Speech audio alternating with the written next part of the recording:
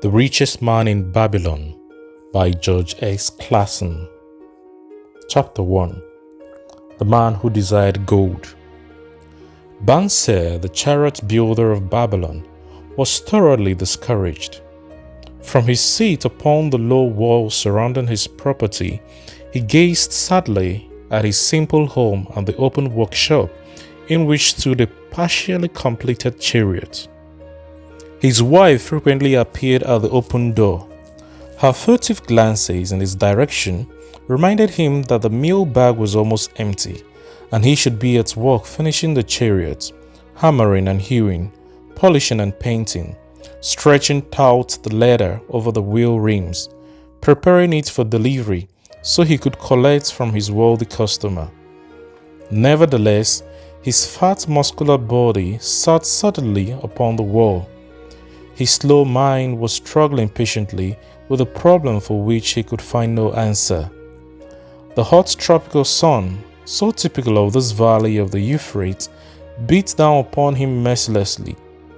Beads of perspiration formed upon his brow and trickled down unnoticed to lose themselves in the hairy jungle of his chest.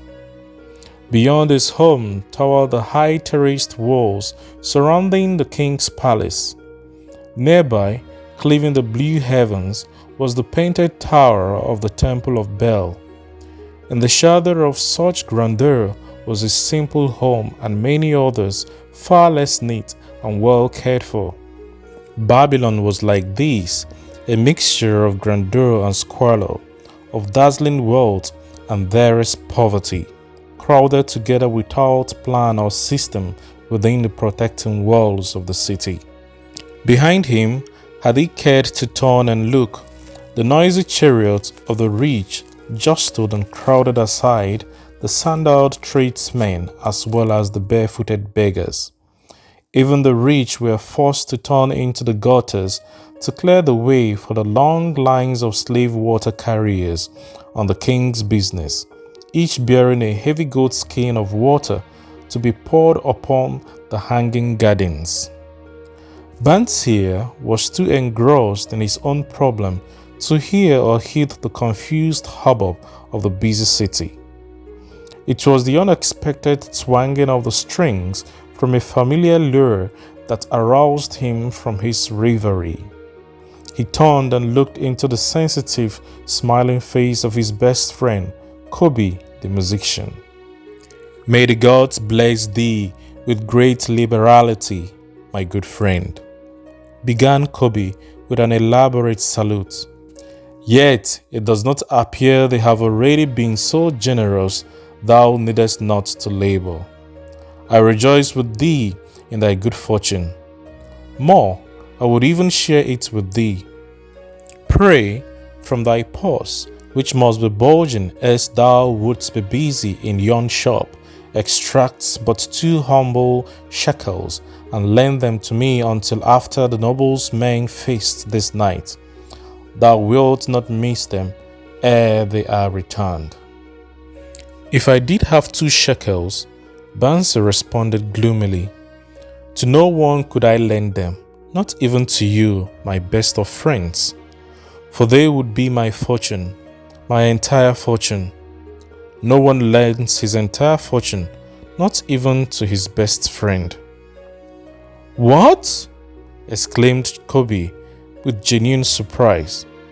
"Thou hast not 1 shekel in thy purse, yet sit like a statue upon a wall. Why not complete that chariot? How else canst thou provide for thy noble appetite? 'Tis not like thee, my friend. Where is thy endless energy? Doth something distress thee? Have the gods brought to thee troubles?" "A torment from the gods it must be," Banser agreed. "It began with a dream, a senseless dream, in which I thought I was a man of means. From my belt hung a handsome purse, heavy with coins. There were shekels, which I cast with careless freedom to the beggars. There were pieces of silver with which I did buy finery for my wife and whatever I did desire for myself. There were pieces of gold which made me feel assured of the future and unafraid to spend the silver. A glorious feeling of contentment was within me. You would not have known me for thy hard-working friend, nor wouldst have known my wife, so free from wrinkles was her face and shining with happiness. She was again the smiling maiden of our early marriage days. A pleasant dream indeed, commented Kobe. But why should such pleasant feelings as it aroused turn thee into a glum statue upon the wall? Why indeed? Because when I awoke and remembered how empty was my purse, a feeling of rebellion swept over me. Let us talk it over together, for as the sailors do say, we ride in the same boat, we too. As youngsters, we went together to the priest to learn wisdom. As young men, we shared each other's pleasures. As grown men, we have always been close friends. We have been contented subjects of our kind. We have been satisfied to work long hours and spend our earnings freely. We have earned much coin in the years that have passed, yet to know the joys that come from wealth, we must dream about them. Bah! Are we more than dumb sheep? We live in the richest city in all the world. The travelers do say none equals it in wealth. About us is much display of wealth, but of it we ourselves have not. After half a lifetime of hard labor, thou, my best of friends, hast an empty purse, and said to me, may I borrow such a trifle as 2 shekels until after the nobleman's feast this night? Then what do I reply? Do I say, here is my purse, its contents will I gladly share? No, I admit that my purse is as empty as thine. What is the matter? Why cannot we acquire silver and gold, more than enough for food and robes? Consider also our sons, Banse continued. Are they not following in the footsteps of their fathers?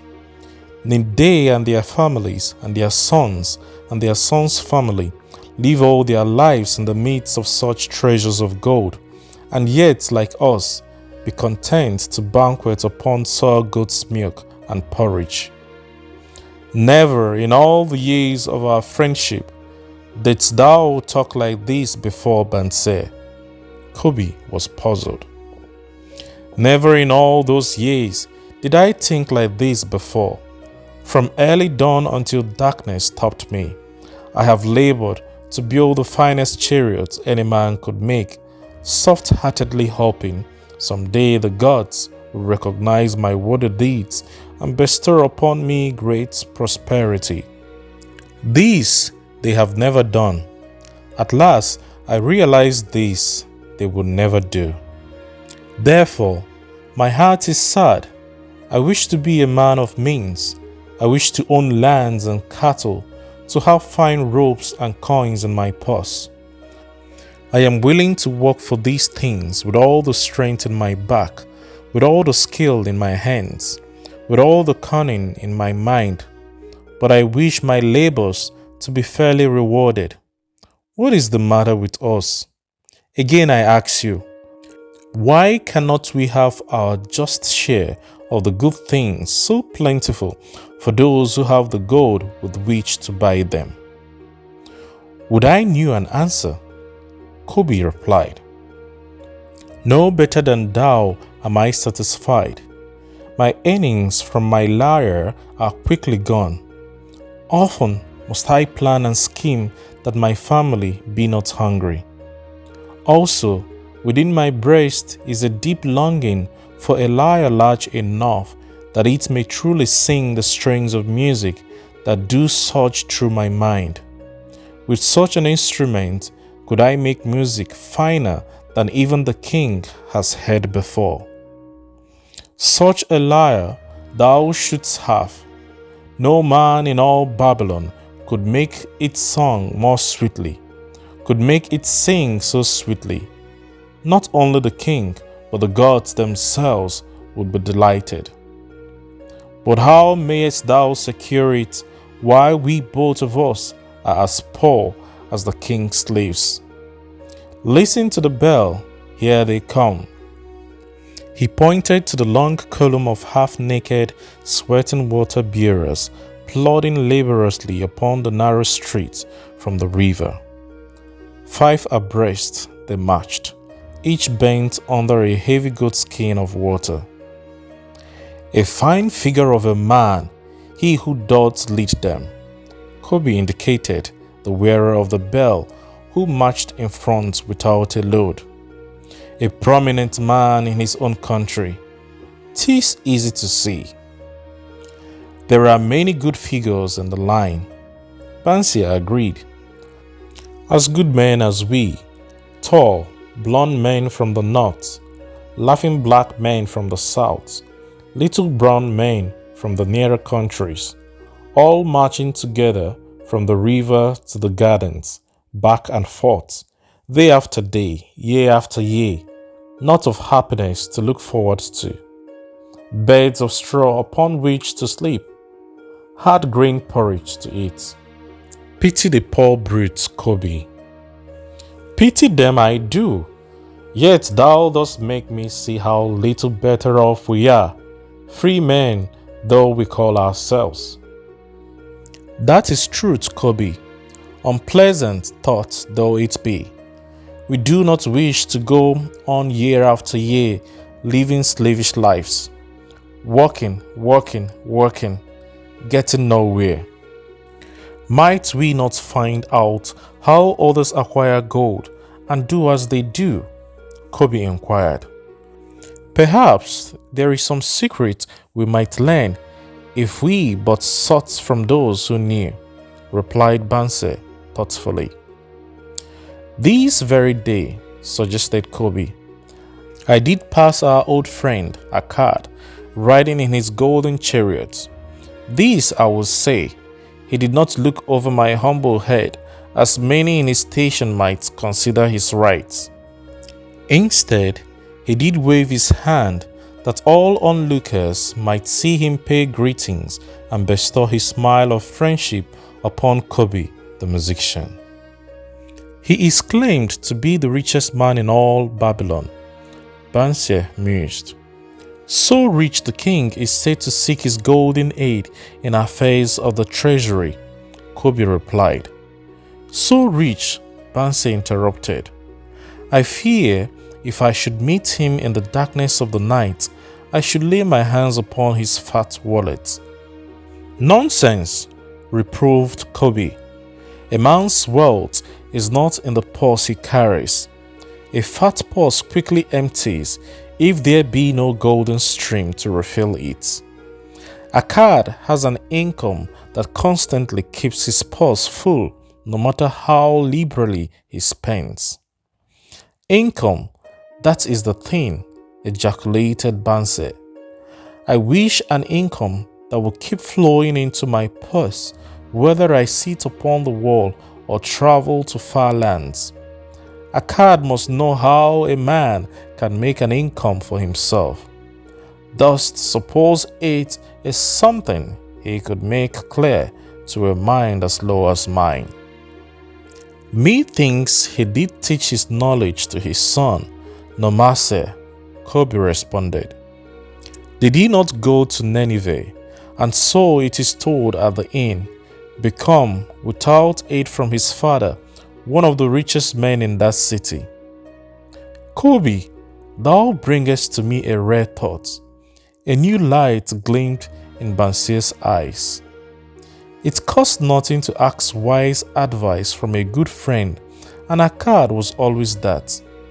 Never mind, though our purses be as empty as the falcon's nest of a year ago. Let that not detain us. We are weary of being without gold in the midst of plenty. We wish to become men of means. Come, let us go to Akkad and ask how we also may acquire incomes for ourselves. "Thou speakest with true inspiration, Bansia. Thou bringest to my mind a new understanding. Thou makest me to realize the reason why we have never found any measure of wealth. We never sought it.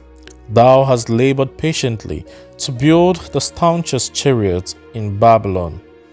To that purpose was devoted your best endeavors. Therefore, at it thou didst succeed.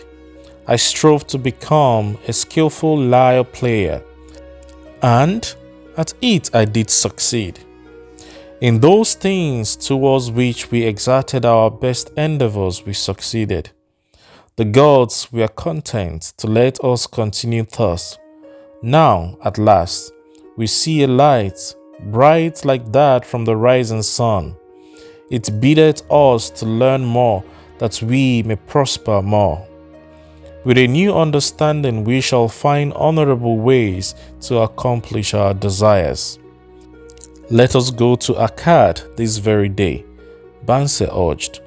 Also, let us ask other friends of our boyhood days who have fared no better than ourselves to join us, that they too may share in his wisdom. Thou wert ever thus thoughtful of thy friends, Banse. Therefore hast thou many friends. It shall be as thou sayest. We go this day and take them with us. Part 2. The Richest Man in Babylon. In old Babylon, there once lived a certain very rich man named Akkad. Far and wide he was famed for his great wealth. Also was he famed for his liberality. He was generous in his charities. He was generous with his family. He was liberal in his own expenses. But nevertheless, each year his wealth increased more rapidly than he spent it. And there were certain friends of younger days who came to him and said, You, Akkad, you are more fortunate than we. You have become the richest man in all Babylon while we struggle for existence.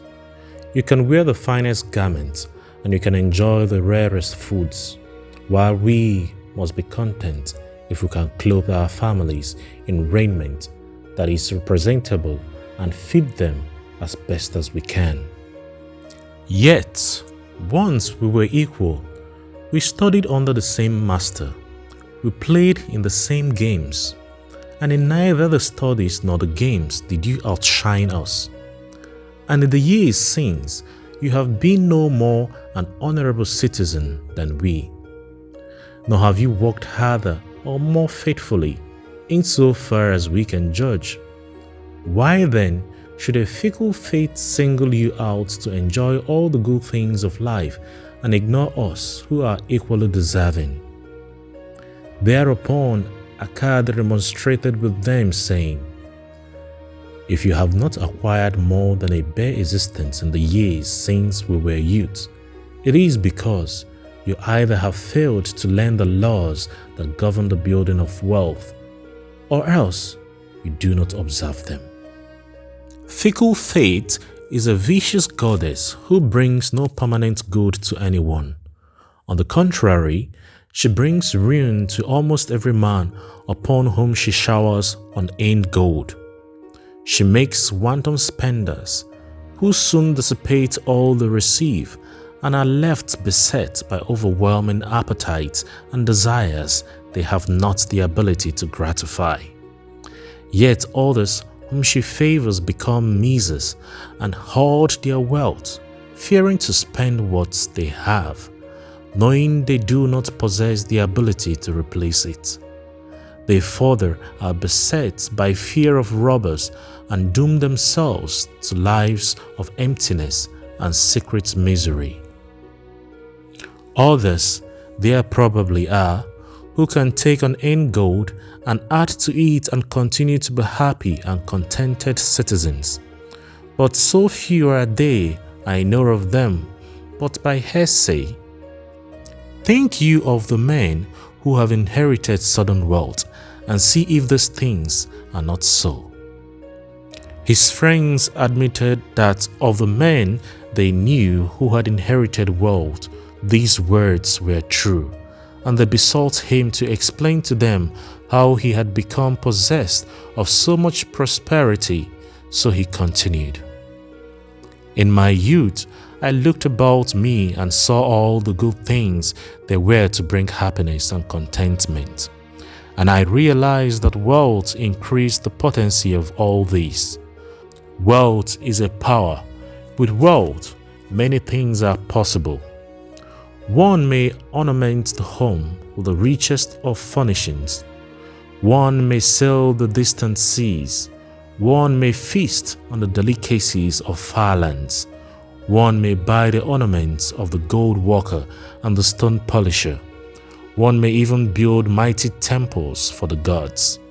One do all these things and many others in which there is delight for the senses and gratification for the soul. And when I realized all this, I decided to myself that I would claim my share of the good things of life. I would not be one of those who stand afar off, enviously watching others enjoy. I would not be content to clothe myself in the cheapest raiment that looked respectable. I would not be satisfied with the lot of a poor man. On the contrary, I would make myself a guest at this banquet of good things. Being, as you know, the son of a humble merchant, one of a large family with no hope of an inheritance, and not being endowed, as you have so frankly said, with superior powers of wisdom, I decided that if I was to achieve what I desired, time and study would be required. As for time, all men have it in abundance. You, each of you, have let slip by sufficient time to have made yourself wealthy. Yet you admit you have nothing to show except your good families, of which you can be justly proud. As for study, did not our wise teacher teach us that learning was of two kinds? The one kind being the things we learned and knew, and the other being the training that taught us how to find out what we did not know.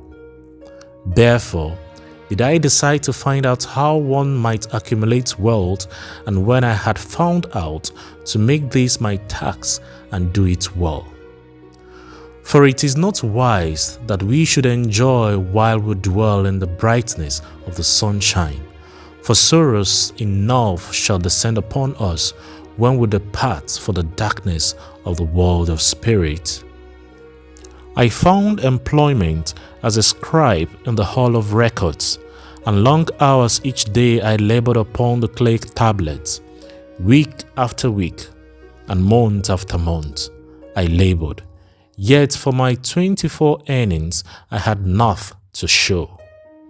Food and clothing and penance to the gods, and other things of which I could remember not what, absorbed all my earnings. But my determination did not leave me. And one day Al-Gamesh, the money lender, came to the house of the city master and ordered a copy of the 9th law. And he said to me, I must have this in 2 days, and if the tax is done by that time, 2 coppers will I give to thee. So I labored hard, but the law was long, and when Al-Gamesh returned, the tax was unfinished. He was angry, and had I been his slave, he would have beaten me. But knowing the city master would not permit him to injure me, I was unafraid, so I said to him, Al-Gamesh, you are a very rich man. Tell me how I may also become rich, and all night I will carve upon the clay, and when the sun rises it shall be completed. He smiled at me and replied, You are a forward knave, but we will call it a bargain. All that night I carved, though my back pained and the smell of the wick made my head ache until my eyes could hardly see. But when he returned at sunup, the tablets were complete. Now I said, Tell me what you promised. You have fulfilled your part of our bargain, my son, he said to me kindly, and I am ready to fulfill mine. I will tell you these things you wish to know, because I am becoming an old man, and an old tongue loves to wag. And when youth come to age for advice, he receives the wisdom of years. But too often does youth think that the age knows only the wisdom of days that are gone, and therefore profits not. But remember this, the sun that shines today is the sun that shone when thy father was born, and will still be shining when thy last grandchild shall pass into the darkness. The thoughts of my youth, he continued, are bright lights that shine forth like the metals that oft make brilliant the sky. But the wisdom of age is like the fixed stars that shine so unchanged that the sailor may depend upon them to steer his course. Mark you well my words, for if you do not, you will fail to grasp the truth that I will tell you, and you will think that your night's work has been in vain. Then he looked at me shrewdly from under his shaggy brows and said in a low, forceful tone, I found the road to wealth when I decided that a part of all I earned was mine to keep, and so will you. Then he continued to look at me with a glance that I could feel pierced me, but said no more. Is that all? I asked. That was sufficient to change the heart of a sheep herder into the heart of a money lender, he replied. But all I earn is mine to keep. Is it not? I demanded. Far from it, he replied. Do you not pay the garment maker? Do you not pay the sandal maker? Do you not pay for the things you eat?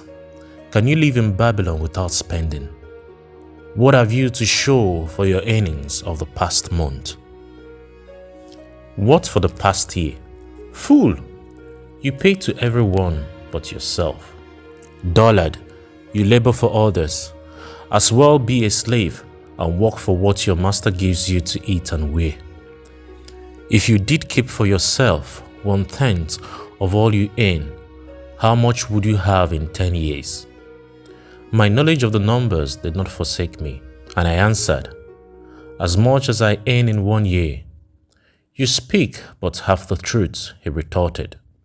Every gold piece you save is a slave to work for you. Every copper it earns is its child that also can earn for you. If you would become wealthy, then what you save must earn, and its children must earn, that all may help to give you the abundance you crave. You think I cheat you for your long night's work? He continued. But I am paying you 1,000 times over if you have the intelligence to grasp the truth I offer you. A part of all you earn is yours to keep. It should be not less than 1/10, no matter how little you earn. It can be as much more as you can afford. Pay yourself first.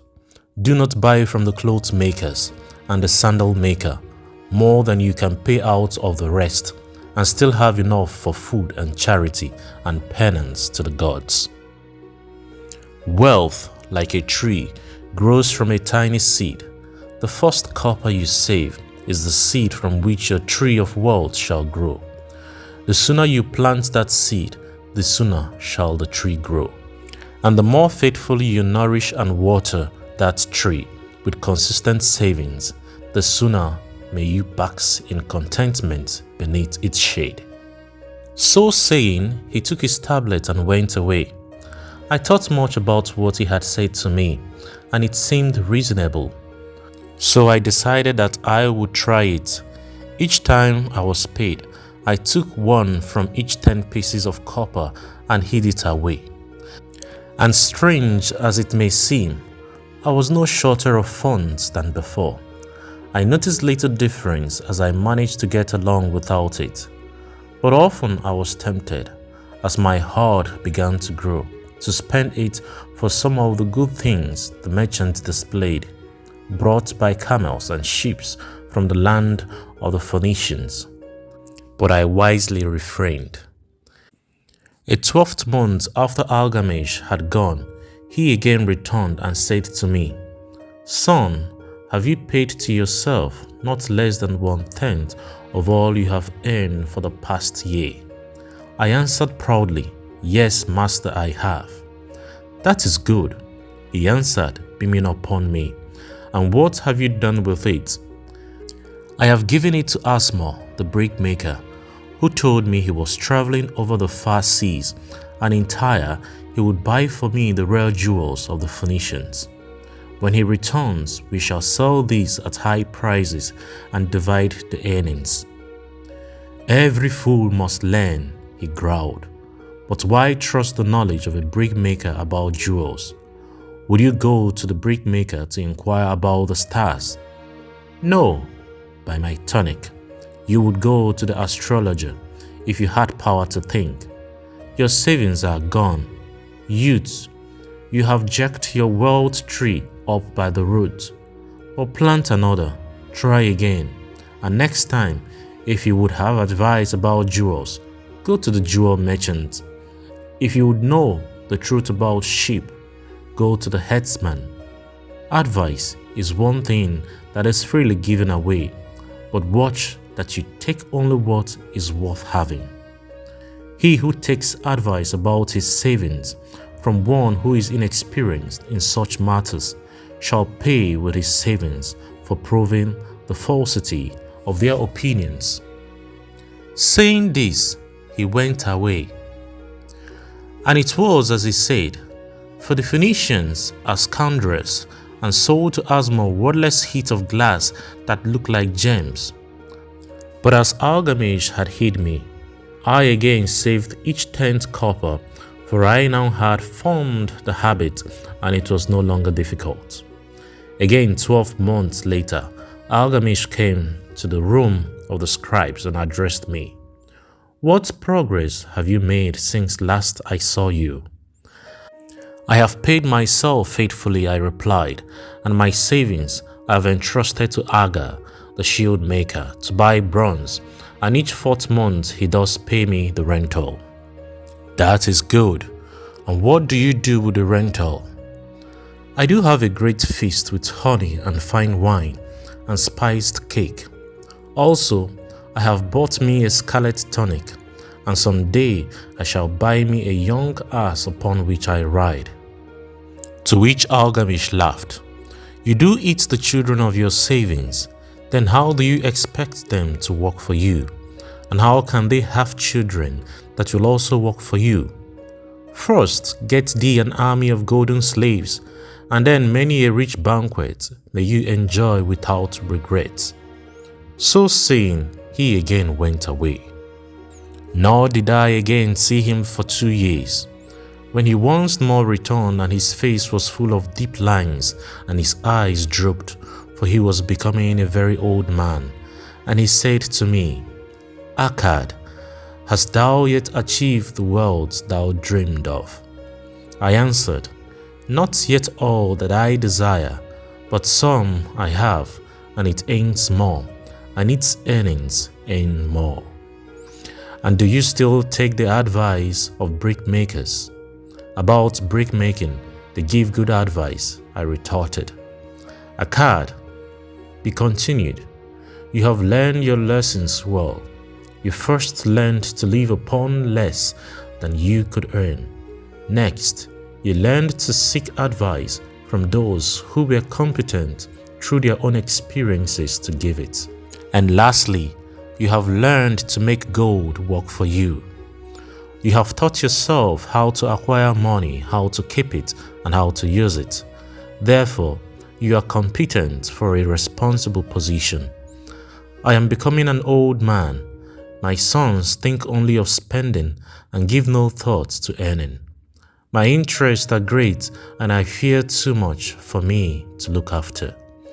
If you will go to Nippur and look after my lands there, I shall make you my partner, and you shall share in my estates."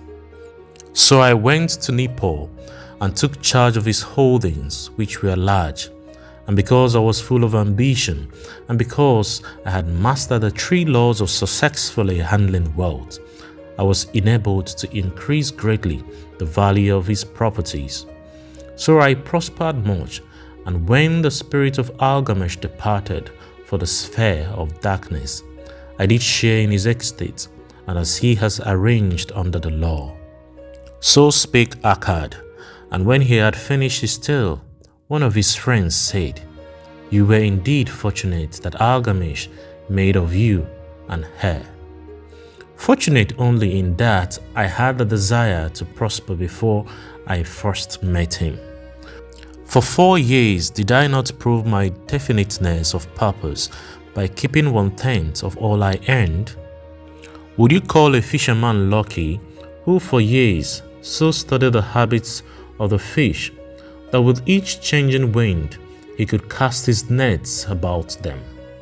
Opportunity is a haughty goddess who wastes no time with those who are unprepared. You had strong willpower to keep one after you lost your first year's savings. You are unusual in that way," spoke another. "Willpower?" retorted Akkad. "What nonsense!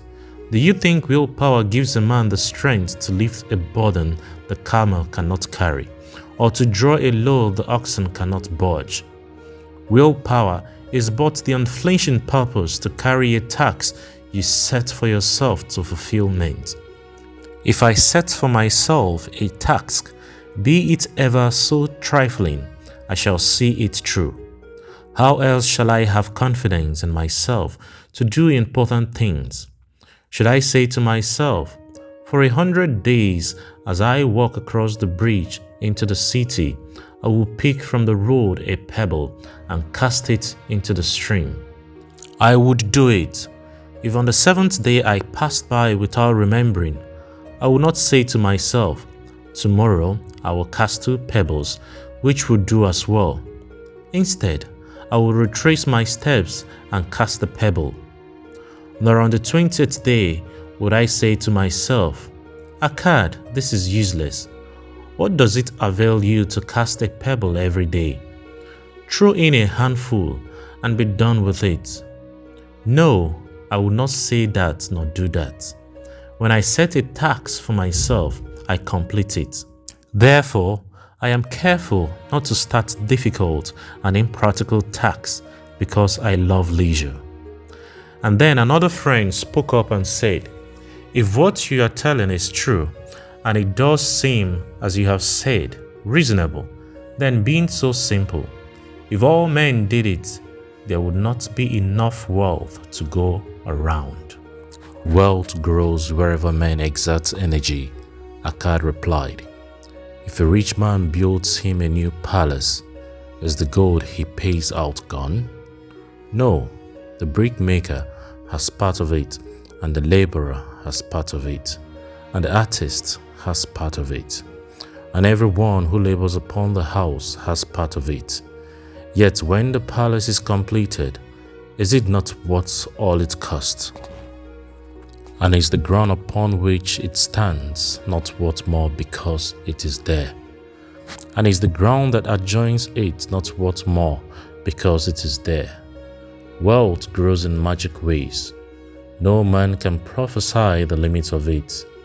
Have not the Phoenicians built great cities on barren coast with the wealth that comes from their ships of commerce on the seas?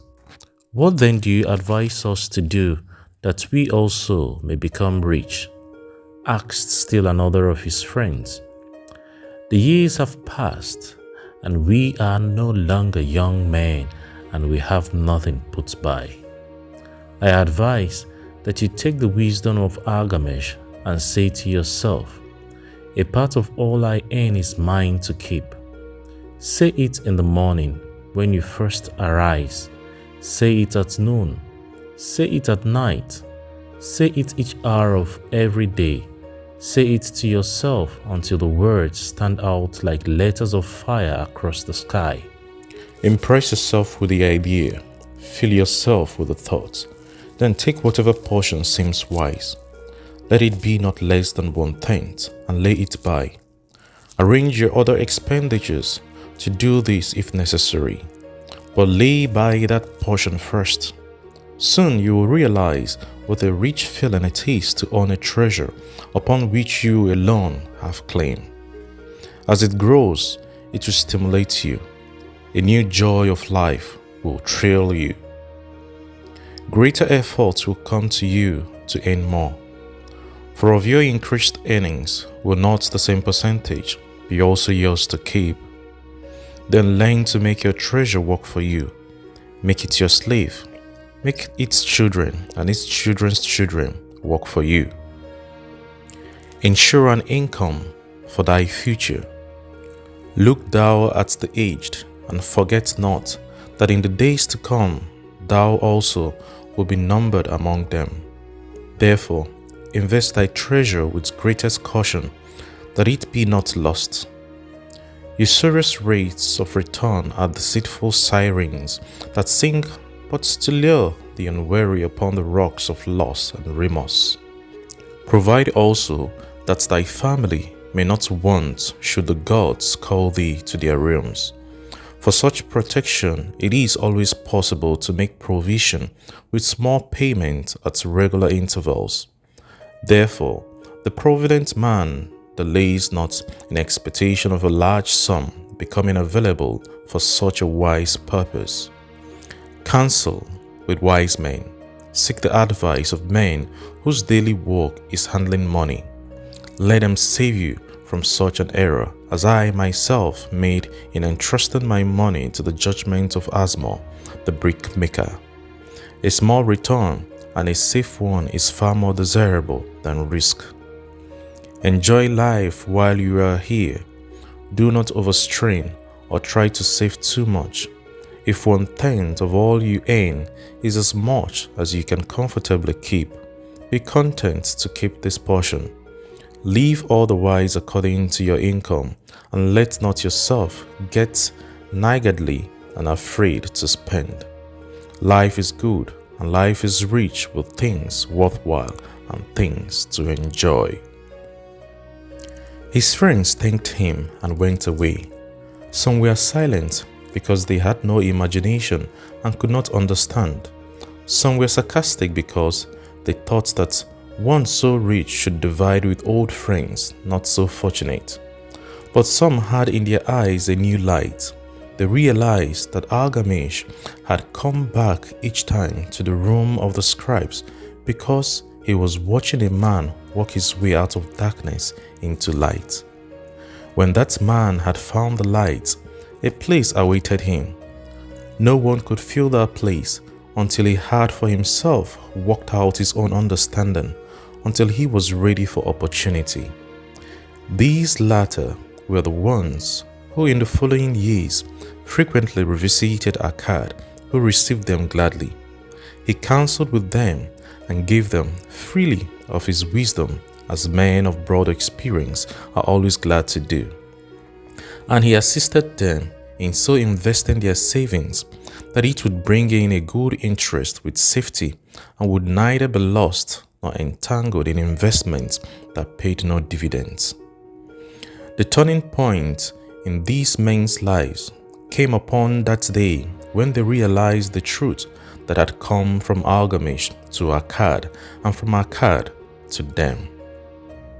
A part of all you earn is yours to keep. Chapter 3. 7 Cures for a Lean Purse. The glory of Babylon endures. Down through the ages, its reputation comes to us as the richest of cities, its treasures as fabulous. Yet it was not always so. The riches of Babylon were the result of the wisdom of its people. They first had to learn how to become wealthy. When the good king Sargon returned to Babylon after defeating his enemies, the Elamites, he was confronted with a serious situation. The royal chancellor explained it to the king thus: "After many years of great prosperity brought to our people because your majesty built the great irrigation canals and the mighty temples to the gods, now that these works are completed, the people seem unable to support themselves. The laborers are without employment, the merchants have few customers, the farmers are unable to sell their produce, the people have not enough gold to buy food. But where has all the gold gone that we spent for this great improvement? Demanded the king. It has found its way, I fear, responded the chancellor, into the possessions of a few very rich men of our city. It filtered through the fingers of most of our people as quickly as the goat's milk goes through the strainer.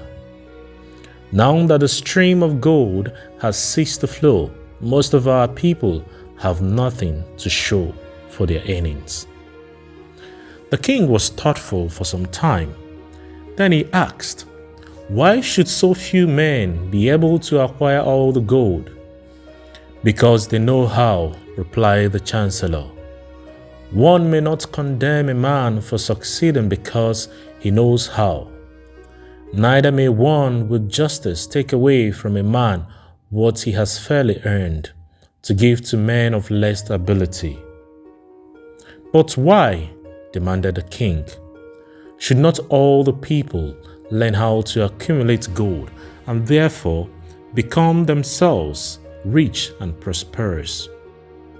"Quite possible, Your Excellency, but who can teach them?" "Certainly not the priest, because they know not of money making." "Who knows best in all our city how to become wealthy, Chancellor?" asked the king. "Thy question answers itself, Your Majesty. Who has amassed the greatest wealth in Babylon?" "Well said, my able Chancellor. It is Akkad. He is the richest man in Babylon. Bring him before me on the morrow." Upon the following day, as the king had decreed, Akkad appeared before him, straight and sprightly, despite his 80 years and 10. "Akkad," spoke the king, "is it true thou art the richest man in Babylon?" "So it is reported, Your Majesty, and no man disputes it." "How becamest thou so wealthy?" "By taking advantage of opportunities available to all citizens of our good city." "Thou hadst nothing to start with?" "Only a great desire for wealth. Beside this, nothing." "Akkad," continued the king, "our city is in a very unhappy state because a few men know how to acquire wealth and therefore monopolize it, while the mass of our citizens lack the knowledge of how to keep any part of the gold they receive. It is my desire that Babylon be the wealthiest city in the world. Therefore, it must be a city of many wealthy men. Therefore, we must teach all the people how to acquire riches. Tell me, Akkad, is there any secret to acquiring wealth? Can it be taught?" "It is practical, Your Majesty. That which one man knows can be taught to others."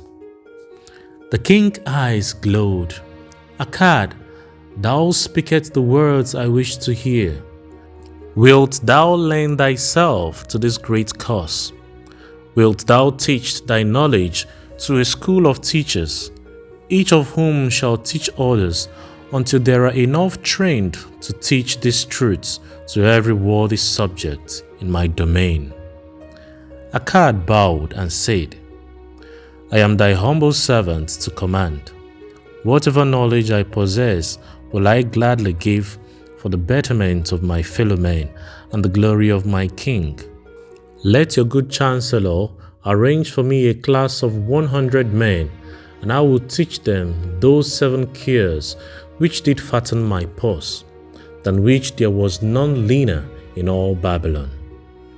A fortnight later, in compliance with the king's command, the chosen 100 assembled in the great hall of the Temple of Learning, seated upon colorful rings in a semicircle.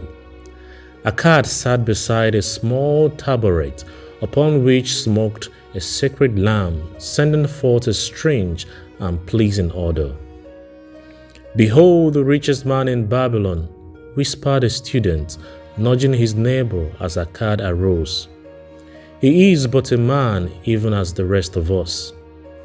As a dutiful subject of our king, Akkad began, I stand before you in his service, because once I was a poor youth who did greatly desire gold, and because I found knowledge that enabled me to acquire it, he asked that I impart unto you my knowledge. I started my fortune in the humblest way. I had no advantage not enjoyed as fully by you and every citizen in Babylon. The first storehouse of my treasure was a well-worn purse. I loathed its useless emptiness. I desired that it be round and full, clanking with the sound of gold. Therefore I sought every remedy for a lean purse. I found 7. To you who are assembled before me, shall I explain the 7 cures for a lean purse, which I do recommend to all men who desire much gold. Each day for 7 days will I explain to you one of the 7 remedies. Listen attentively to the knowledge that I will impart. Debate it with me, discuss it among yourselves. Learn these lessons thoroughly, that ye may also plant in your own purses the seed of wealth. First, must each of you start wisely to build a fortune of his own. Then wilt thou be competent, and only then to teach these truths to others. I shall teach to you in simple ways how to fatten your purses. This is the first step leading to the temple of wealth, and no man may climb who cannot plant his feet firmly upon the first step. We shall now consider the first cure. The first cure: start thy purse to fattening. Akkad addressed the thoughtful man in the second row. My good friend, at what crafts workest thou? I, replied the man, am a scribe and carve records upon the clay tablets. Even at such labor did I myself in my first corpus. Therefore, thou hast the same opportunity to build a fortune. He spoke to a florid-faced man farther back. Pray tell also, what dost thou to earn thy bread? I, responded this man, am a meat butcher. I do buy the goats the farmers raise, and kill them and sell the meat to the housewives, and the hides to the sandal makers. Because thou dost also labor and earn, thou hast every advantage to succeed that I did possess. In this way did Akkad proceed to find out how each man labored to earn his living. When he had done questioning them, he said, Now, my students, ye can see that there are many trades and labors at which men may earn coins. Each of the ways of earning is a stream of gold, from which the worker doth divert by his labors a portion to his own purse. Therefore, into the purse of each of you flows a stream of coins, larger or small according to his ability. Is it not so? Thereupon they agreed that it was so. Then, continued Akkad, if each of you desireth to build for himself a fortune, is it not wise to start by utilizing that source of wealth which he already has established? To this they agreed. Then Akkad turned to a humble man who had declared himself an egg merchant. If thou select one of thy baskets and put into it each morning 10 eggs, and take out from each evening 9 eggs, what will eventually happen? It will become in time overflowing. Why? Because each day I put in 1 more egg than I take out. Akkad turned to the class with a smile. Does any man here have a lean purse? First, they looked amused. Then they laughed. Lastly, they waved their purses in jest. All right, he continued. Now I shall tell thee the first remedy I learned to cure a lean purse. Do exactly as I have suggested to the egg merchant. For every 10 coins thou placest within thy purse, take out for use but 9. Thy purse will start to fatten at once, and its increasing weight will feel good in thy hand and bring satisfaction to thy soul. Deride not what I say because of its simplicity. Truth is always simple. I told thee I would tell how I built my fortune. This was my beginning. I, too, carried a lean purse and cursed it because there was naught within to satisfy my desires. But when I began to take out from my purse but 9 parts of 10 I put in, it began to fatten. So will thine. Now I will tell a strange truth, the reason for which I know not. When I ceased to pay out more than 9/10 of my earnings, I managed to get along just as well. I was not shorter than before. Also, ere long, the coins come to me more easily than before. Surely it is a law of the gods that unto him who keepeth and spendeth not a certain part of all his earnings shall gold come more easily. Likewise, him whose purse is empty does gold avoid. Which desirest thou the most? Is it the gratification of thy desires of each day, a jewel, a bit of finery, better raiment, more food, things quickly gone and forgotten? Or is it substantial belongings, gold, lands, herds, merchandise, income-bringing investments? The coins thou takest from thy purse bring the first. The coins thou leavest within it will bring the latter. This, my student, was the first cure I did discover for my lean purse. For each 10 coins I put in to spend but 9. Debate these among yourselves. If any man proves it untrue, tell me upon morrow when we shall meet again. The second cure: control thy expenditures. Some of your members, my students, have asked me this: how can a man keep 1/10 of all he earns in his purse when all the coins he earns are not enough for his necessary expenses? So did Akkad address his students upon the second day. Yesterday, how many of thee carried lean purses? All of us, answered the class. Yet thou do not all earn the same. Some earn much more than others. Some have much larger families to support. Yet all purses were equally lean. Now I will tell thee an unusual truth about men and sons of men. It is this, that what each of us calls our necessary expenses will always grow to equal our income unless we protest to the contrary. Confuse not the necessary expenses with thy desires. Each of you, together with your good families, have more desires than your earnings can gratify. Therefore, are thy earnings spent to gratify these desires insofar as they will go? Still, thou retainest many ungratified desires. All men are burdened with more desires than they can gratify. Because of my wealth thinkest thou I may gratify every desire? 'Tis a false idea. There are limits to my time. There are limits to my strength. There are limits to the distance I may travel. There are limits to what I may eat. There are limits to the zest with which I may enjoy. I say to you that just as weeds grow in a field, wherever the farmer leaves space for their roots, even so freely do desires grow in men whenever there is a possibility of their being gratified.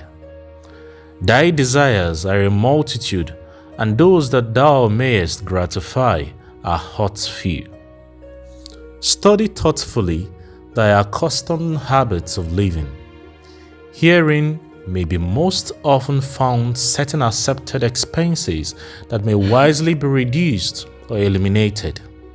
Let thy motto be 100% of appreciated value demanded for each coin spent.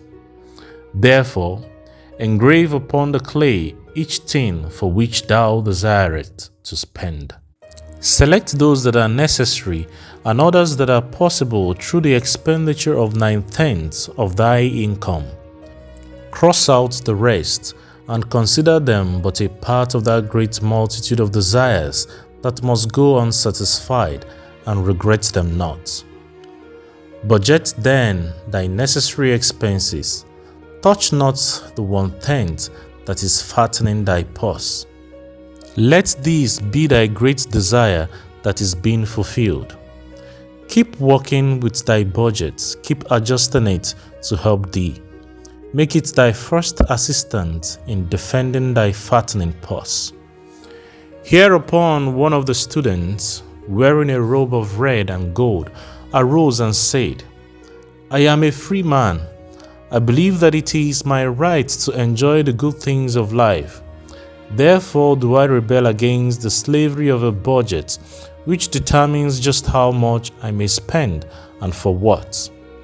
I feel it would take much pleasure from my life and take me little more than a pack-ass to carry a burden. To him Akkad replied, Who, my friend, would determine thy budget? I would make it for myself, responded the Protestant one.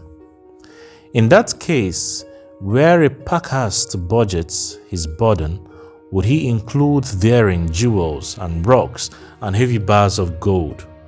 Not so. He would include hay and grain and a bag of water for the desert trial. The purpose of a budget is to help thy purse to fatten.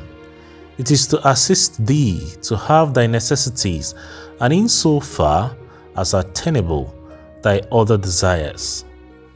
It is to enable thee to realize thy most cherished desires by defending them from thy casual wishes.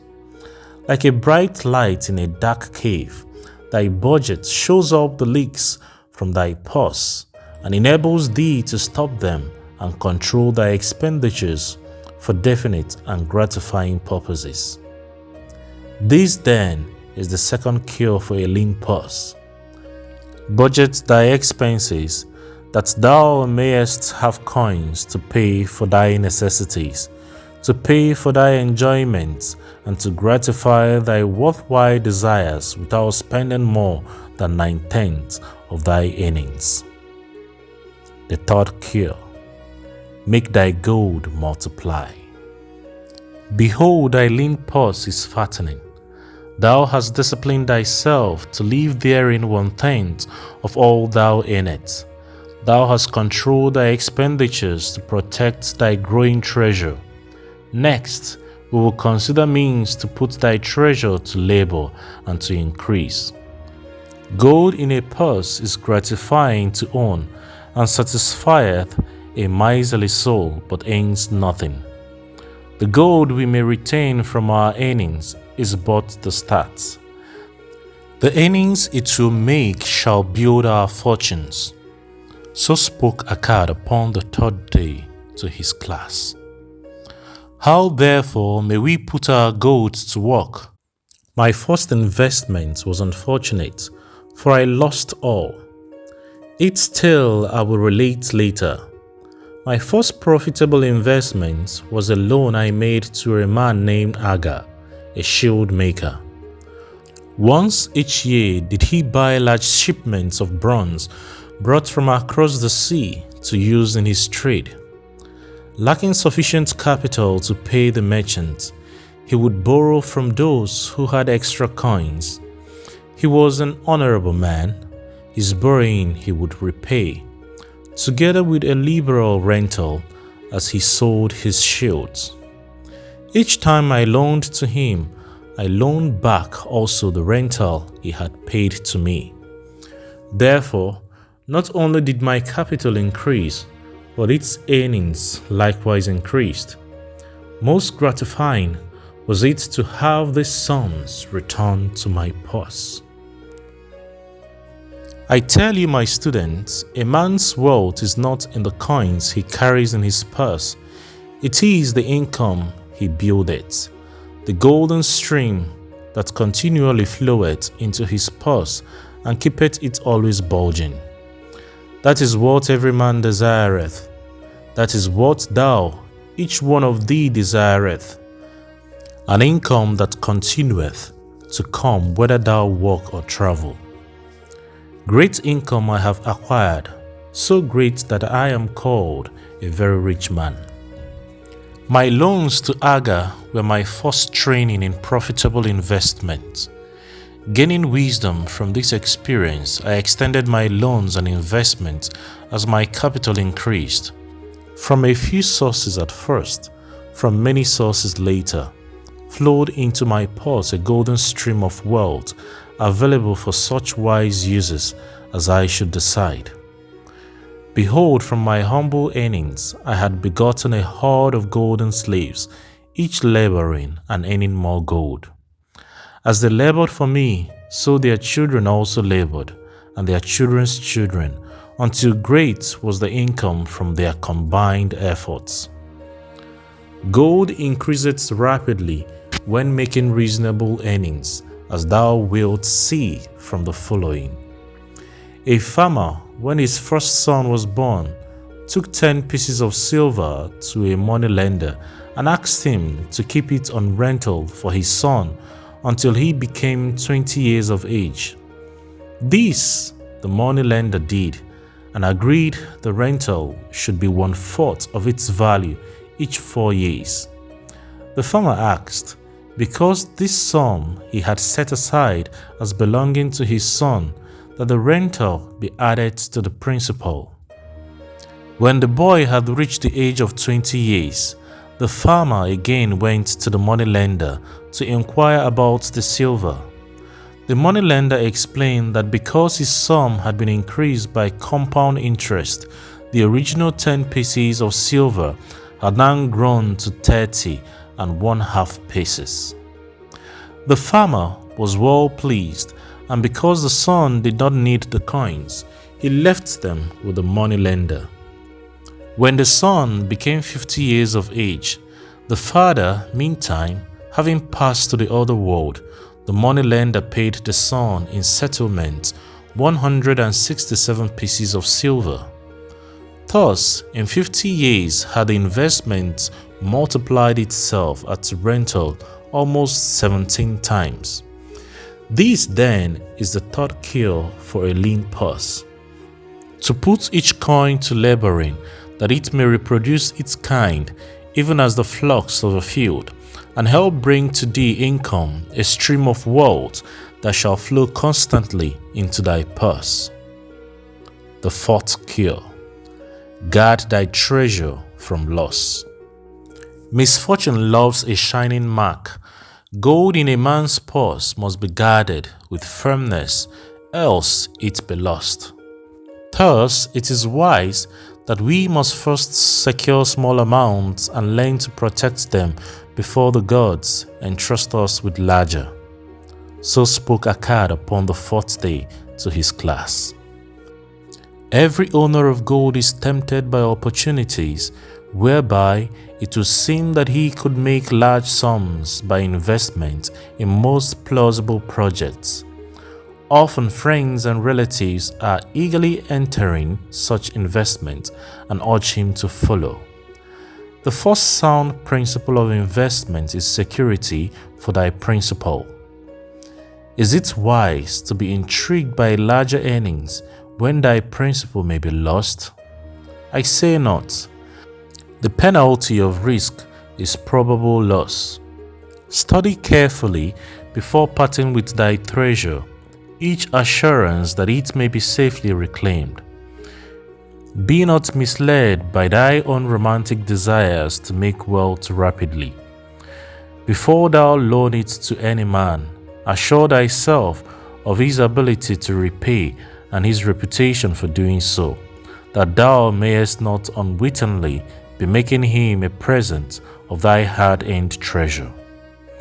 Before thou entrust it as an investment in any field, acquaint thyself with the dangers which may beset it. My own first investment was a tragedy to me at the time. The guarded savings of a year I did entrust to a brickmaker named Asmo, who was traveling over the far seas in Tyre, agreed to buy for me the rare jewels of the Phoenicians. These we would sell upon his return and divide the profits. The Phoenicians were scoundrels and sold him bits of glass. My treasure was lost. Today my training would show to me at once the folly of entrusting a brickmaker to buy jewels. Therefore do I advise thee from the wisdom of my experiences. Be not too confident of thy own wisdom in entrusting thy treasures to the possible pitfalls of investment. Better by far to consult the wisdom of those experienced in handling money for profit. Such advice is freely given for the asking, and may readily possess a value equal in gold to the sum thou considerest investing. In truth, such is its actual value if it saved thee from loss.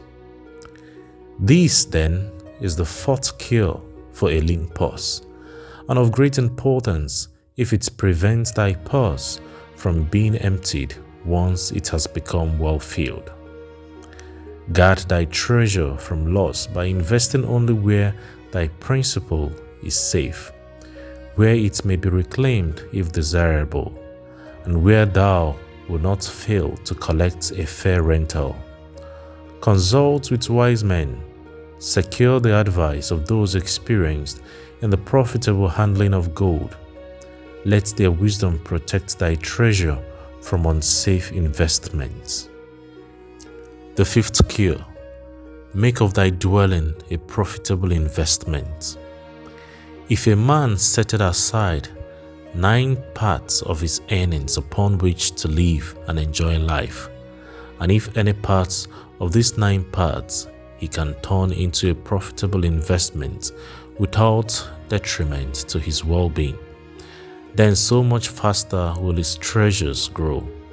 So spake Akkad to his class at their 5th lesson. All too many of our men of Babylon do raise their families in unseemly quarters. They do pay to exacting landlords liberal rentals for rooms where their wives have not a spot to raise the blooms that gladden a woman's heart, and their children have no place to play their games except in the unclean alleys. No man's family can fully enjoy life unless they do have a plot of ground wherein children can play in the clean earth, and where the wife may raise not only blossom but good rich herbs to feed their family. To a man's heart, it brings gladness to eat the figs from his own trees and the grapes of his own vines. To own his own domicile and to have it a place he is proud to care for, putteth confidence in his heart and greater effort behind all his endeavors. Therefore, do I recommend that every man own the roof that sheltereth him and his. Nor is it beyond the ability of any well-intentioned man to own his home. Had not our great king so widely extended the walls of Babylon that within them much land is now unused and may be purchased at sums most reasonable. Also I say to you, my students, that the money lenders gladly consider the desires of men who seek homes and land for their families. Readily may thou borrow to pay the brickmaker and the builder for such commendable purposes, if thou canst show a reasonable portion of the necessary sum which thou thyself had provided for the purpose. Then when the house be built, thou canst pay the money lender with the same regularity as thou didst pay the landlord, because each payment will reduce thy indebtedness to the money lender. A few years will satisfy his loan. Then will thy heart be glad, because thou wilt own in thy own right a valuable property, and thy only cost will be the king's taxes. Also wilt thy good wife go more often to the river to wash thy robes, that each time returning she may bring a good skin of water to pour upon the growing things. Thus come many blessings to the man who owneth his own house, and greatly would it reduce his cost of living, making available more of his earnings for pleasures and the gratification of his desires. This, then, is the fifth cure for a lean purse: own thy own home.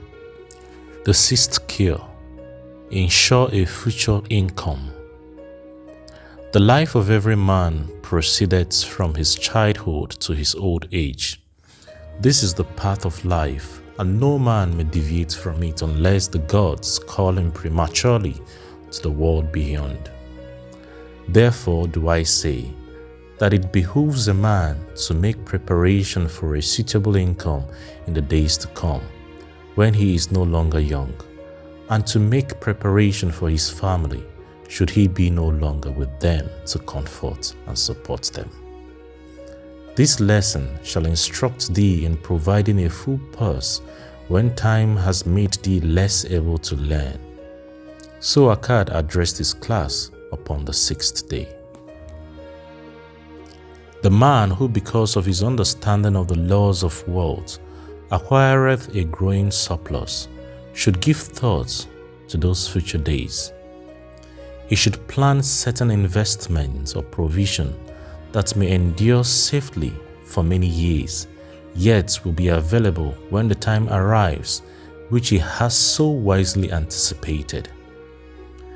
There are diverse ways by which a man may provide with safety for his future. He may provide a hiding place and there bury a secret treasure. Yet no matter with what skill it be hidden, it may nevertheless become the loot of thieves. For this reason, I recommend not this plan. A man may buy houses or land for this purpose. If wisely chosen as to their usefulness and value in the future, they are permanent in their value, and their earnings or their sale will provide well for his purpose. A man may loan a small sum to the money lender and increase it at regular periods. The rental which the money lender adds to this will largely add to his increase. I do know a sandal maker named Anzan, who explained to me not long ago that each week for 8 years he had deposited with his money lender 2 pieces of silver. The money lender had but recently given him an accounting over which he greatly rejoiced. The total of his small deposits with their rental at the customary rate of 1/4 their value for each 4 years had now become 1,040 pieces of silver. I did gladly encourage him further by demonstrating to him with my knowledge of the numbers that in 12 years more, if he would keep his regular deposit of but 2 pieces of silver each week, the money lender would then owe him 4,000 pieces of silver, a worthy competence for the rest of his life. Surely, when such a small payment made with regularity doth produce such profitable results, no man can afford not to ensure a treasure for his old age and the protection of his family, no matter how prosperous his business and his investments may be. I would that I might say more about this. In my mind rests to believe that someday wise thinking men will devise a plan to insure against death, whereby many men pay in but a trifling sum regularly, the aggregate making a handsome sum for the family of each member who passeth to the beyond. These do I see as something desirable and which I could highly recommend. But today it is not possible because it must reach beyond the life of any man or any partnership to operate. It must be as stable as the king's throne. Some day do I feel that such a plan shall come to pass and be a great blessing to many men, because even the first small payment will make available a snug fortune for the family of a member should he pass on. But because we live in our own day and not in the days which are to come, must we take advantage of those means and ways of accomplishing our purposes. Therefore do I recommend to all men that they, by wise and well thought out methods, do provide against the lean purse in their mature years. For a lean purse to a man no longer able to earn, or to a family without its head, is a sore tragedy. This then is the sixth cure for a lean purse. Provide in advance for the needs of thy growing age and the protection of thy family. The seventh cure: increase thy ability to earn. This day do I speak to thee, my student, of one of the most vital remedies for a lean purse. Yet I would talk not of gold, but of yourselves, of the men beneath the robes of many colors who do sit before me. I will talk to you of those things within the minds and lives of men which do work for or against their success. So did Akkad address his class upon the seventh day.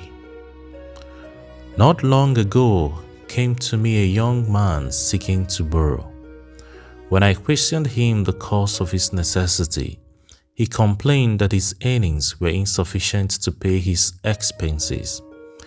Thereupon I explained to him, this being the case, he was a poor customer for the money lender, as he possessed no surplus earning capacity to repay the loan. What you need, young man, I told him, is to earn more coins. What dost thou to increase thy capacity to earn?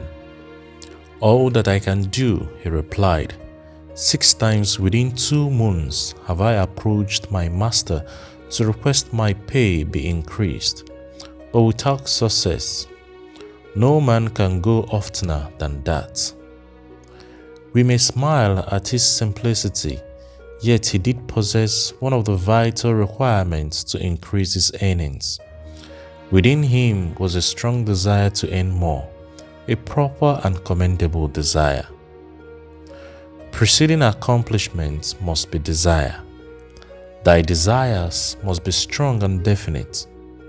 General desires are but weak longings. For a man to wish to be rich is of little purpose. For a man to desire 5 pieces of gold is a tangible desire which he can press to fulfillment.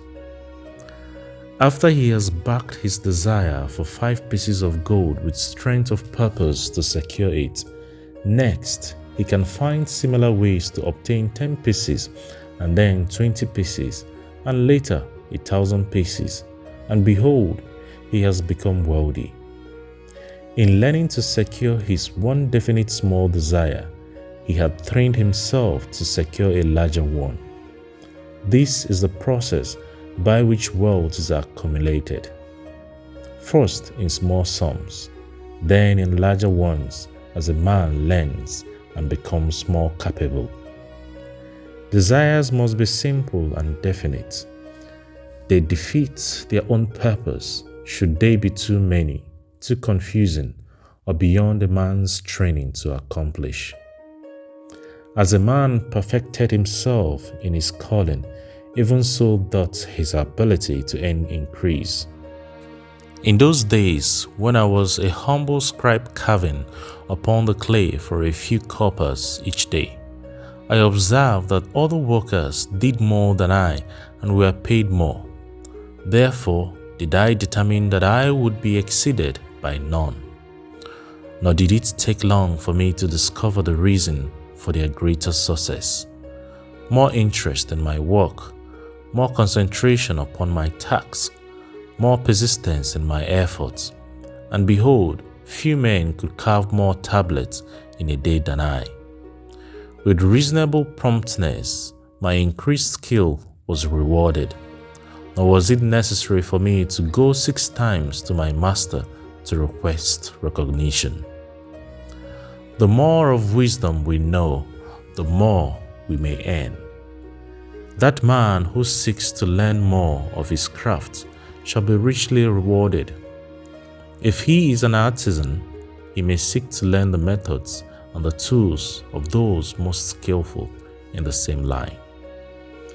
If he laborates at the law or at healing, he may consult and exchange knowledge with others of his calling. If he be a merchant, he may continually seek better goods that can be purchased at lower prices. Always do the affairs of man change and improve because keen-minded men seek greater skill that they may better serve those upon whose patronage they depend. Therefore, I urge all men to be in the front rank of progress and not to stand still, lest they be left behind. Many things come to make a man's life rich with gainful experiences. Such things as the following a man must do if he respects himself. He must pay his debt with all the promptness within his power, not purchasing that for which he is unable to pay. He must take care of his family, that they may think and speak well of him. He must make a will of record, that in case the gods call him, proper and honorable division of his property be accomplished. He must have compassion upon those who are injured or smitten by misfortune, and aid them within reasonable limits. He must do deeds of thoughtfulness to those dear to him. Thus, the seventh and last remedy for a lean purse is to cultivate thy own powers, to study and become wiser, to become more skillful, to so act as to respect thyself.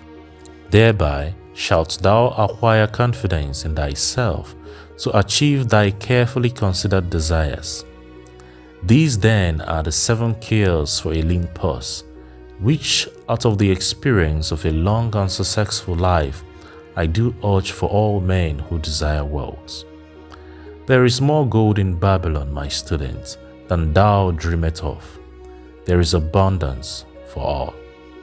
Go thou forth and practice these truths, that thou mayest prosper and grow wealthy, as is thy right.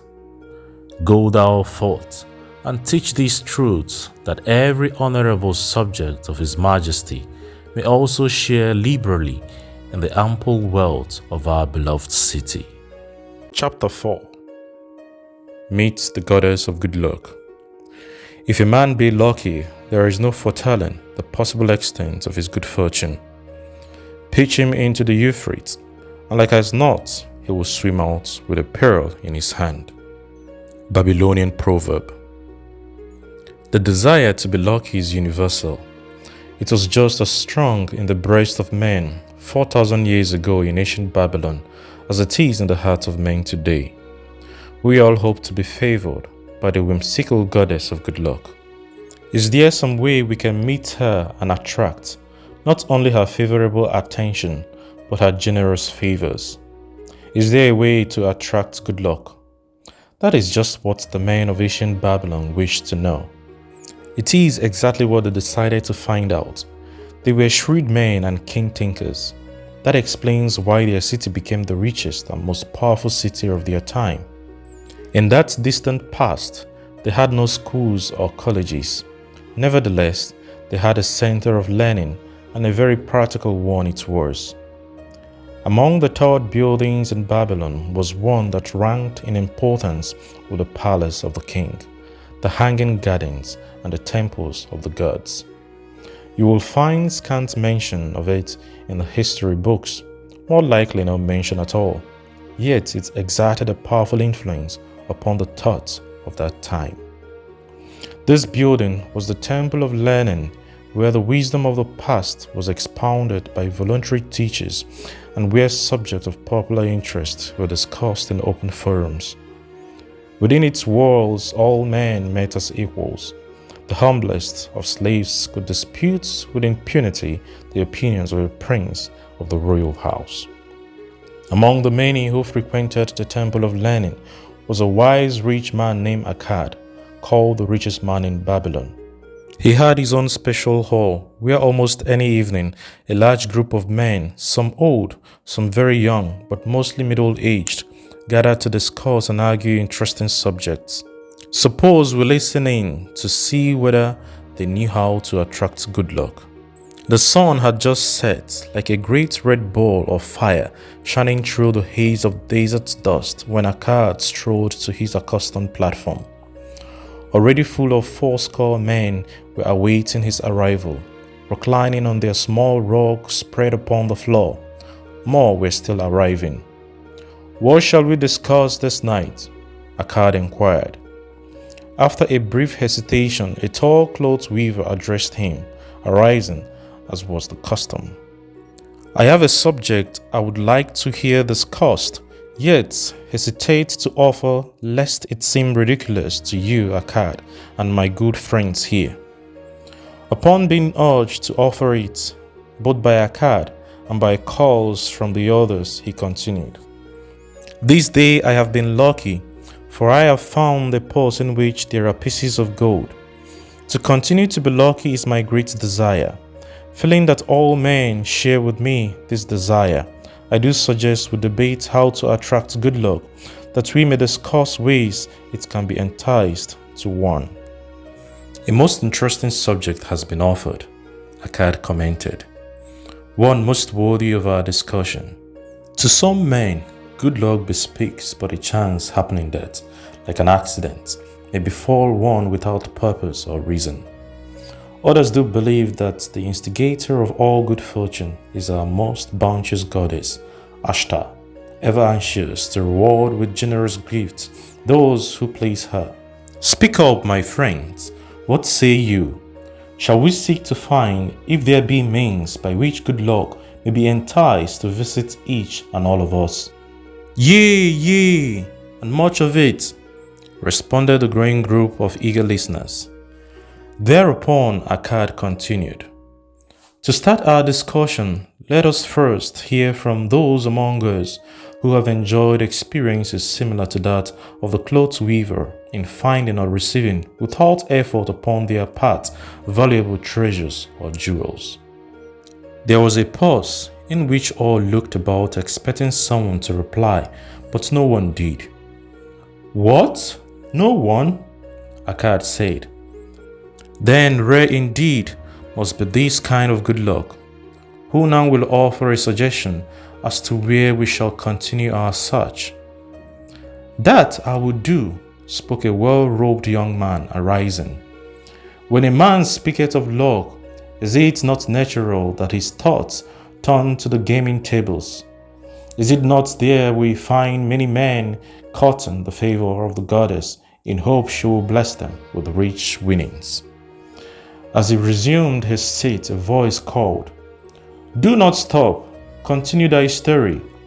Tell us, didst thou find favor with the goddess at the gaming tables? Did she turn the cubes with red side up, so thou filled thy purse at the dealer's expense? Or did she permit the blue side to come up, so the dealer raked in thy hard-earned pieces of silver?"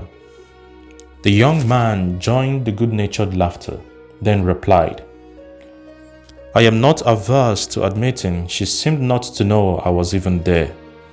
But how about the rest of you? Have you found her waiting about such places to roll the cubes in your favor? We are eager to hear as well as to listen." "A wise start," broke in Akkad. "We meet here to consider all sides of each question. To ignore the gaming tables would be to overlook an instinct common to most men, the love of taking a chance with a small amount of silver in the hope of winning much gold. That doth remind me of the races but yesterday, called out another listener. If the goddess frequents the gaming tables, certainly she does not overlook the races where the gilded chariots and the foaming horses offer far more excitement. Tell us honestly, Akkad, does she whisper to you to place your bet upon those grey horses from Nineveh yesterday? I was standing just behind thee and could scarce believe my ears when I heard the place thy bet upon the greys. Thou knowest as well as any of us that no team in all Assyria can beat our beloved bays in a fair race. Does the goddess whisper in thy ear to bet upon the greys, because at the last turn the inside black would stumble and so interfere with our boys that the greys would win the race and score an unending victory? Akkad smiled indulgently at the banter. What reason have we to feel the good goddess would take that much interest in any man's bet upon a horse race? To me, she is a goddess of love and dignity, whose pleasure it is to aid those who are in need and to reward those who are deserving. I look to find her not at the gaming tables or the races where men lose more gold than they win, but in all the places where the doings of men are more worthwhile and more worthy of reward. In tilling the soil, in honest trading, in all of man's occupation, there is opportunity to make a profit upon his efforts and his transactions. Perhaps not all the time will he be rewarded, because sometimes his judgments may be faulty, and other times the winds and the weather may defeat his efforts. Yet, if he persists, he may usually expect to realize his profits. This is so because the chances of profit are always in his favor. But when a man playeth the games, the situation is reversed, for the chances of profit are always against him and always in favor of the gamekeeper. The game is so arranged that it will always favor the keeper. It is his business at which he plans to make a liberal profit for himself from the coins bet by the players. Few players realize how certain the gamekeeper's profit and how uncertain are their own chances to win. For example, let us consider wagers placed upon the cube. Each time it is cast, we bet which side will be uppermost. If it be the red side, the game master pays to us 4 times our bet. But if any other of the 5 sides come uppermost, we lose our bet.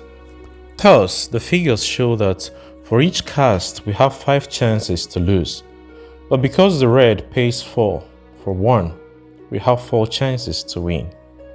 In a night's play, the game master can expect to keep for his profit 1/5 of all the coins wagered. Can a man expect to win more than occasionally against odds so arranged that he should lose 1/5 of all his bets? Yet some men do win large sums at times, volunteered one of the listeners. Quite so they do, Akkad continued. Realizing this, the question comes to me whether money secured in such ways bring permanent value to those who are thus lucky. Among my acquaintances are many of the successful men of Babylon, yet among them I am unable to name a single one who started his success from such a source. You who are gathered here tonight know many more of our substantial citizens. To me, it would be of much interest to learn how many of our successful citizens can credit the gaming tables with their start to success. Suppose each of you tell of those you know. What say you? After a prolonged silence, a wag ventured. Would thy inquiry include the gamekeepers? If you think of no one else, Akkad responded. If not one of you can think of anyone else, then how about yourselves? Are there any consistent winners with us who hesitate to advise such a source for their incomes? His challenge was answered by a series of grunts from the rear taken up and spread amid much laughter. It would seem we are not seeking good luck in such places as the goddess frequents, he continued. Therefore, let us explore other fields. We have not found it in picking up lost wallets, neither have we found it in hunting the gaming tables. As to the races, I must confess to have lost far more coins there than I have ever won. Now, suppose we consider our trades and businesses. Is it not natural, if we conclude a profitable transaction, to consider it not good luck, but a just reward for our efforts? I am inclined to think we may be overlooking the gifts of the goddess. Perhaps she really does assist us when we do not appreciate her generosity. Who can suggest further discussion? Thereupon, an elderly merchant arose, smoothing his gentle white robe.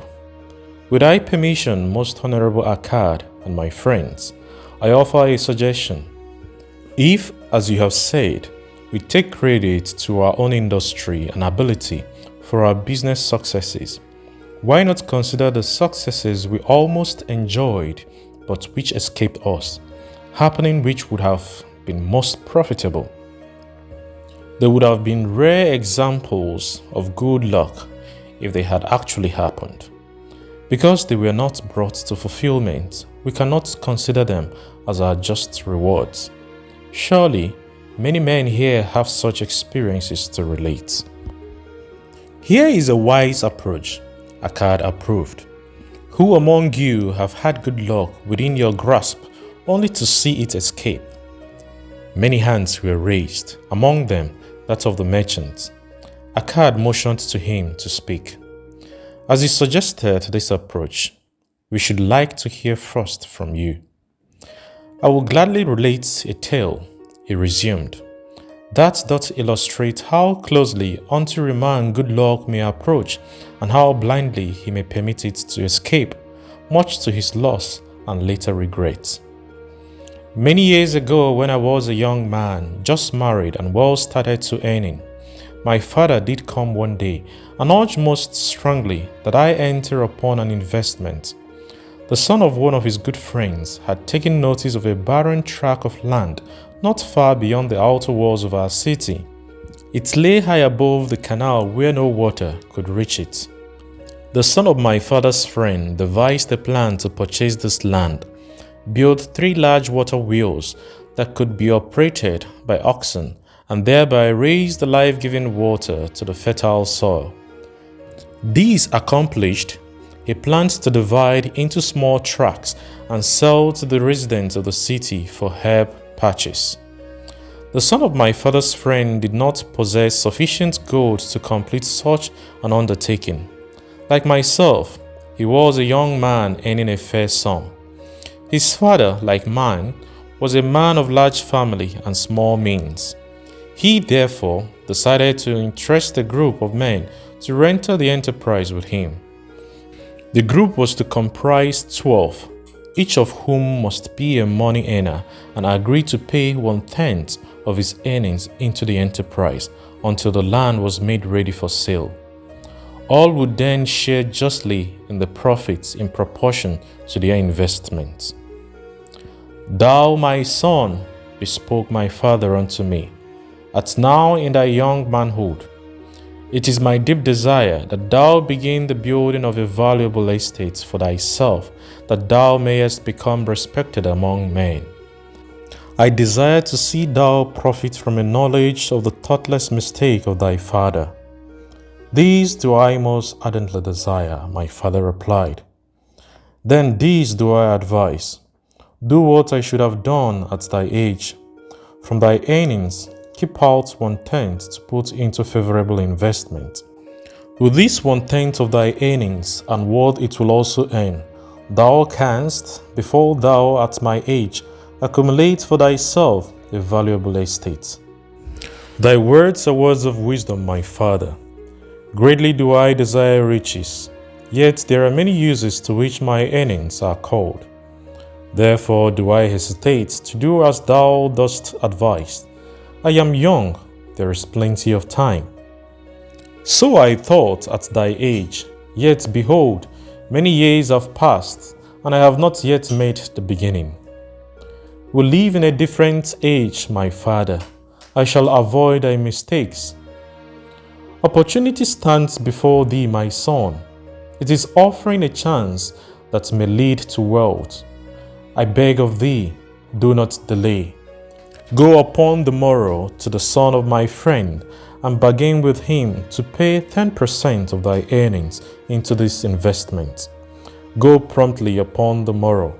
Opportunity waits for no man. Today it is here, soon it is gone. Therefore, delay not. In spite of the advice of my father, I did hesitate. There were beautiful new robes just brought by the tradesmen from the east. Robes of such richness and beauty, my good wife and I felt we must each possess one. Should I agree to pay 1/10 of my earnings into the enterprise, we must deprive ourselves of these and other pleasures we dearly desired. I delayed making a decision until it was too late, much to my subsequent regret. The enterprise did prove to be more profitable than any man had prophesied. This is my tale, showing how I did permit good luck to escape. In this tale, we see how good luck waits to come to that man who accepts opportunity, commented a Swatiman of the desert. To the building of an estate, there must always be the beginning. That starts may be a few pieces of gold or silver, which a man diverts from his earnings to his first investment. I myself am the owner of many herds. The start of my herds I did begin when I was a mere boy and did purchase with 1 piece of silver a young calf. This, being the beginning of my wealth, was of great importance to me. To take his first start to building an estate is a good luck as can come to any man.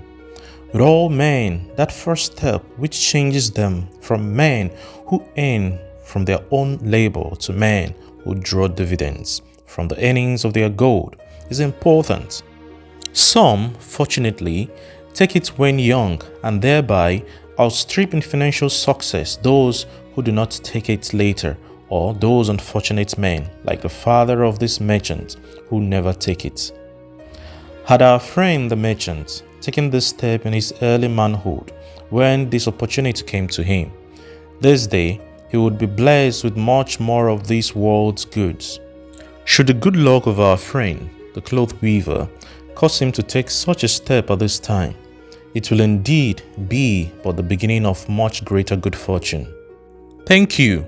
I like to speak also. A stranger from another country arose. I am a Syrian.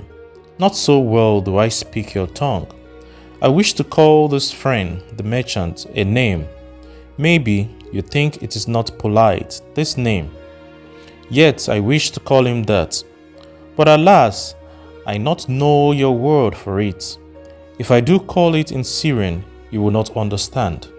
Therefore, please, some good gentlemen, tell me that right name you call man who puts off doing those things that's mighty good for him. Procrastinator, called a voice. That's him, shouted the Syrian, waving his hands excitedly. He accepts not opportunity when she comes. He waits. He says, I have much business right now. By and by, I talk to him. Opportunity, she will not wait for such slow fellow. She thinks if a man desires to be lucky, he will step quick. Any man who not step quick when opportunity comes, he big procrastinator like our friend, this merchant. The merchant arose and bowed good-naturedly in response to the laughter.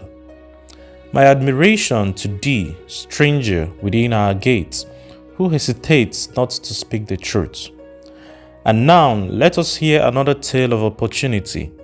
Who has for us another experience? Demanded Akkad. I have, responded a red-robed man of middle age. I am a buyer of animals, mostly camels and horses. Sometimes I do also buy the sheep and goats. The tale I am about to relate will tell truthfully how opportunity came one night when I did least expect it. Perhaps for this reason I did let it escape. Of this you shall be the judge. Returning to the city one evening after a disheartening 10 days journey in search of camels, I was much angered to find the gates of the city closed and locked. While my slaves spread out tents for the night, which we looked to spend with little food and no water, I was approached by an elderly farmer who, like ourselves, found himself locked outside. "Honored sir," he addressed me, "from thy appearance, I do judge thee to be a buyer. If this be so, much would I like to sell to thee the most excellent flock of sheep just driven up.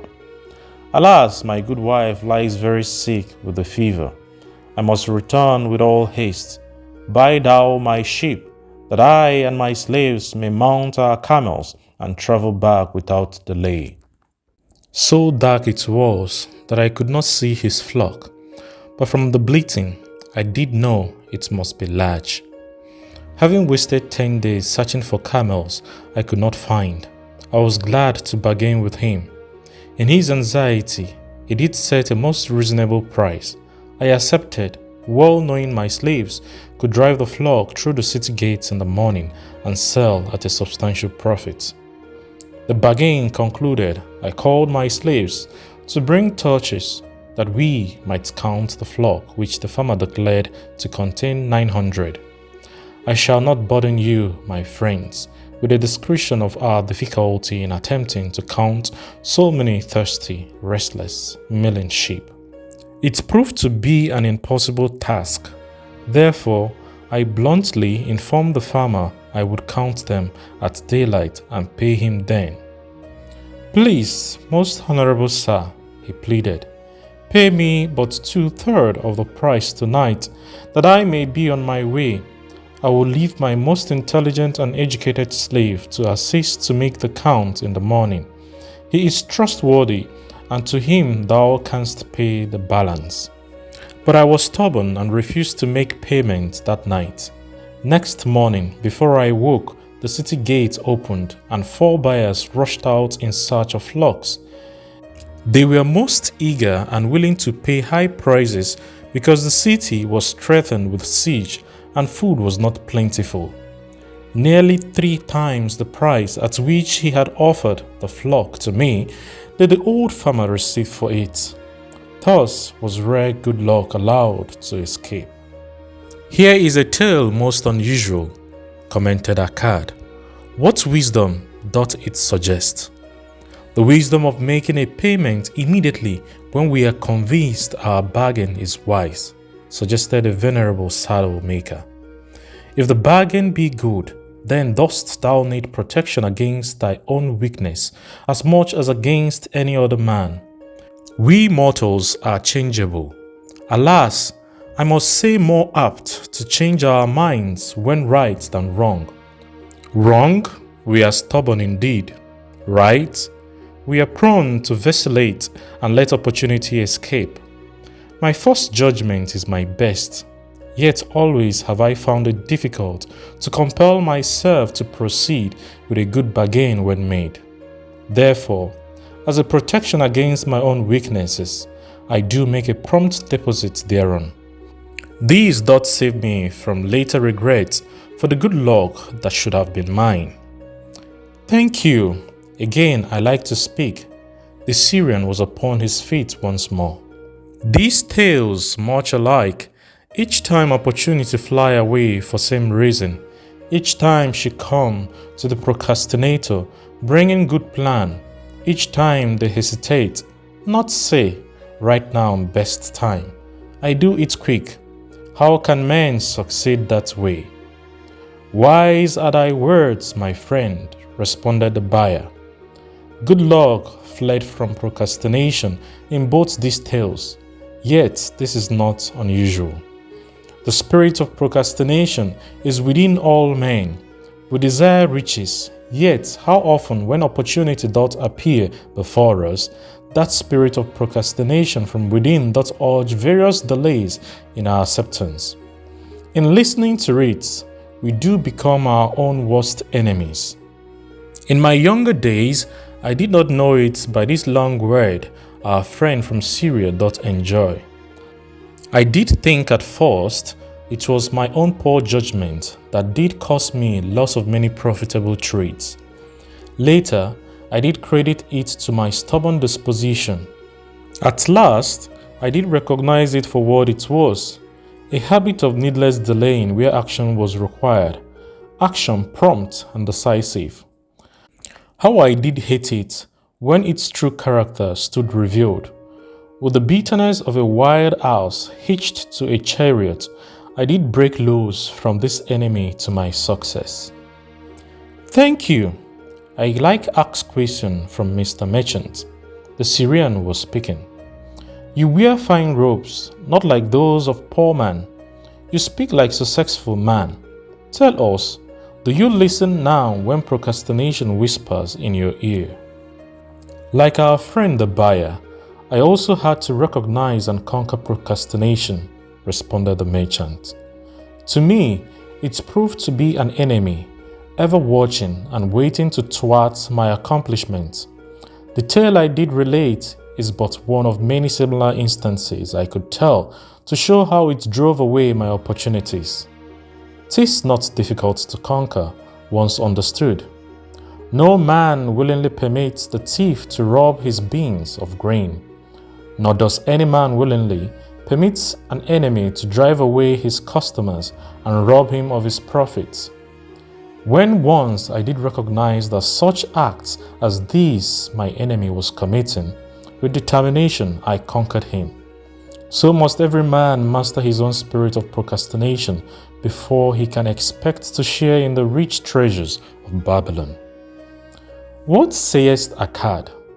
Because thou art the richest man in Babylon, many do proclaim thee to be the luckiest. Dost agree with me that no man can arrive at a full measure of success until he hath completely crushed the spirit of procrastination within him? It is even as thou sayest, Akkad admitted. During my long life, I have watched generation following generation marching forward along those avenues of trade, science, and learning that lead to success in life. Opportunities came to all those men. Some grasped theirs and moved steadily to the gratification of their deepest desires, but the majority hesitated, faltered, and fell behind. Akkad turned to the cloth weaver. Thou didst suggest that we debate good luck. Let us hear what thou now thinkest upon the subject. I do see good luck in a different light. I had thought of it as something most desirable that might happen to a man without effort upon his part. Now I do realize such happenings are not the sort of thing one may attract to himself. From our discussion have I learned that to attract good luck to oneself, it is necessary to take advantage of opportunities. Therefore, in the future, I shall endeavor to make the best of such opportunities as do come to me. Thou hast well grasped the truth brought forth in our discussion, Akkad replied. Good luck, we do find, often follows opportunity, but seldom comes otherwise.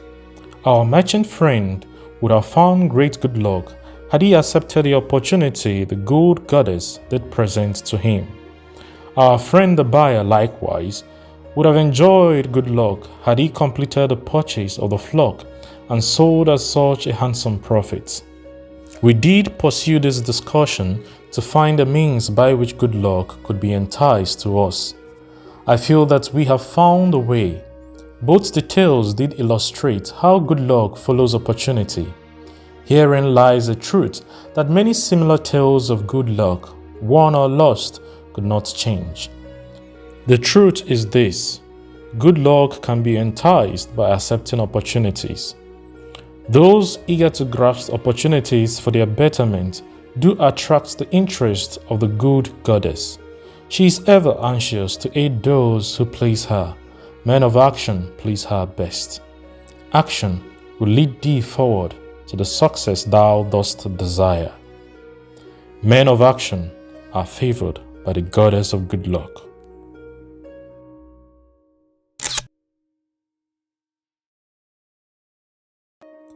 Chapter 5.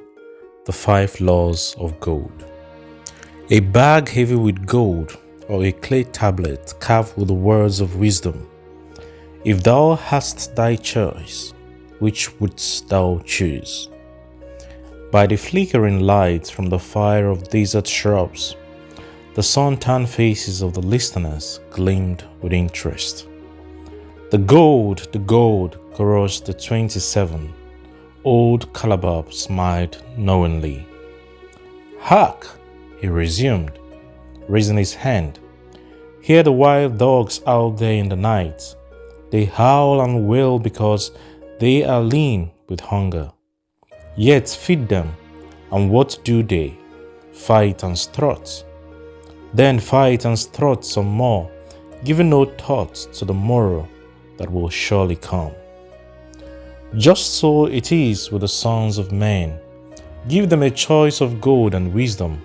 What do? Ignore the wisdom and waste the gold.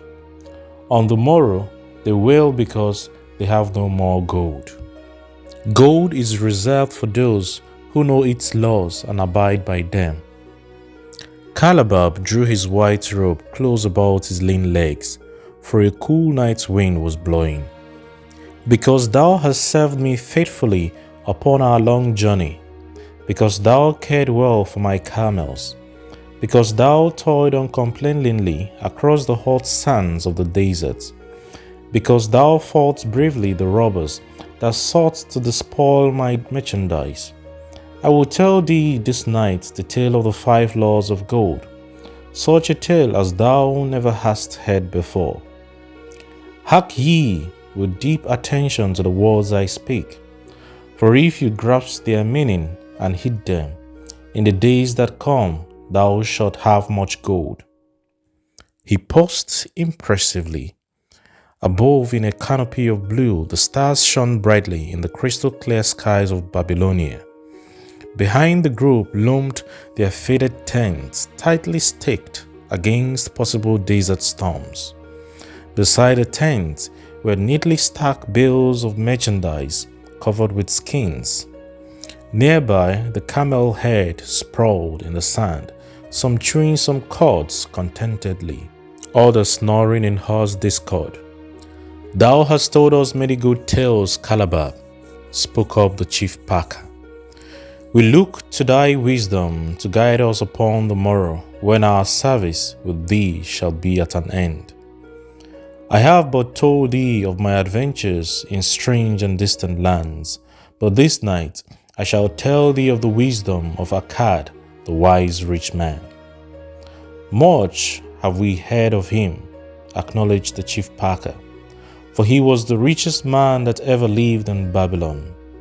The richest man he was, and that's because he was wise in the ways of gold, even as no man had ever been before him.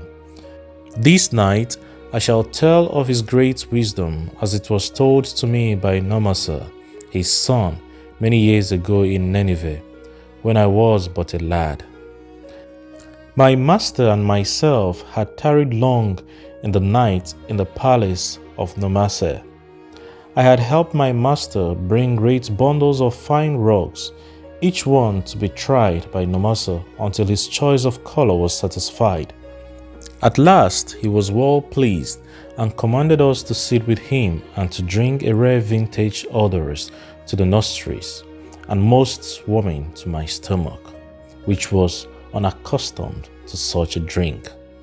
Then did he tell us his tale of the great wisdom of Akkad his father, even as I shall tell it to you. In Babylon it is the custom, as you know, that the sons of wealthy fathers live with their parents in expectation of inheriting the estate. Akkad did not approve of this custom. Therefore, when Nomasa reached the man's estate, he sent for the young man and addressed him. My son, it is my desire that thou succeed to my estate.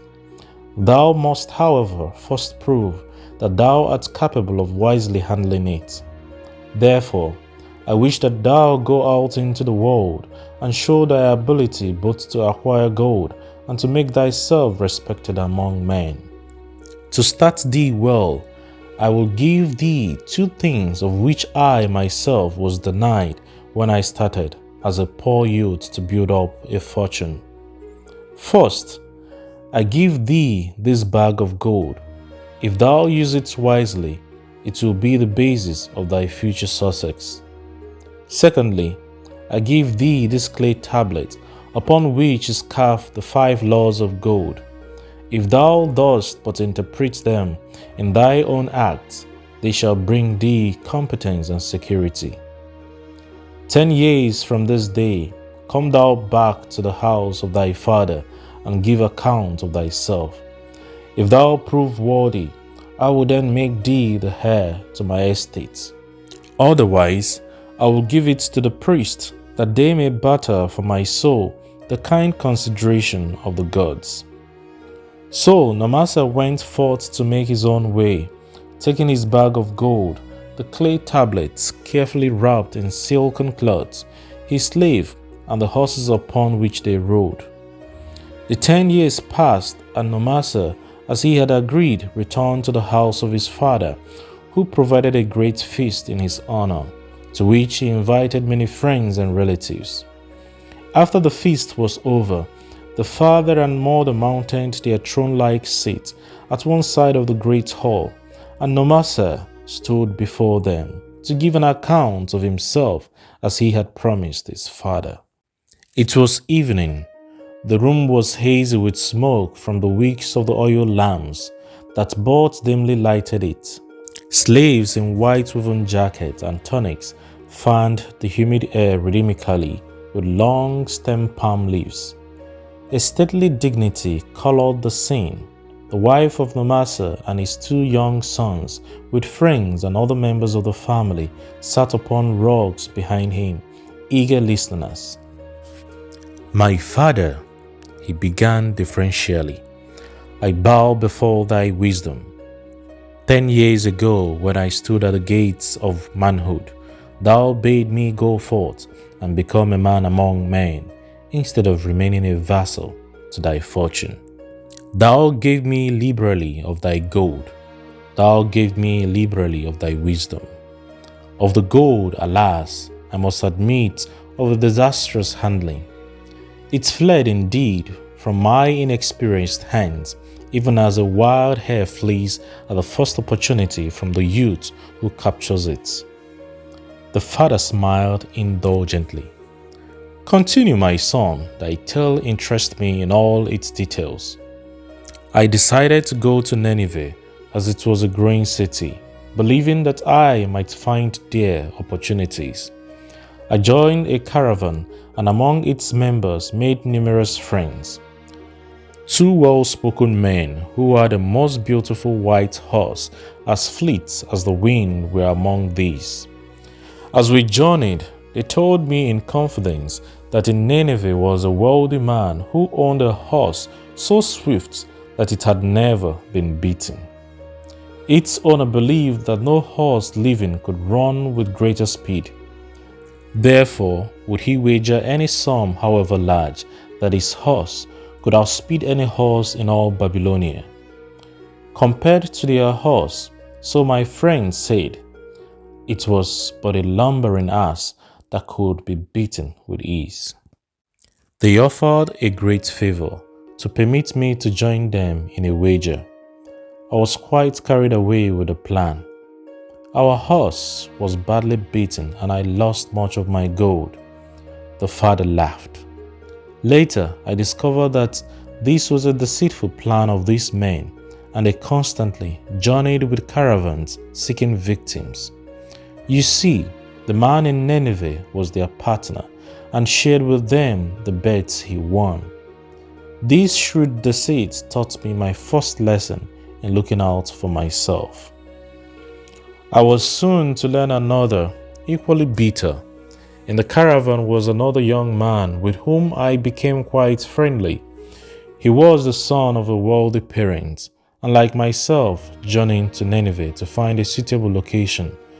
Not long after our arrival, he told me that a merchant had died and his shop, with its rich merchandise and patronage, could be secured at a paltry price.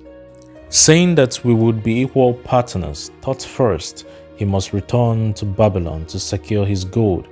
He prevailed upon me to purchase the stock with my gold, agreeing that his would be used later to carry on our venture. He long delayed the trip to Babylon, proving in the meantime to be an unwise buyer and a foolish spender.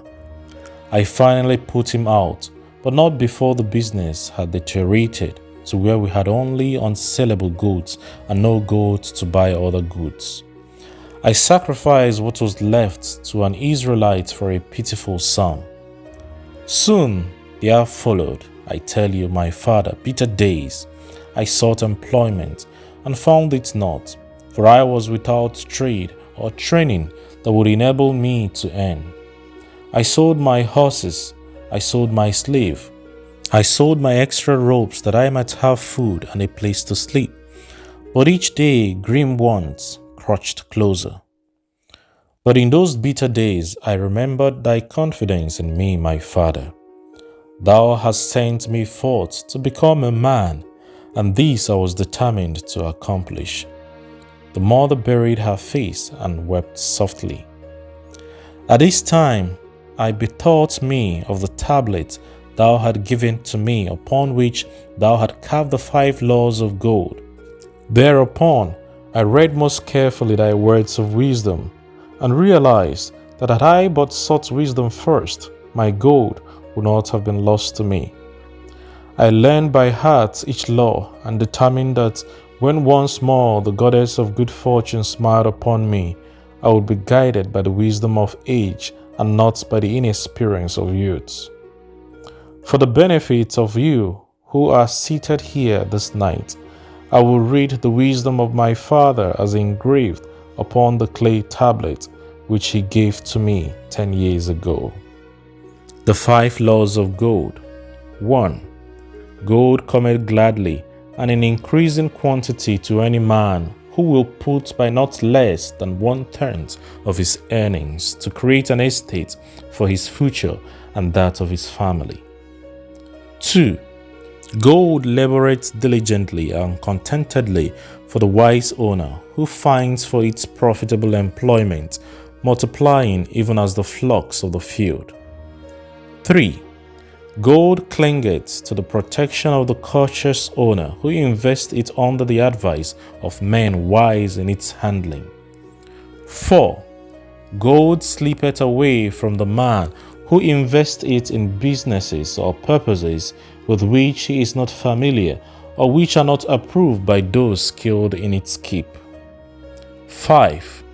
Gold flees the man who would force it to impossible earnings, or who followeth the alluring advice of tricksters and schemers, or who trusteth to his own inexperience and romantic desires in investments. These are the 5 laws of gold as written by my father. I do proclaim them as of greater value than gold itself, as I will show by the continuance of my tale. He again faced his father. I have told thee of the depths of poverty and despair to which my inexperience brought me. However, there is no chain of disaster that will not come to an end. Mine came when I secured employment managing a crew of slaves working upon the new outer wall of the city. Profiting from my knowledge of the first law of gold, I saved the copper from my first earning, adding to it at every opportunity until I had a piece of silver. It was a slow procedure, but one must live. I did spend grudgingly, I admit, because I was determined to earn hack before the 10 years were over as much gold as you, my father, had given to me. One day, the slave master, with whom I had become quite friendly, said to me, "Thou art a thrifty youth who spends not wantonly what he earns. Hast thou gold put by that is not earning?" "Yes," I replied, It is my greatest desire to accumulate gold to replace that which my father gave to me and which I have lost. 'Tis a worthy ambition. I will grant, and do you know that the gold which you have saved can work for you and earn much more gold? Alas, my experience has been bitter, for my father's gold has fled from me, and I am in much fear lest my own do the same. If thou hast confidence in me, I will give thee a lesson in the profitable handling of gold, he replied. Within a year, the outer wall will be complete and ready for the great gates of bronze that will be built at each entrance to protect the city from the king's enemy. In all of Nineveh, there is not enough metal to make these gates, and the king has not thought to provide it. Here is my plan. A group of us will pull our gold and send a caravan to the mines of copper and tin, which are distant, and bring to Nineveh the metal for the gates.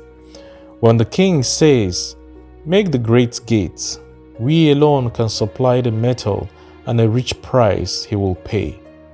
If the king will not buy from us, we will yet have the metal, which can be sold for a fair price. In his offer, I recognize an opportunity to abide by the third law and invest my savings under the guidance of wise men. Nor was I disappointed. Our pool was a success, and my small store of gold was greatly increased by the transaction.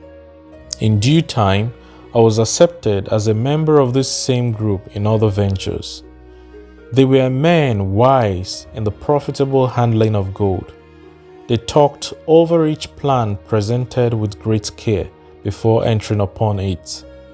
They would take no chance on losing their principal or tying it up in unprofitable investment from which their gold could not be recovered. Such foolish things as the horse race and the partnership into which I had entered with my inexperience would have had scant consideration with them. They would have immediately pointed out their weaknesses. Through my association with these men, I learned to safely invest gold to bring profitable returns. As the years went on, my treasure increased more and more rapidly. I not only made back as much as I lost, but much more. Through my misfortunes, my trials, and my success, I have tested time and again the wisdom of the 5 laws of gold, my father, and have proven them true in every test. To him who is without knowledge of the 5 laws, gold comes not often, and goeth away quickly. But to him who abide by the 5 laws, gold comes and walks as his dutiful slave. Nomasir ceased speaking and motioned to a slave in the back of the room. The slave brought forward, one at a time, 3 heavy leather bags. One of these Nomasir took and placed upon the floor before his father, addressing him again. Thou didst give me a bag of gold, Babylon gold. Behold, in its place, I do return to thee a bag of Nineveh gold of equal weight, an equal exchange, as all will agree. Thou didst give to me a clay tablet inscribed with wisdom. Behold, in its stead, I do return 2 bags of gold. So saying, he took from the slave the 2 other bags, and likewise placed them upon the floor before his father. This I do to prove to thee, my father, of how much greater value I consider thy wisdom than thy gold. Yet, who can measure in bags of gold the value of wisdom? Without wisdom, gold is quickly lost by those who have it. But with wisdom, gold can be secured by those who have it not, as these 3 bags of gold do prove. It does indeed give to me the deepest satisfaction, my father, to stand before thee and say that, because of thy wisdom, I have been able to become rich and respected before men. The father placed his hand fondly upon the head of the master. "Thou hast learned well my lessons, and I am indeed fortunate to have a son to whom I may entrust my wealth." Calabab seized his tail and looked critically at his listeners. "What means this to thee, this tale of Namasa?" he continued. "Who amongst thee can go to thy father or to the father of thy wife and give an account of wise handling of his earnings? What would these venerable men think were you to say, 'I have traveled much and learned much and labored much and earned much, yet alas, of gold I have little. Some I spent wisely, some I spent foolishly, and much I lost in unwise ways.' Dost still think it but an inconsistency of fate that some men have much gold and others have not? Then you err. Men have much gold when they know the 5 laws of gold and abide thereby. Because I learned these 5 laws in my youth and abided by them, I have become a wealthy merchant. Not by some strange magic did I accumulate my wealth. Wealth that comes quickly goeth the same way. Wealth that stayeth to give enjoyment and satisfaction to its owner comes gradually, because it is a child born of knowledge and persistent purpose. To earn wealth is but a slight burden upon the thoughtful man. Bearing the burden consistently from year to year accomplishes the final purpose. The 5 laws of gold offer to thee a rich reward for their observance. Each of these 5 laws is rich with meaning, and lest thou overlook these in the briefness of my tale, I will now repeat them. I do know them each by heart, because in my youth I could see their value and would not be content until I knew them word for word. The first law of gold. Gold cometh gladly and in increasing quantity to any man who will put by not less than 1/10 of his earnings to create an estate for his future and that of his family. Any man who will put by 1/10 of his earnings consistently and invest it wisely will surely create a valuable estate that will provide an income for him in the future and further guarantee safety for his family in case the gods call him to the world of darkness. This law also says that gold cometh gladly to such a man. I can truly certify this in my own life. The more gold I accumulate, the more readily it comes to me and in increased quantities. The gold which I save earns more, even as yours will, and its earnings earn more, and this is the working out of the first law. The second law of gold. Gold laboreth diligently and contentedly for the wise owner who finds for it profitable employment, multiplying even as the flocks of the field. Gold, indeed, is a willing worker. It is ever eager to multiply when opportunity presents itself. To every man who hath a store of gold set by, opportunity comes to its most profitable use. As the years pass, it multiplies itself in surprising fashion. The third law of gold. Gold clingeth to the protection of the cautious owner who invests it under the advice of men wise in its handling. Gold indeed clingeth to the cautious owner, even as it flees the careless owner.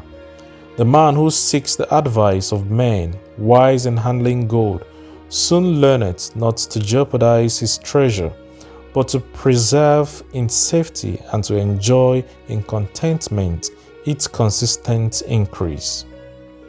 The fourth law of gold. Gold slippeth away from the man who invests it in businesses or purposes with which he is not familiar or which are not approved by those skilled in its keep. To the man who hath gold, yet is not skilled in its handling, many uses for it appear most profitable. Too often these are fraught with danger of loss, and if properly analyzed by wise men, show small possibility of profit. Therefore, the inexperienced owner of gold, who trusts to his own judgment and invests it in business or purposes with which he is not familiar, too often finds his judgment imperfect and pays with his treasure for his inexperience. Wise indeed is he who invested his treasures under the advice of men skilled in the ways of gold. The fifth law of gold. Gold flees the man who would force it to impossible earnings, and who followeth the alluring advice of tricksters and schemers, who trust it to his own inexperience and romantic desires in investments. Fanciful propositions that thrill like adventure tales always come to the new owner of gold. These appear to endow his treasure with magic powers that will enable it to make impossible earnings. Yet heed ye the wise men, for verily they know the risk that lurk behind every plan to make great wealth suddenly. Forget not the rich men of Nineveh, who would take no chance of losing their principal or tying it up in unprofitable investments. This ends my tale of the 5 laws of gold. In telling it to thee, I have told the secrets of my own success. Yet they are not secrets, but truths which every man must first learn and then follow who wishes to step out of the multitude that, like young wild dogs, must worry each day for food to eat. Tomorrow we enter Babylon. Look, see the fire that burns eternal above the temple of Bel. We are already in sight of the golden city. Tomorrow each of thee shall have gold, the gold thou hast so well earned by thy faithful services. 10 years from this night, what can you tell about this gold? If there be men among you who, like Nomasa, will use a portion of their gold to start for themselves an estate and be henceforth wisely guided by the wisdom of Akkad, 10 years from now, 'tis a safe wager. Like the son of Akkad, they will be rich and respected among men. Our wise acts accompany us through life to please us and to help us. Just as surely our unwise acts follow us to plague and torment us. Alas, they cannot be forgotten. In the front rank of the torments that do follow us are the memories of the things we should have done, of the opportunities which came to us and we took not. Rich are the treasures of Babylon, so rich no man can count their value in pieces of gold. Each year they grow richer and more valuable. Like the treasures of every land, they are a reward, a rich reward awaiting those men of purpose who determine to secure their just share. In the strength of thine own desires is a magic power. Guide this power with thy knowledge of the 5 laws of gold, and thou shalt share the treasures of Babylon. Chapter 6. The Gold Lender of Babylon. 50 pieces of gold. Never before had Rodan, the spear maker of old Babylon, carried so much gold in his leather wallet. Happily down the king's highway, from the palace of his most liberal majesty, he strode. Cheerfully, the gold clinked as the wallet at his belt swayed with each step, the sweetest music he had ever heard. 50 pieces of gold, all his. He could hardly realize his good fortune. What power in those clinking discs! They could purchase anything he wanted: a grand house, land, cattle, camels, horses, chariots, whatever he might desire. What use should he make of it? This evening, as he turned into a side street towards the home of his sister, he could think of nothing he would rather possess than those same glittering, heavy pieces of gold his to keep. It was upon an evening some days later that a perplexed Rhodan entered the shop of Marthon, the lender of gold and dealer in jewels and rare fabrics. Glancing neither to the right or to the left at the colorful articles artfully displayed, he passed through to the living quarters at the rear. Here he found the genteel Marthon lounging upon a rug partaking of a meal served by a black slave. "I would counsel with thee, for I know not what to do." Rhodan stood sturdily, feet apart, hairy breast exposed by the gaping from his leather jacket. Marthon's narrow, sallow face smiled a friendly greeting. "What indiscretions hast thou done, that thou shouldst seek the lender of gold? Hast been unlucky at the gaming table? Or hath some plum dame entangled thee? For many years have I known thee, yet never hast thou sought me to aid thee in thy troubles." No, not such as that.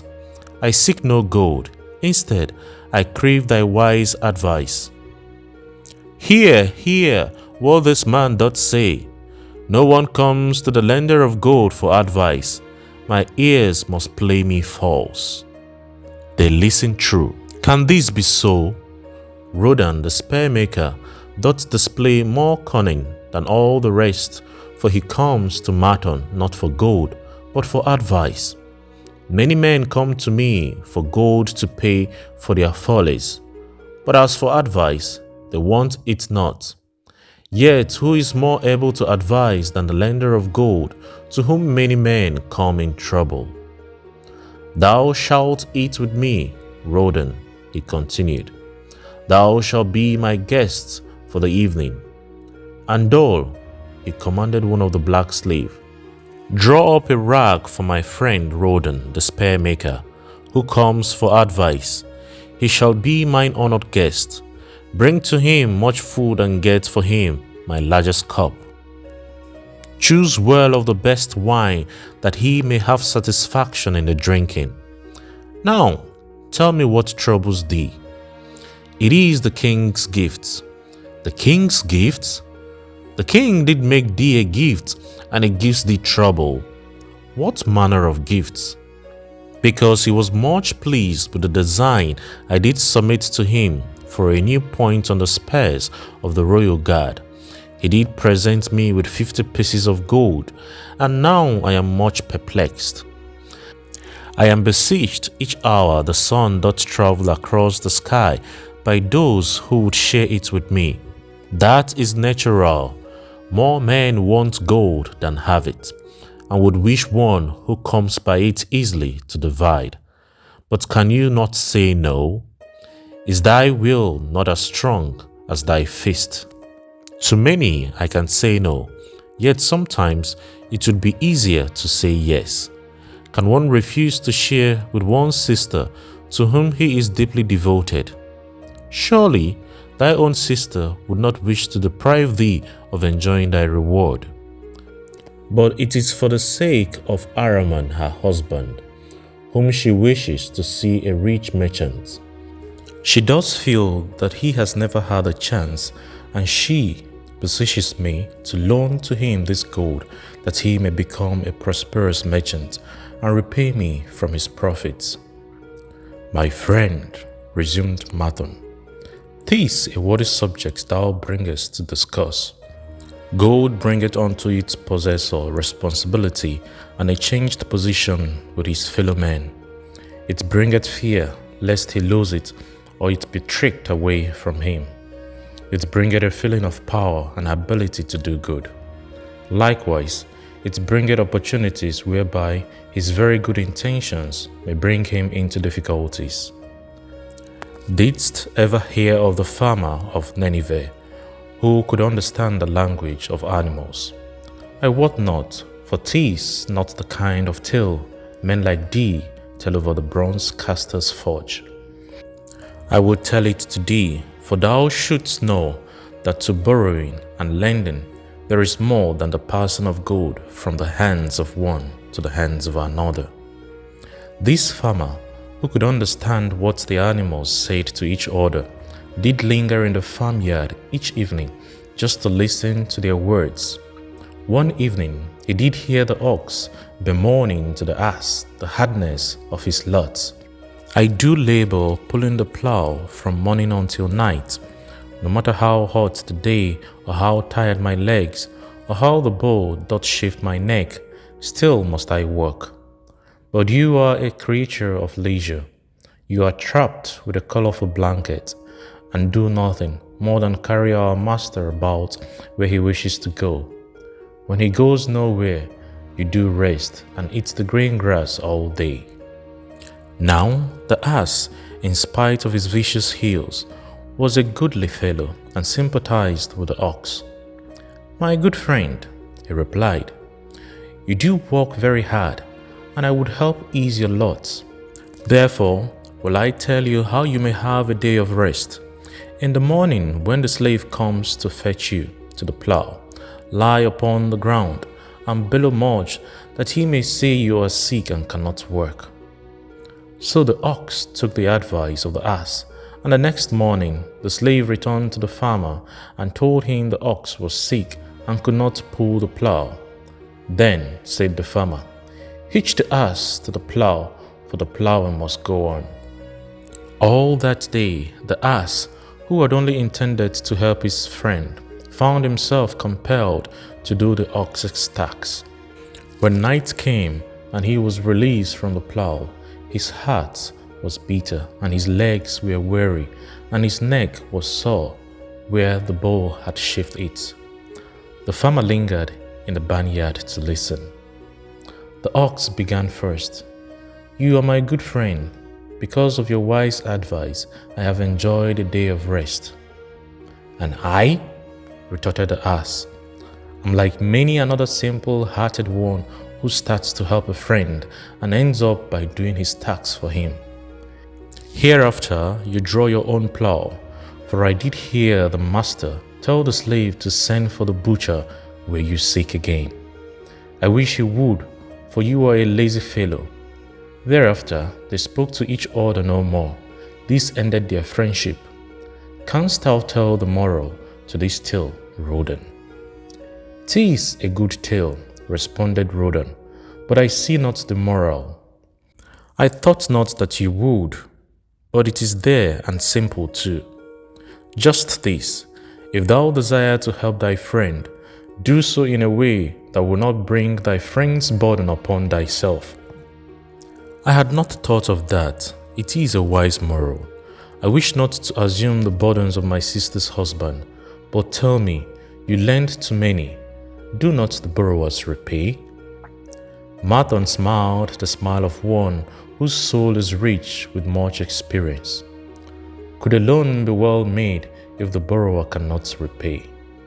Must not the lender be wise and judge carefully whether his gold can perform a useful purpose to the borrower and return to him once more, or whether it will be wasted by one unable to use it wisely and leave him without his treasure, and leave the borrower with a debt he cannot repay? I will show to thee the tokens in my token chest, and let them tell thee some of their stories. Into the room he brought a chest as long as his arm, covered with red pigskin and ornamented with bronze designs. He placed it upon the floor and squatted before it, both hands upon the lid. "From each person to whom I lend, I do exact a token for my token chest, to remain there until the loan is repaid.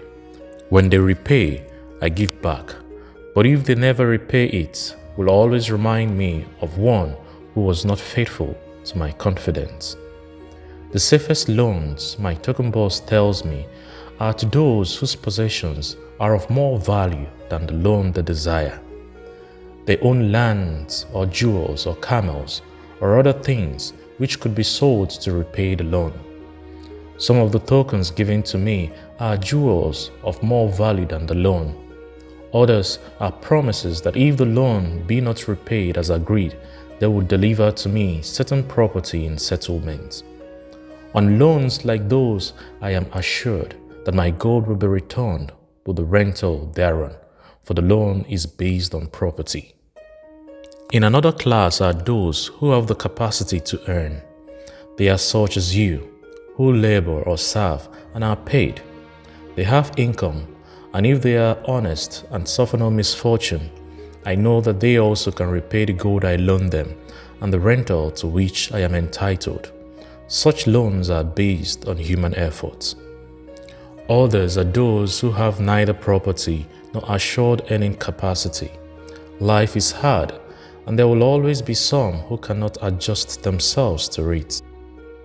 Alas, for the loans I make them, even though they be no larger than a pence, my token box may censure me in the years to come, unless they be guaranteed by good friends of the borrower who know him honorable. Martin released the clasp and opened the lid. Rodan leaned forward eagerly. At the top of the chest, a brown-necked piece lay upon a scarlet cloth. Martin picked up the piece and patted it affectionately. These shall always remain in my token chest, because the owner has passed on into the great darkness.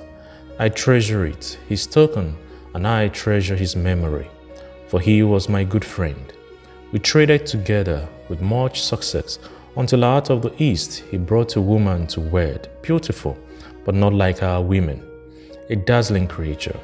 He spent his gold lavishly to gratify her desires.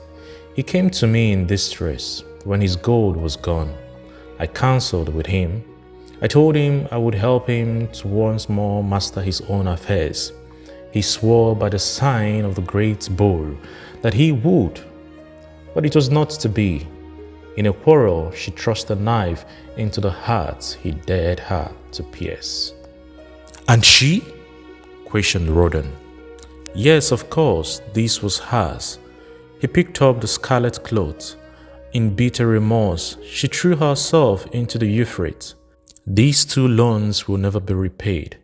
The chest tells you, Rodan, that humans, in the throes of great emotions, are not safe risks for the gold lender.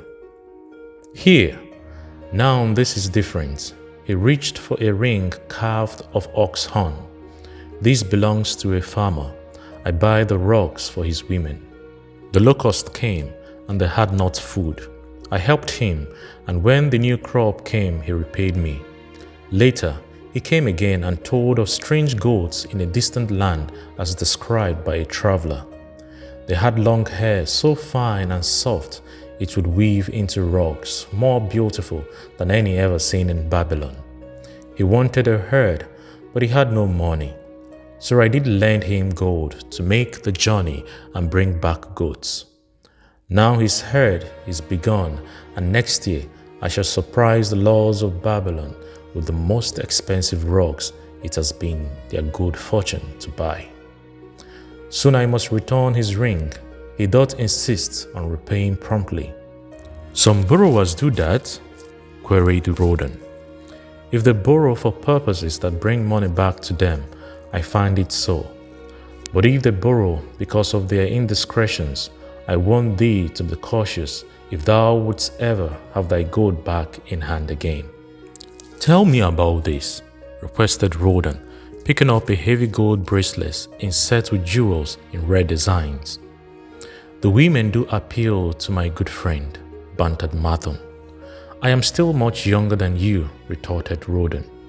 I grant that, but this time thou dost suspicion romance where it is not. The owner of this is fat and wrinkled, and doth talk so much and say so little she drives me mad. Once they had much money and were my good customers, but ill times came upon them. She has a son, of whom she would make a merchant. So she came to me and borrowed gold, that he might become a partner of a caravan owner who travels with his camels, bartering in one city what he buys in another.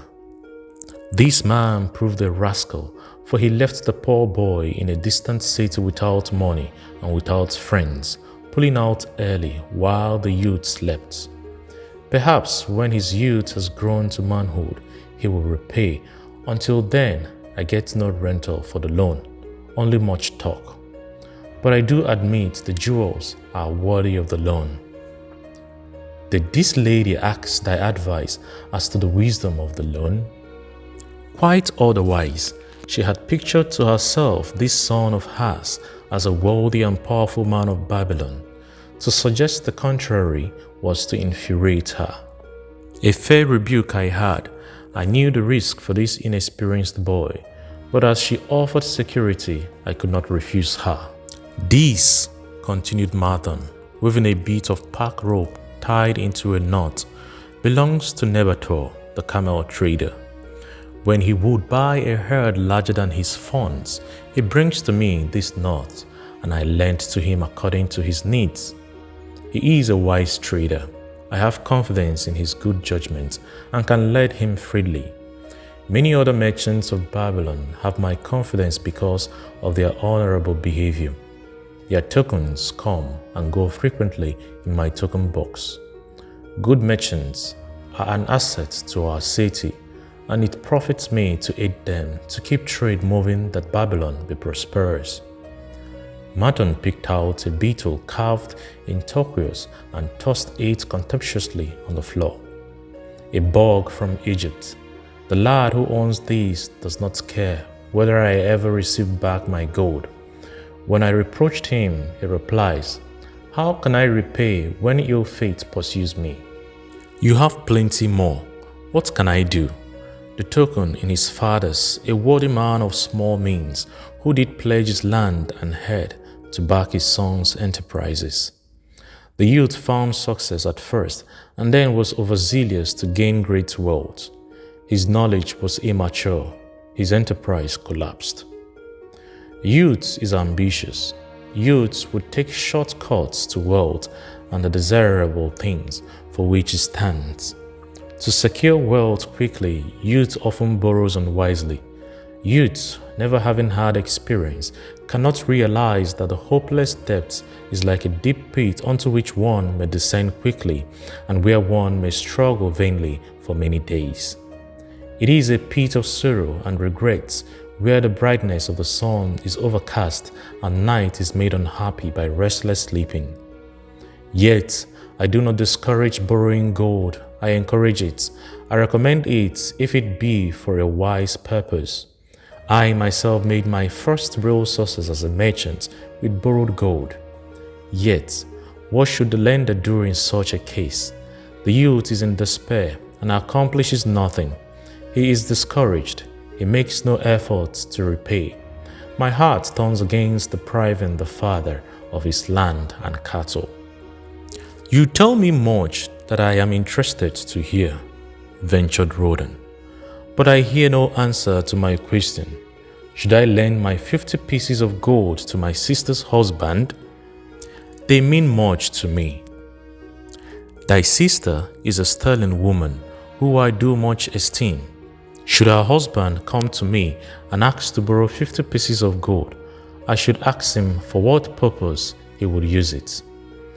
If he answered that he desired to become a merchant like myself and deal in jewels and rich furnishings, I would say, "What knowledge have you of the ways of trade? Do you know where you can buy at lowest cost? Do you know where you can sell at a fair price?" Could he say yes to these questions? No, he could not, Rodan admitted. He has helped me much in making spares, and he has helped some in the shops. Then I would say to him that his purpose was not wise. Merchants must learn their trade. His ambition, though worthy, is not practical, and I would not lend him any gold. But supposing he could say, "Yes, I have helped merchants much. I know how to travel to Smyrna and to buy at low cost the rugs the housewives weave. I also know many of the rich people of Babylon to whom I can sell these at a large profit." Then I would say, "Your purpose is wise and your ambition honorable. I shall be glad to lend you the 50 pieces of gold if you can give me security that they will be returned. But would he say, I have no security other than that I am an honored man and will pay you well for the loan? Then would I reply, I treasure much each piece of gold. Were the robbers to take it from you as you journeyed to Smyrna, or take the rocks from you as you returned, then you would have no means of repaying me, and my gold would be gone. Gold, you see, Rodan, is the merchandise of the lender of money. It is easy to lend. If it is lent unwisely, then it is difficult to get back. The wise lender wishes not the risk of the undertaking, but the guarantee of safe repayment. 'Tis well, he continued, to assist those that are in trouble. 'Tis well to help those upon whom fate has laid a heavy hand. 'Tis well to help those who are starting that they may progress and become valuable citizens.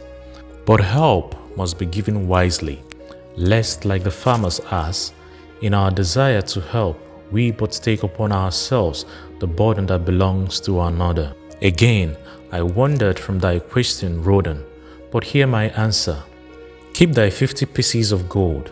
What thy labor earns for thee, and what is given thee for reward, is thine own, and no man can put an obligation upon thee to part with it unless it do be thy wish. If wouldst lend it so that it may earn thee more gold, then lend with caution and in many places. I like not idle gold, even less I like too much of risk. How many years hast thou labored as a spear maker? Full 3. How much besides the king's gift hast saved? 3 gold pieces. Each year that thou hast labored, thou hast denied thyself good things to save from thine earnings 1 piece of gold? 'Tis as you say. Then mightest save in 50 years of labor 50 pieces of gold by thy self-denial. A lifetime of labor it would be. Thinkest thou thy sister would wish to jeopardize the savings of 50 years of labor over the bronze melting pot that her husband might experiment on being a merchant? Not if I spoke in your words. Then go to her and say, 3 years I have labored each day except fast days, from morning until night, and I have denied myself many things that my heart craved. For each year of labor and self-denial, I have to show 1 piece of gold. Thou art my favored sister, and I wish that thy husband may engage in business in which he will prosper greatly. If he will submit to me a plan that seems wise and possible to my friend Martin, then will I gladly lend to him my savings of an entire year, that he may have an opportunity to prove that he can succeed. Do that, I say, and if he has within him the soul to succeed, he can prove it. If he fails, he will not owe thee more than he can hope someday to repay. I am a gold lender because I own more gold than I can use in my own trade. I desire my surplus gold to labor for others and thereby earn more gold. I do not wish to take risk of losing my gold, for I have labored much and denied myself much to secure it. Therefore, I will no longer lend any of it where I am not confident that it is safe and will be returned to me. Neither would I lend it to where I am not convinced that its earnings will be promptly paid to me. I have told to thee, Rodan, a few of the secrets of my token chest. From them you may understand the weakness of men and their eagerness to borrow that which they have no certain means to repay. From this you can see how often their high hopes of the great earnings they could make, if they but had gold, are but false hopes, but have not the ability or training to fulfill. Thou, Rodan, now have gold, which thou shouldst put to earning more gold for thee. Thou art about to become, even as I, a gold lender. If thou thus safely preserve thy treasure, it will produce liberal earnings for thee, and be a rich source of pleasure and profit during all thy days. But if thou dost let it escape from thee, it will be a source of constant sorrow and regret as long as thy memory doth last. What desirest thou most of this gold in thy wallet? To keep it safe. Wisely spoken, replied Martin approvingly. Thy first desire is for safety. Thinkest thou that it's in the custody of thy sister's husband it would be truly safe from possible loss? I fear not, for he is not wise in guarding gold. Then be not swayed by foolish sentiments of obligation to trust thy treasure to any person. If thou wouldst help thy family or thy friends, find other ways than risking the loss of thy treasure. Forget not that gold slippeth away in unexpected ways from those unskilled in guarding it. As well waste thy treasure in extravagance, as lest others lose it for thee. What next after safety doth desire of this treasure of thine? That it ain't more gold. Again thou speakest with wisdom. It should be made to earn and grow larger. Gold wisely lent even double itself with its earnings before a man like you groweth old. If you risk losing it, you risk losing all that it would earn as well. Therefore, be not swayed by the fantastic plans of impractical men who think they see ways to force thy gold to make earnings unusually large. Such plans are the creation of dreamers unskilled in the safe and dependable laws of trade. Be conservative in what thou expect it to earn, that thou mayest keep and enjoy thy treasure. To hire it out with a promise of unserious returns is to invite loss. Seek to associate thyself with men and enterprises whose success is established, that thy treasure may earn liberally under their skillful use and be guarded safely by their wisdom and experience. Thus mayest thou avoid the misfortunes that follow most of the sons of men to whom the gods see fit to entrust gold. When Rodan would thank him for his wise advice, he would not listen, saying, The king's gifts shall teach thee much wisdom. If wouldst keep thy 50 pieces of gold, thou must be discreet indeed. Many uses will tempt thee, much advice will be spoken to thee. Numerous opportunities to make large profits will be offered thee. The stories from my token box should warn thee before thou lettest any piece of gold leave thy pouch, to be sure that thou hast a safe way to pull it back again. Should my further advice appeal to thee, return again, it is gladly given. Ere thou goest, read this, which I have carved beneath the lid of my token box. It applies equally to the borrower and the lender. Better a little caution than a great regret. Chapter 7. The Walls of Babylon. Old Banzar, grim warrior of another day, stood guard at the passageway leading to the top of the ancient walls of Babylon. Up above, valiant defenders were battling to hold the walls. Upon them depended the future existence of this great city with its hundreds of thousands of citizens. Over the walls came the roar of the attacking armies, the yelling of many men, the trampling of thousands of horses, the deafening boom of the battering rams pounding the bronzed gates. In the streets behind the gate lounged the spearmen, waiting to defend the entrance should the gates give way. They were but few for the task. The main armies of Babylon were with their king, far away in the east on the great expedition against the Elamites. No attack upon the city having been anticipated during their absence, the defending forces were small. Unexpectedly, from the north bore down the mighty armies of the Assyrians, and now the walls must hold or Babylon was doomed. About Banzar were great crowds of citizens, white-faced and terrified, eagerly seeking news of the battle. With hushed awe, they viewed the stream of wounded and dead being carried or led out of the passageway. Here was the crucial point of attack. After 3 days of circling about the city, the enemy had suddenly thrown his great strength against this section and this gate. The defenders from the top of the wall fought off the climbing platforms and the scaling ladders of the attackers with arrows, burning oil, and if any reached the top, spears. Against the defenders, thousands of the enemy's archers poured a deadly barrage of arrows. Old Banza had the vantage point for news. He was closest to the conflict and first to hear of each fresh repulse of the frenzied attackers. An elderly merchant crowded close to him, his palsied hands quivering. Tell me, he pleaded. They cannot get in. My sons are with the good king. There is no one to protect my old wife.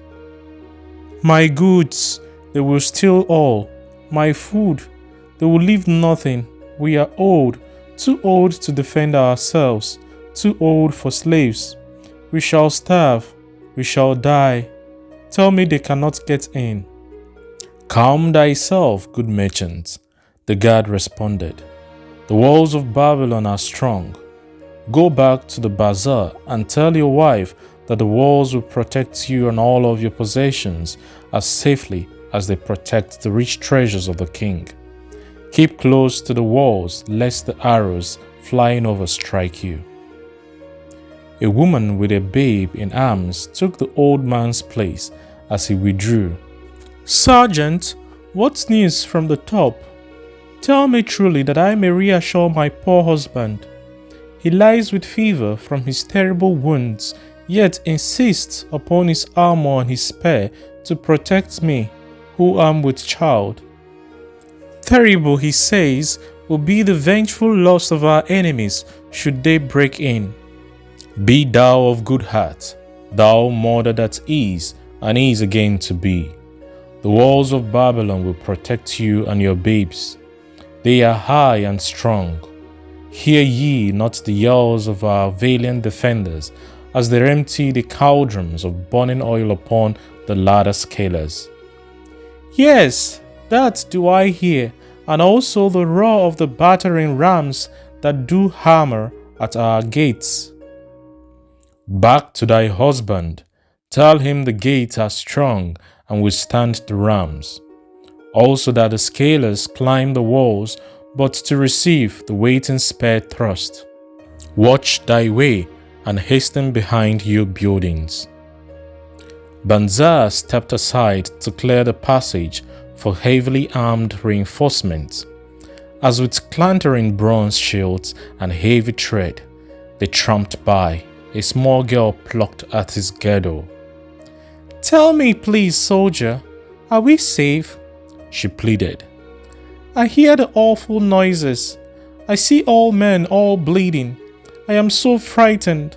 What will become of our family, of my mother, little brother, and the baby? The grim old campaigner blinked his eyes and thrust forward his chin as he beheld the child. Be not afraid, little one, he reassured her. The walls of Babylon will protect you and mother and little brother and the baby.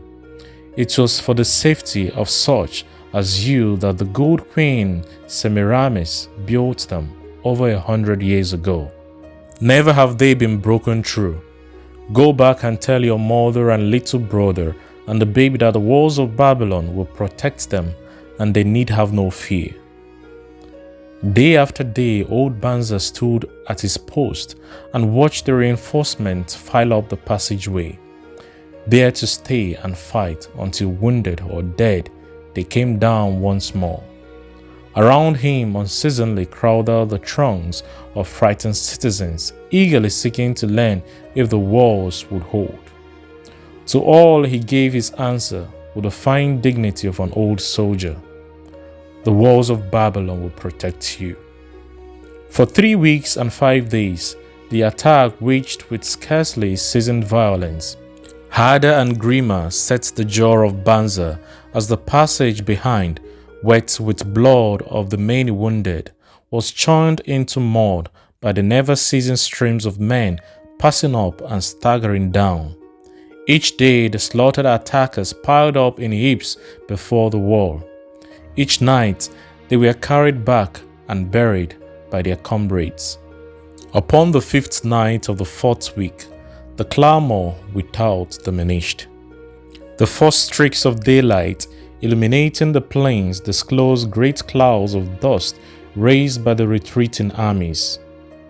A mighty shout went up from the defenders. There was no mistaking its meaning. It was repeated by the waiting troops behind the walls.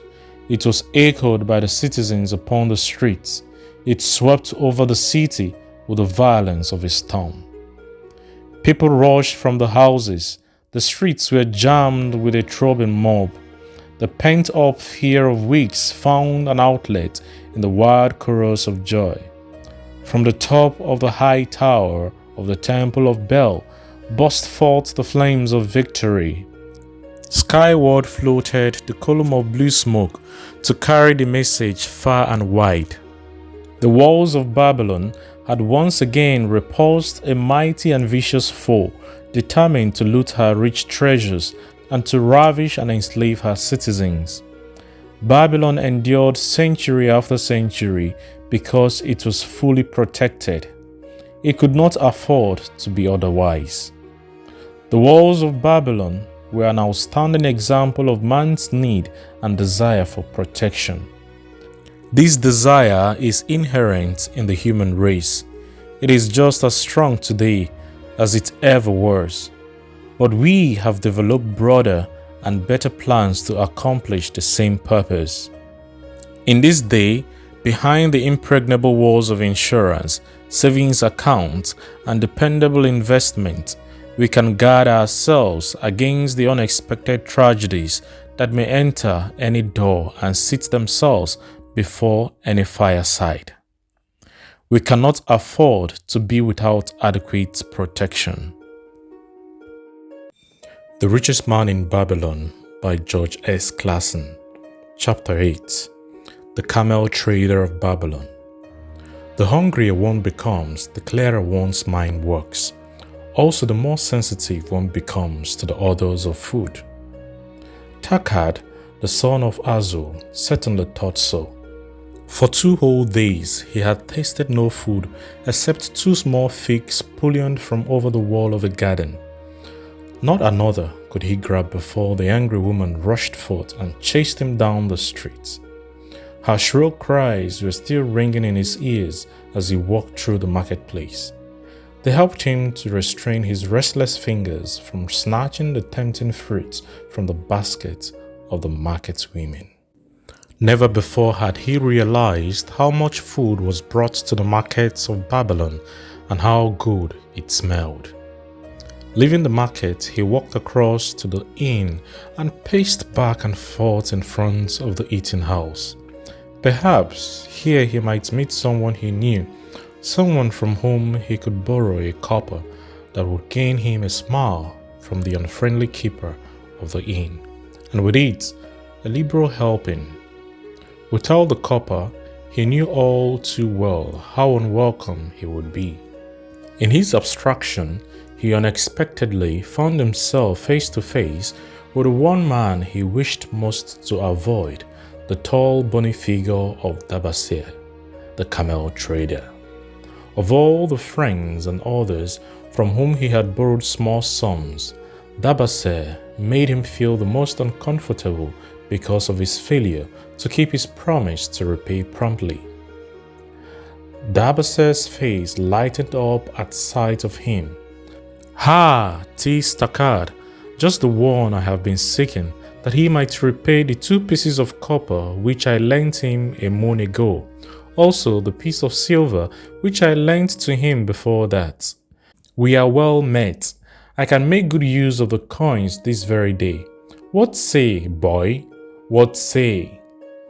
Takad stuttered, and his face flushed.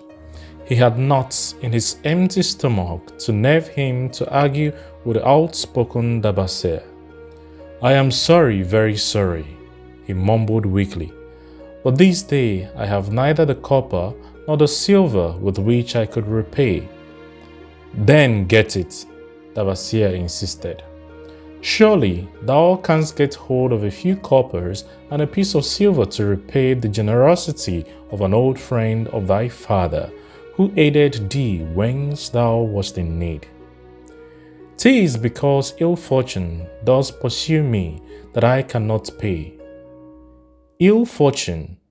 Wouldst blame the gods for thine own weakness? Ill fortune pursues every man who thinks more of borrowing than of repaying. Come with me, boy, while I eat. I am hungry, and I will tell thee a tale." Takad flinched from the brutal frankness of Dabasir, but here at least was an invitation to enter the coveted doorway of the eating house. Dabasir pushed him to a far corner of the room where they seated themselves upon small rugs.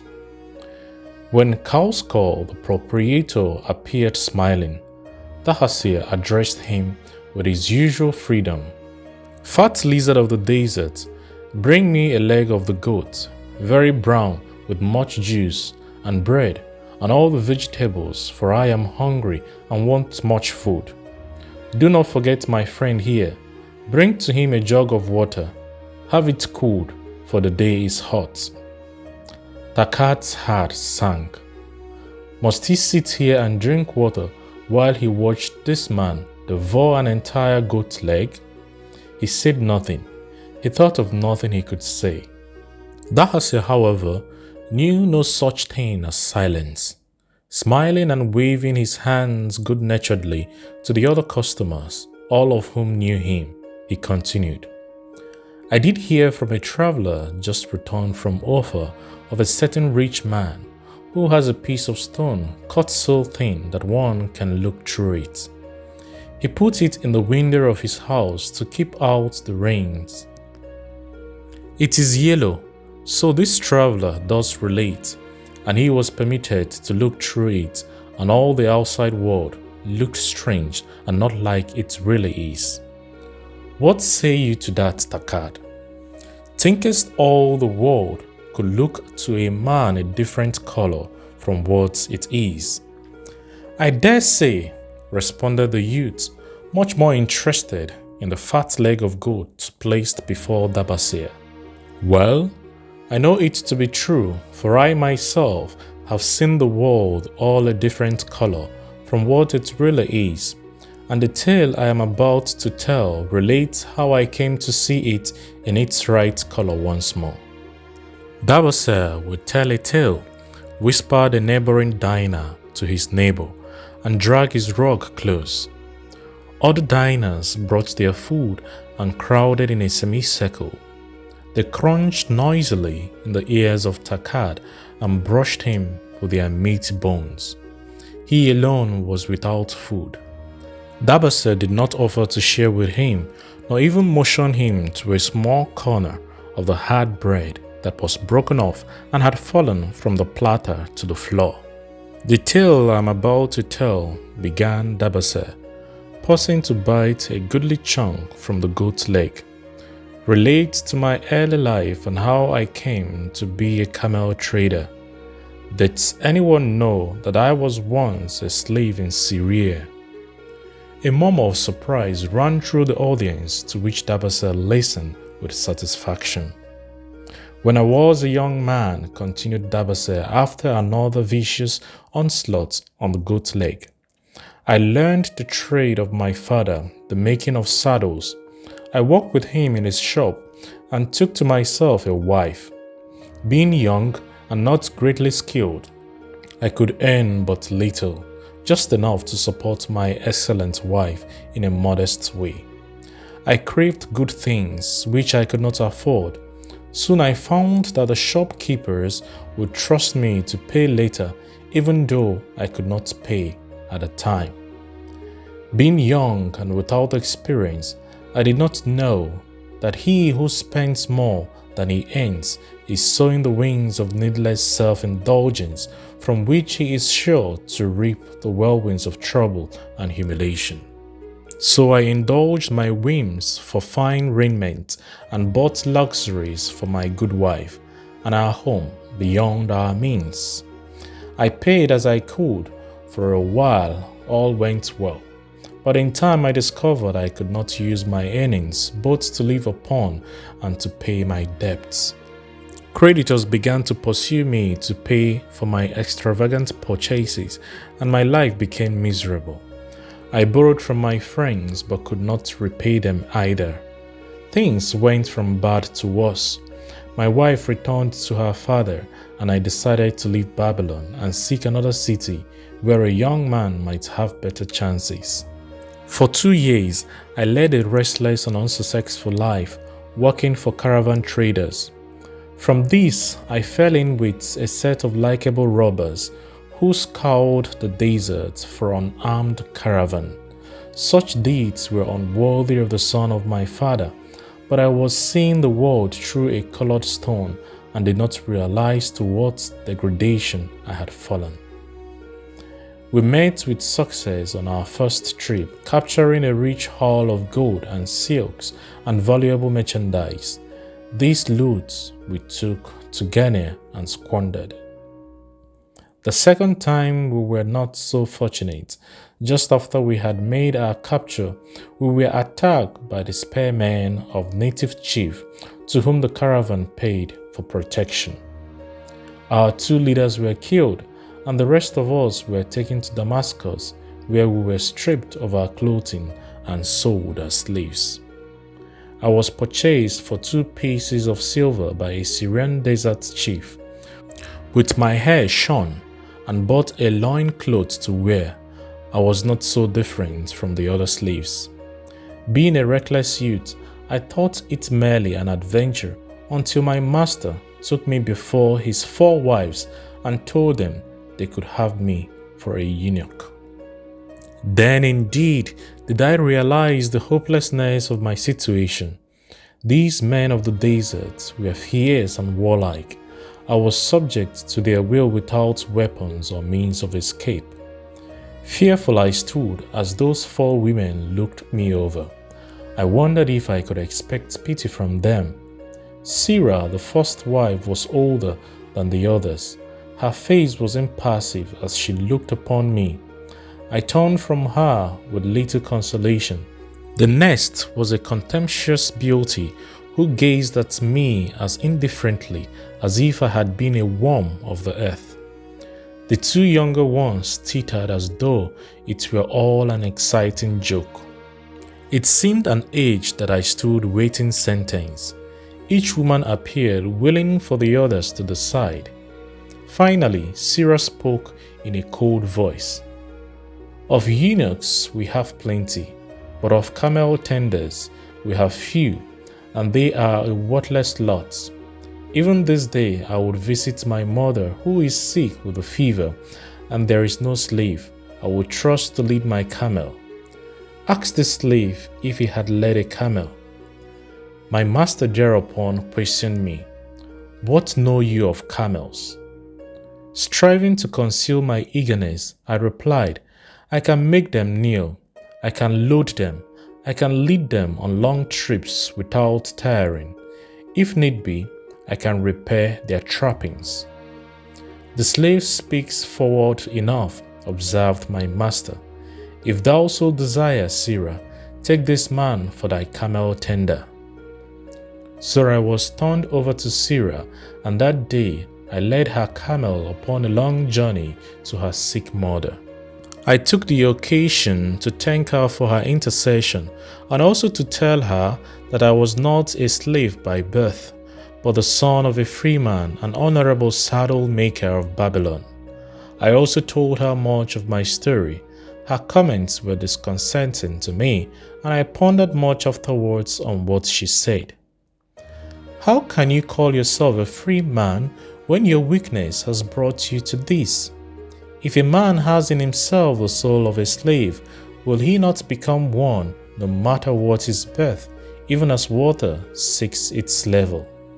If a man has within him the soul of a free man, will he not become respected and honored in his own city in spite of his misfortune? For over a year I was a slave and lived with the slaves, but I could not become as one of them. One day, Sarah asked me, "In the evening time when the other slaves can mingle and enjoy the society of each other, why dost sit in thy tent alone?" To which I responded, "I am pondering what you have said to me. I wonder if I have the soul of a slave. I cannot join them, so I must sit apart." "I too must sit apart," she confided. "My dowry was large, and my Lord married me because of it. Yet he does not desire me. What every woman longs for is to be desired.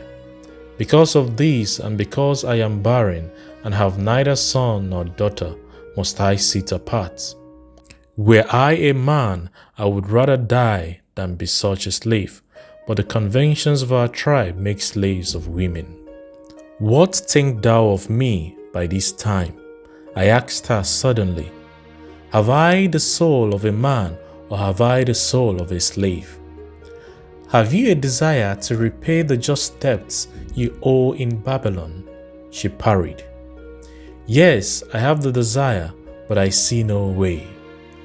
If thou contentedly let the years slip by and make no effort to repay, then thou hast but the contemptible soul of a slave.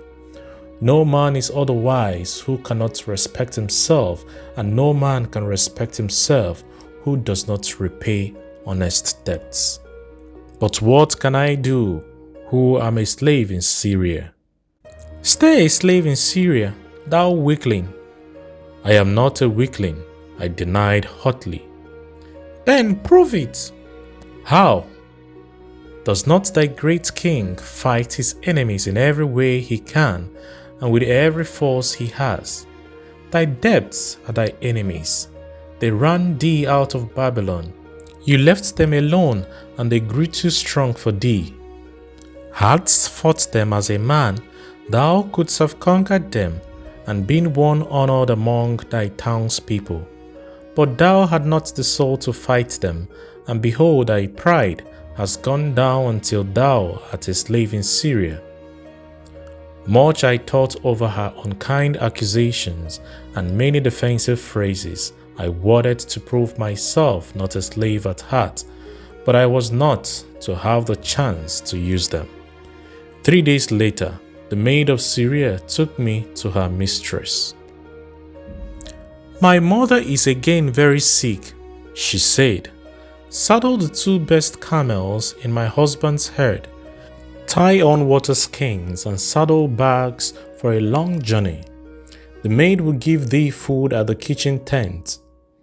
I packed the camels, wondering much at the quantity of provisions the maid provided, for the mother dwelt less than a day's journey away. The maid rode in the rear camel which followed, and I led the camel of my mistress. When we reached her mother's house, it was just dark. Sarah dismissed the maid and said to me, "Dabase, hast thou the soul of a free man or the soul of a slave?" "The soul of a free man," I insisted. "Now is thy chance to prove it. Thy master hath imbibed deeply, and his chiefs are in a stupor. Take then these camels and make thy escape. Here in this bag is remnant of thy masters to disguise thee. I will say thou stole the camel and ran away while I visited my sick mother." "Thou hast the soul of a queen," I told her. "Much do I wish that I might lead thee to happiness." "Happiness," she responded, "awaits not the runaway wife who seeks it in far lands among strange people. Go thy own way, and may the gods of the desert protect thee, for the way is far and barren of food or water." I needed no further urging, but thanked her warmly and was away into the night. I knew not this strange country and had only a dim idea of the direction in which lay Babylon, but struck out bravely across the desert towards the hills. One camel I rode and the other I led. All that night I traveled, and all the next day, urged on by the knowledge of the terrible fate that was meted out to slaves who stole their master's property and tried to escape. Late that afternoon, I reached a rough country as uninhabitable as the desert. The sharp rocks bruised the feet of my faithful camels, and soon they were picking their way slowly and painfully along. I met neither man nor beast, and could well understand why they shunned this inhospitable land. It was such a journey from then on as few men live to tell of. Day after day we plodded along. Food and water gave out. The heat of the sun was merciless. At the end of the 9th day, I slid from the back of my mount with the feeling that I was too weak to ever remount, and I would surely die lost in this abandoned country. I stretched out upon the ground and slept, not waking until the first gleam of daylight. I sat up and looked about me. There was a coolness in the morning air. My camels lay dejected not far away. About me was a vast waste of broken country, covered with rock and sand and thorny things, no sign of water, not to eat for man or camel. Could it be that in this peaceful quiet I faced my end? My mind was clearer than it had ever been before. My body now seemed of little importance. My parched and bleeding lips, my dry and swollen tongue, my empty stomach, all had lost their supreme agonies of the day before. I looked across into the uninviting distance, and once again came to me the question, have I the soul of a slave or the soul of a free man? Then with clearness I realized that if I had the soul of a slave, I should give up, lie down in the desert and die, a fitting end for a runaway slave. But if I had the soul of a free man, what then? Surely I would force my way back to Babylon, repay the people who had trusted me, bring happiness to my wife who truly loved me, and bring peace and contentment to my parents. Thy debts are thine enemies, who have run thee out of Babylon. Sarah had said. Yes, it was so. Why had I refused to stand my ground like a man? Why had I permitted my wife to go back to her father? Then a strange thing happened. All the world seemed to be of a different color, as though I had been looking at it through a colored stone, which had suddenly been removed. At last, I saw the true values in life. Die in the desert? Not I. With a new vision, I saw the things that I must do. First, I would go back to Babylon and face every man to whom I owed an unpaid debt. I should tell them that after years of wandering and misfortune, I had come back to pay my debts as fast as the gods would permit. Next, I should make a home for my wife and become a citizen of whom my parents should be proud. My debts were my enemies, but the men I owed were my friends, for they had trusted me and believed in me. I staggered weakly to my feet. What mattered hunger? What mattered thirst? They were but incidents on the road to Babylon.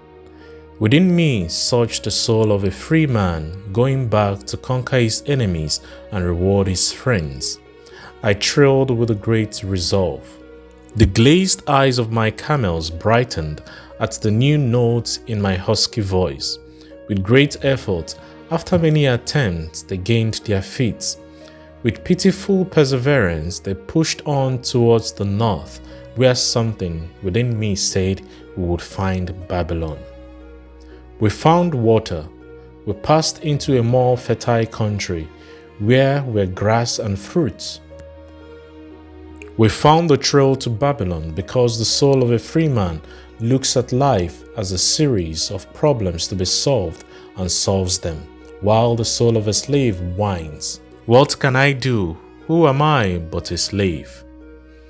How about thee, Takad? Does thy empty stomach make thy head exceedingly clear?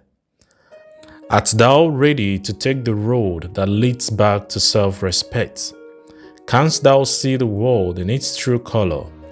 Hast thou the desire to pay thy honest debts, however many they may be, and once again be a man respected in Babylon? Moisture came to the eyes of the youth. He rose eagerly to his knees. Thou hast shown me a vision. Already I feel the soul of a free man surge within me. But how fared you upon your return? Questioned an interested listener. Where the determination is, the way can be found. Dabase replied. I now had the determination, so I set out to find a way. First, I visited every man to whom I was indebted and begged his indulgence until I could earn that with which to repay. Most of them met me gladly. Several reviled me, but others offered to help me. One indeed did give me the very help I needed. It was Martin, the gold lender. Learning that I had been a camel tender in Syria, he sent me to old Nebator, the camel trader, just commissioned by our good king to purchase many herds of sound camels for the great expedition. With him, my knowledge of camels I put to good use. Gradually, I was able to repay every copper and every piece of silver. Then at last, I could hold up my head and feel that I was an honorable man among men. Again, Dabasa turned to his food. Cosco, thou snail, he called loudly to be heard in the kitchen. The food is cold. Bring me more meat fresh from the roasting. Bring thou also a very large portion for Takad, the son of my old friend, who is hungry and shall eat with me. So ended the tale of Dabasa, the camel trader of old Babylon. He found his own soul when he realized a great truth, a truth that had been known and used by wise men long before his time. It has led men of all ages out of difficulties and into success, and it will continue to do so for those who have the wisdom to understand its magic power. It is for any man to use who reads these lines. Where the determination is, the way can be found. Chapter 9. The Clay Tablets from Babylon. Tablet number 1. Now when the moon becometh full, I, Dabase, who am but recently returned from slavery in Syria, with the determination to pay my many just debts and become a man of means worthy of respect in my native city of Babylon, do here engrave upon the clay a permanent record of my affairs to guide and assist me in carrying through my high desires. Under the wise advice of my good friend Martin, the gold lender, I am determined to follow an exact plan that he doth say will lead any honorable man out of debt into means and self-respect. This plan included 3 purposes, which are my hope and desire. First, the plan doth provide for my future prosperity. Therefore, 1/10 of all I earn shall be set aside as my own to keep. For Martin speaketh wisely when he saith, That man who keepeth in his purse both gold and silver, that he need not spend, is good to his family and loyal to his king. The man who had but a few coppers in his purse is indifferent to his family and indifferent to his king. But the man who hath not in his purse is unkind to his family and is disloyal to his king, for his own heart is bitter. Therefore, the man who wisheth to achieve must have coin that he may keep to jingle in his purse, that he have in his heart love for his family and loyalty to his king. Second, the plan doth provide that I shall support and clothe my good wife, who hath returned to me with loyalty from the house of her father.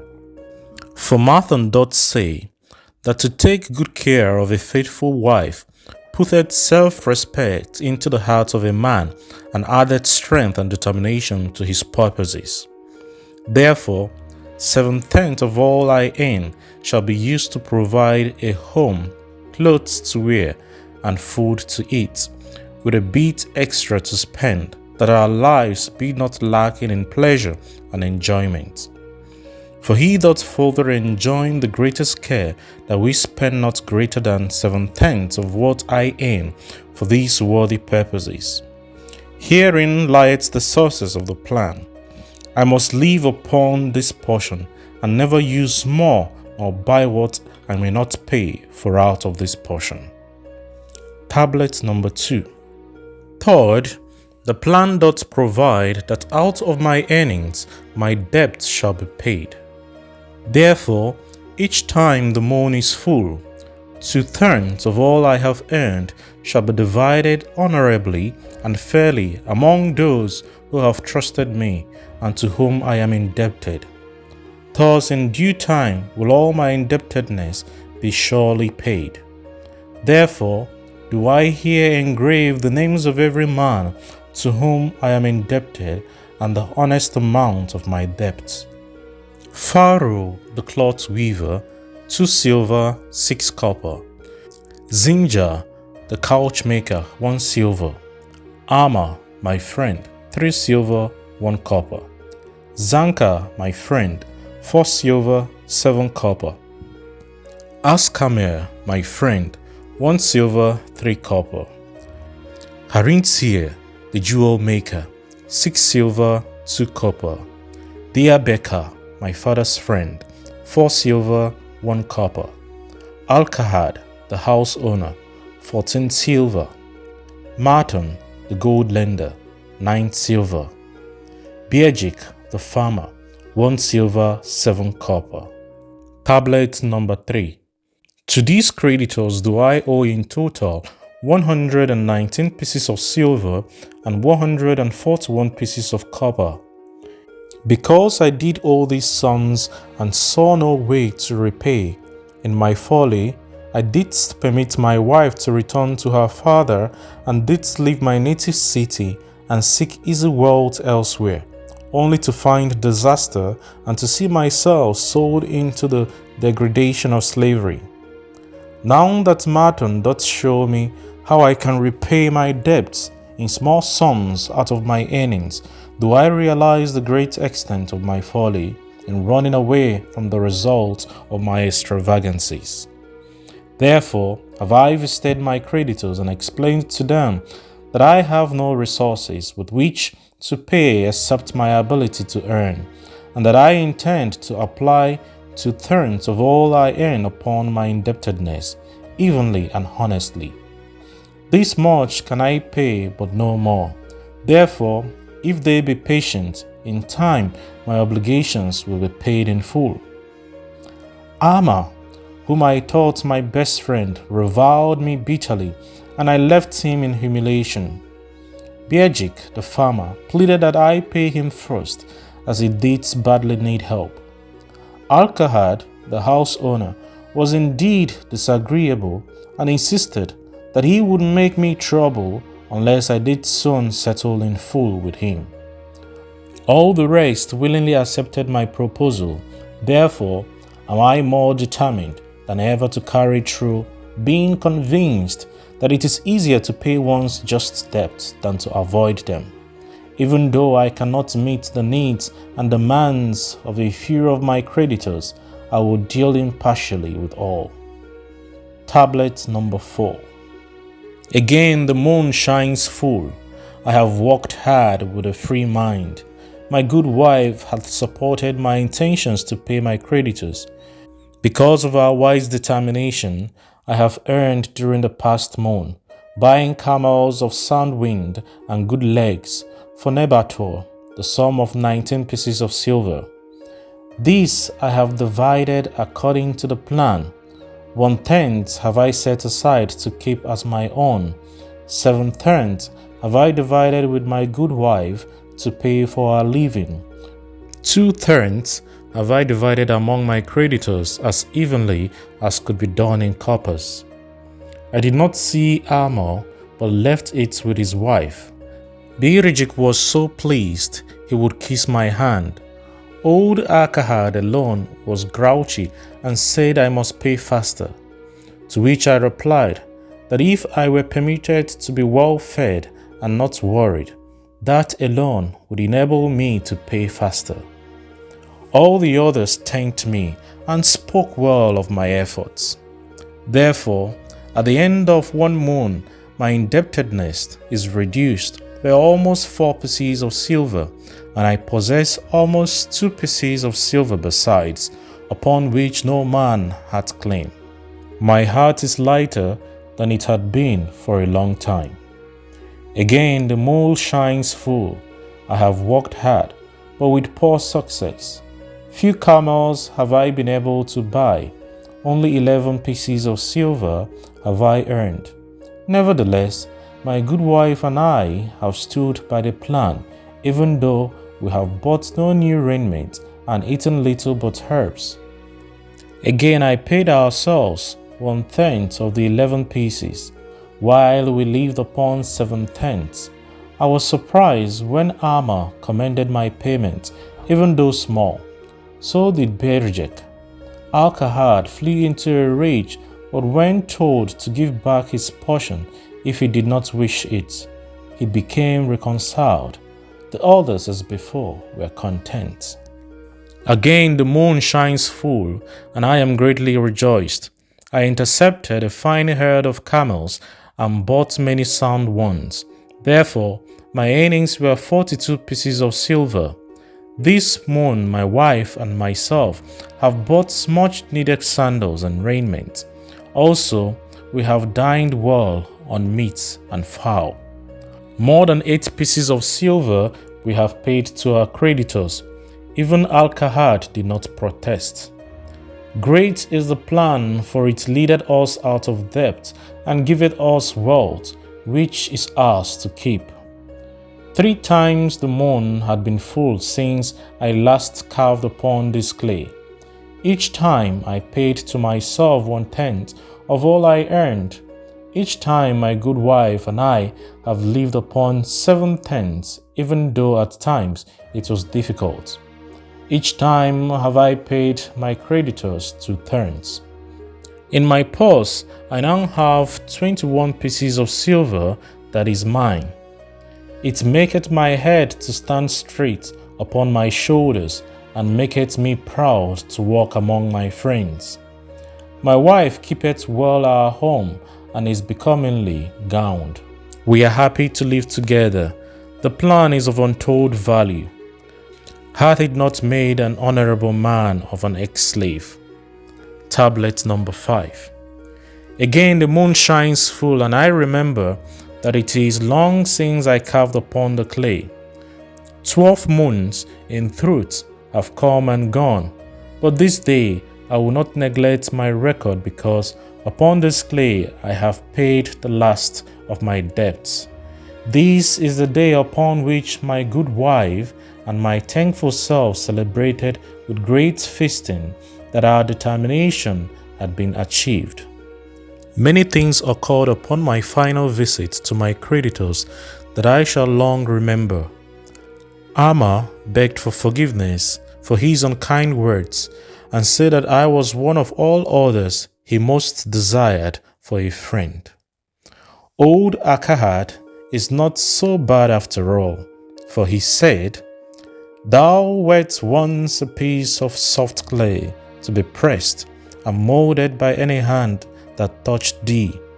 But now thou art a piece of bronze, capable of holding an edge. If thou need silver or gold at any time, come to me."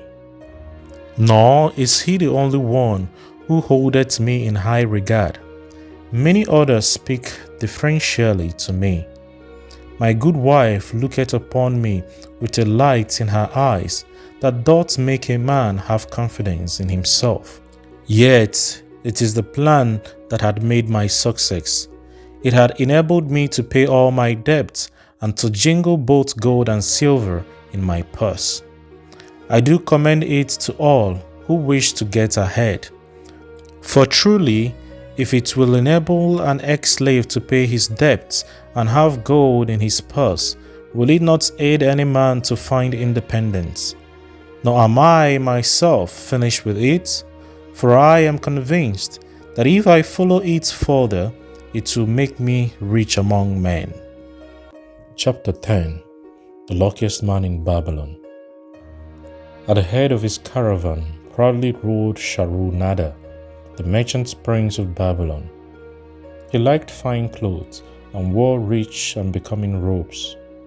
He liked fine animals and sat easily upon his spirited Arabian stallion. To look at him, one would hardly have guessed his advanced years. Certainly, they would not have suspected that he was inwardly troubled. The journey from Damascus is long, and the hardships of the desert many. These he minded not. The Arab tribes are fierce and eager to loot rich caravans. These he feared not, for his many fleet-mounted guards were a safe protection. About the youth at his side, whom he was bringing from Damascus, was he disturbed. This was Hadamgula, the grandson of his partner of other years, Aradgula, to whom he felt he owed a debt of gratitude which could never be repaid. He would like to do something for this grandson, but the more he considered this, the more difficult it seemed because of the youth himself. Eyeing the young man's ring and earrings, he thought to himself, "He thinks jewels are for men. Still, he has his grandfather's strong face." But his grandfather wore no such gaudy robes. Yet I sought him to come, hoping I might help him get a start for himself and get away from the wreck his father has made of their inheritance. Hadangula broke in upon his thoughts. "Why dost thou work so hard, riding always with thy caravan upon its long journeys? Dost thou never take time to enjoy life?" Sharunada smiled. "To enjoy life?" he repeated. "What wouldst thou do to enjoy life if thou wert Sharunada?" "If I had wealth equal to thine, I would live like a prince. Never across the hot desert would I ride.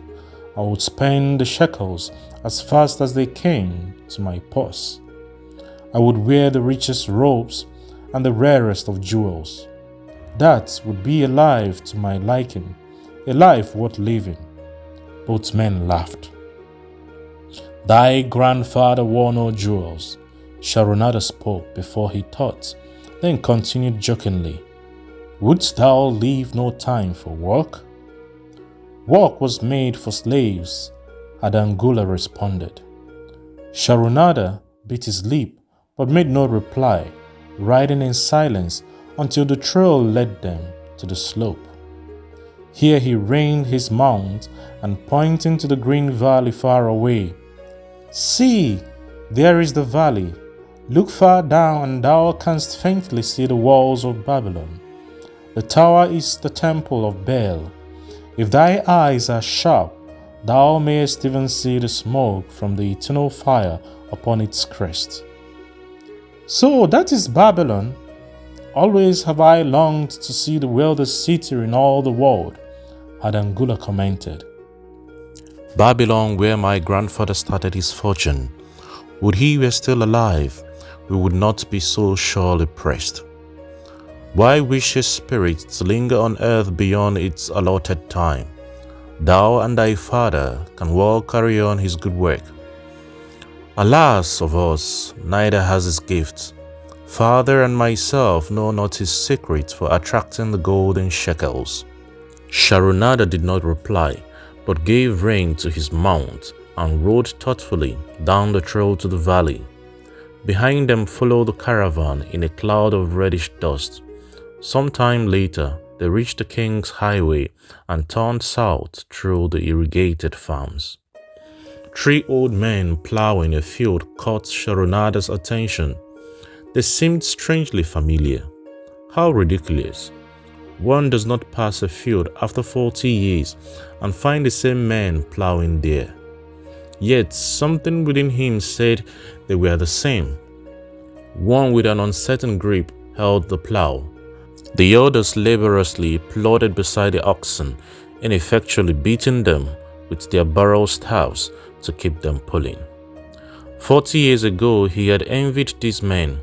How gladly he would have exchanged places. But what a difference now.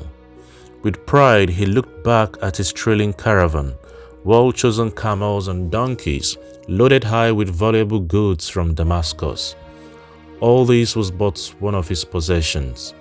He pointed to the plowers, saying, "Still plowing the same field where they were 40 years ago." They looked it, "But why thinkest thou they are the same?" "I saw them there," Sharonada replied. Recollections were racing rapidly through his mind. Why could he not bury the past and live in the present? Then he saw, as in a picture, the smiling face of Arad Gula. The barrier between him and the cynical youth beside him dissolved. But how could he help such a superior youth with his spendthrift ideas and bejeweled hands? Work he could offer in plenty to willing workers, but not for men who considered themselves too good for work. Yet he owed it to Arad Gula to do something, not a half-hearted attempt. He and Arad Gula had never done things that way. They were not that sort of men. A plan came almost in a flash. There were objections. He must consider his own family and his own standing. It would be cruel, it would hurt. Being a man of quick decisions, he waived objections and decided to act. "Wouldst thou be interested in hearing how thy worthy grandfather and myself joined in the partnership which proved so profitable?" he questioned. "Why not just tell me how thou madest the golden shekels? That is all I need to know," the young man parried. Sharonada ignored the reply and continued. "We start with those men plowing. I was no older than thou. As the column of men in which I marched approached, good old Megiddo the farmer scoffed at the slipshod way in which they plowed. Megiddo was chained next to me. "Look at the lazy fellows," he protested.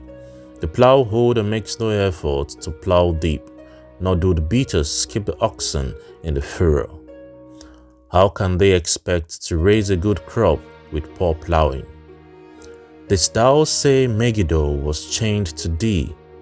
Hadangula asked in surprise. "Yes, with bronze collars about our necks and a length of heavy chains between us. Next to him was Zabado, the sheep thief. I had known him in Haran. At the end was a man we called Pirate because he told us not his name. We judged him a sailor as he had entwined serpent tattooed upon his chest in sailor fashion. The column was made up thus so the men could walk in fours." "Thou wert chained as a slave?" Hadangula asked incredulously. "Did not thy grandfather tell thee I was once a slave?" "He often spoke of thee but never hinted of this. He was a man thou couldst trust with innermost secrets. Thou too art a man I may trust. Am I not right?" Sharonada looked him squarely in the eye. "Thou mayest rely upon my silence, but I am amazed. Tell me, how dost thou come to be a slave?" Sharonada shrugged his shoulders. "Any man may find himself a slave. It was a gaming house and barley beer that brought me disaster. I was the victim of my brother's indiscretions. In a brawl he killed his friend. I was bonded to the widow by my father, desperate to keep my brother from being persecuted under the law. When my father could not raise the silver to free me, She, in anger, sold me to the slave dealer. What a shame and injustice, had Angola protested. But tell me, how dost thou regain freedom? We shall come to that, but not yet. Let us continue my tale. As we passed, the plowers jeered at us. One did doff his raged hat and bow low, calling out, "Welcome to Babylon, guest of the king. He waits for thee on the city walls where the banquet is spread, mud bricks and onion soup." With that, they laughed uproariously. Pirates flew into a rage and cursed them roundly. "What do those men mean by the king awaiting us on the walls?" I asked him. "To the city walls ye march to carry bricks until the back breaks. Maybe they beat thee to death before it breaks. They won't beat me, I'll kill them." Then Megiddo spoke up. "It doesn't make sense to me to talk of masters beating willingly hard-working slaves to death. Masters like good slaves and treat them well." "Who wants to work hard?" commented Zabado. "Those plowers are wise fellows. They are not breaking their backs, just letting on as if they be." "Thou canst get ahead by shaking," Megiddo protested. "If thou plow a hectare, that's a good day's work, and any master knows it. But when thou plow only a half, that's shaking." "I don't shake. I like to work, and I like to do good work, for work is the best friend I've ever known. It has brought me all the good things I've had, my farm and cows and crops, everything." "Yeah, and where be these things now?" scoffed Zabado. "I figure it pays better to be smart and get by without working. You watch Zabado. If we're sold to the walls, he'll be carrying the water bag or some easy job, when thou, who like to work, will be breaking thy back carrying bricks." He laughed his silly laugh. Terror gripped me that night. I could not sleep. I crowded close to the guard rope, and when the others slept, I attracted the attention of Godoso, who was doing the first guard watch. He was one of those brigand Arabs, the sort of rogue, who if he robbed thee of thy purse, will think he must also cut thy throat. "Tell me, Godoso," I whispered, "when we get to Babylon, will we be sold to the walls?" "Why want to know?" he questioned cautiously. "Canst thou not understand?" I pleaded. "I am young. I want to live. I don't want to be worked or beaten to death on the walls. Is there any chance for me to get a good master?" He whispered back, "I tell something, thou good fellow, give Godoso no trouble. Most times we go first to slave market. Listen now, when buyers come, tell them you're a good worker, like to work hard for good master. Make them want to buy. You not make them buy. Next day you carry bricks, mighty hard work." After he walked away, I lay in the warm sand looking up at the stars and thinking about work. What Megiddo had said about it being his best friend made me wonder if it would be my best friend. Certainly it would be if it helped me out of this. When Megiddo awoke, I whispered my good news to him. It was our one ray of hope as we marched toward Babylon. Late in the afternoon, we approached the walls and could see the lines of men like black ants climbing up and down the steep diagonal paths. As we drew closer, we were amazed at the thousands of men working. Some were digging in the moats, others mixed the dirt into mud bricks. The greatest number were carrying the bricks in large baskets up those steep trails to the masons. Overseers cursed the laggards and cracked bullock whips over the backs of those who failed to keep in line. Poor worn-out fellows were seen to stagger and fall beneath their heavy baskets, unable to rise again. If the lash failed to bring them to their feet, they were pushed to the side of the path and left writhing in agony. Soon they would be dragged down to join other caravan bodies beside the roadway to await unsanctified graves. As I beheld the ghastly sight, I shuddered. So this was what awaited my father's son if he failed at the slave market. God also had been right.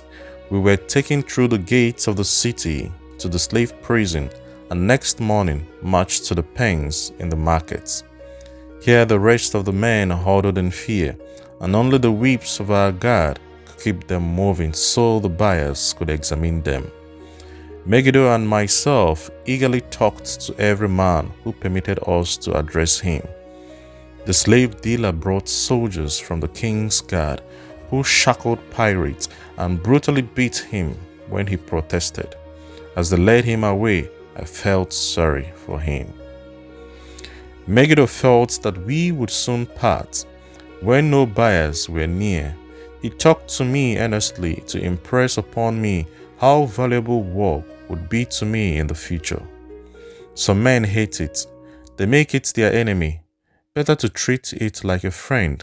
Make thyself like it. Don't mind because it is hard.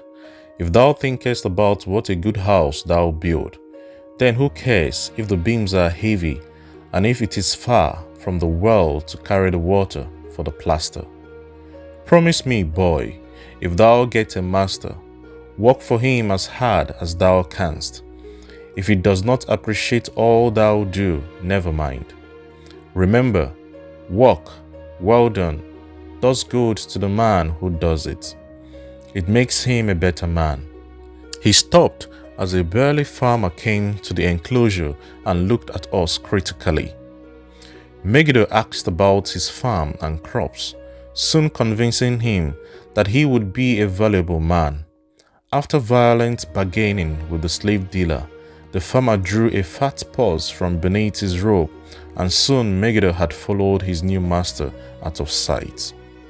A few other men were sold during the morning. At noon, God also confided to me that the dealer was disgusted and would not stay over another night, but would take all who remained at sundown to the king's buyer. I was becoming desperate when a fat, good-natured man walked up to the wall and inquired if there was a baker among us. I approached him saying, "Why should a good baker like thyself seek another baker of inferior ways? Would it not be easier to teach a willing man like myself thy skilled ways? Look at me, I am young, strong, and like to work. Give me a chance, and I will do my best to earn gold and silver for thy purse." He was impressed by my willingness and began bargaining with the dealer, who had never noticed me since he had bought me, but now waxed eloquent on my abilities, good health, and good disposition. I felt like a fat ox being sold to a butcher. At last, much to my joy, the deal was closed. I followed my new master away, thinking I was the luckiest man in Babylon. My new home was much to my liking.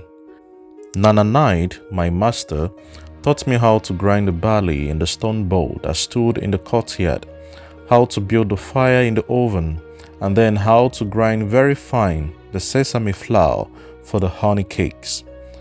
I had a couch in the shed where his grain was stored. The old slave housekeeper, Swati, fed me well and was pleased at the way I helped her with a heavy task. Here was the chance I had longed for to make myself valuable to my master, and I hoped to find a way to earn my freedom. I asked Nananide to show me how to knead the bread and to bake. This he did, much pleased at my willingness. Later, when I could do this well, I asked him to show me how to make the honey cakes, and soon I was doing all the baking. My master was glad to be idle, but Swati shook her head in disapproval. "No work to do is bad for any man," she declared. I felt it was time for me to think of a way by which I might start to earn coins to buy my freedom. As the baking was finished at noon, I thought Nana Nide would approve if I found profitable employment for the afternoons and might share my earnings with me. Then the thought came to me, why not bake more of the honey cakes and peddle them to hungry men upon the streets of the city? I presented my plan to Nana Nide this way. If I can use my afternoons after the baking is finished to earn for thee coins, would it be only fair for thee to share my earnings with me, that I might have money of my own to spend for those things which every man desires and needs? Fair enough, he admitted. When I told him of my plan to peddle our honey cakes, he was well pleased. Here is what we will do, he suggested. Thou sellest them at 2 for a penny, then half of the pennies will be mine to pay for the flour and the honey and the wood to bake them. Of the rest I shall take half, and thou shalt keep half. I was much pleased by his generous offer, that I might keep for myself 1/4 of my sales. That night I worked late to make a tray upon which to display them. Nana Nide gave me one of his own ropes, that I might look well, and Swati helped me patch it and wash it clean. The next day, I baked an extra supply of honey cakes. They looked brown and tempting upon the tray as I went along the street, loudly calling my wares. At first, no one seemed interested, and I became discouraged. I kept on, and later in the afternoon, as men became hungry, the cakes began to sell, and soon my tray was empty. Nana Nide was well pleased with my success and gladly paid me my share. I was delighted to own pennies. Megiddo had been right when he said a master appreciated good work for his slaves. That night, I was so excited over my success I could hardly sleep, and tried to figure how much I could earn in a year and how many years would be required to buy my freedom. As I went forth with my tray of cakes every day, I soon found regular customers. One of these was none other than thy grandfather, Aradgula. He was a rug merchant and sold to the housewives, going from one end of the city to the other, accompanied by a donkey loaded high with rugs and a black slave to tend it. He would buy 2 cakes for himself and 2 for his slave, always tarrying to talk with me while they ate them. Thy grandfather said something to me one day that I shall always remember.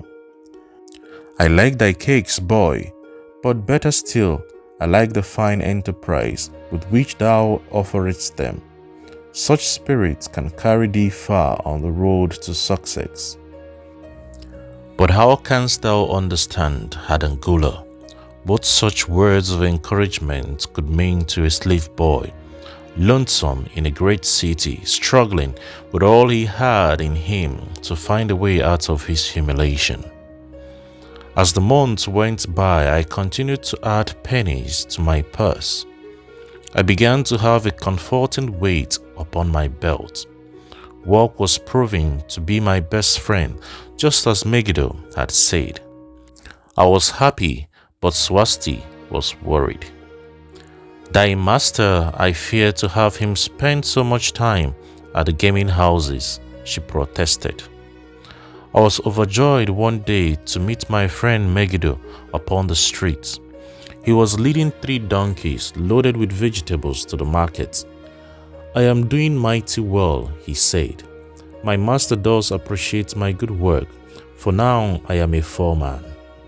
See, he does trust the marketing to me, and also he is sending for my family.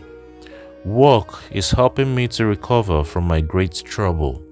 Someday, it will help me to buy my freedom and once more own a farm of my own.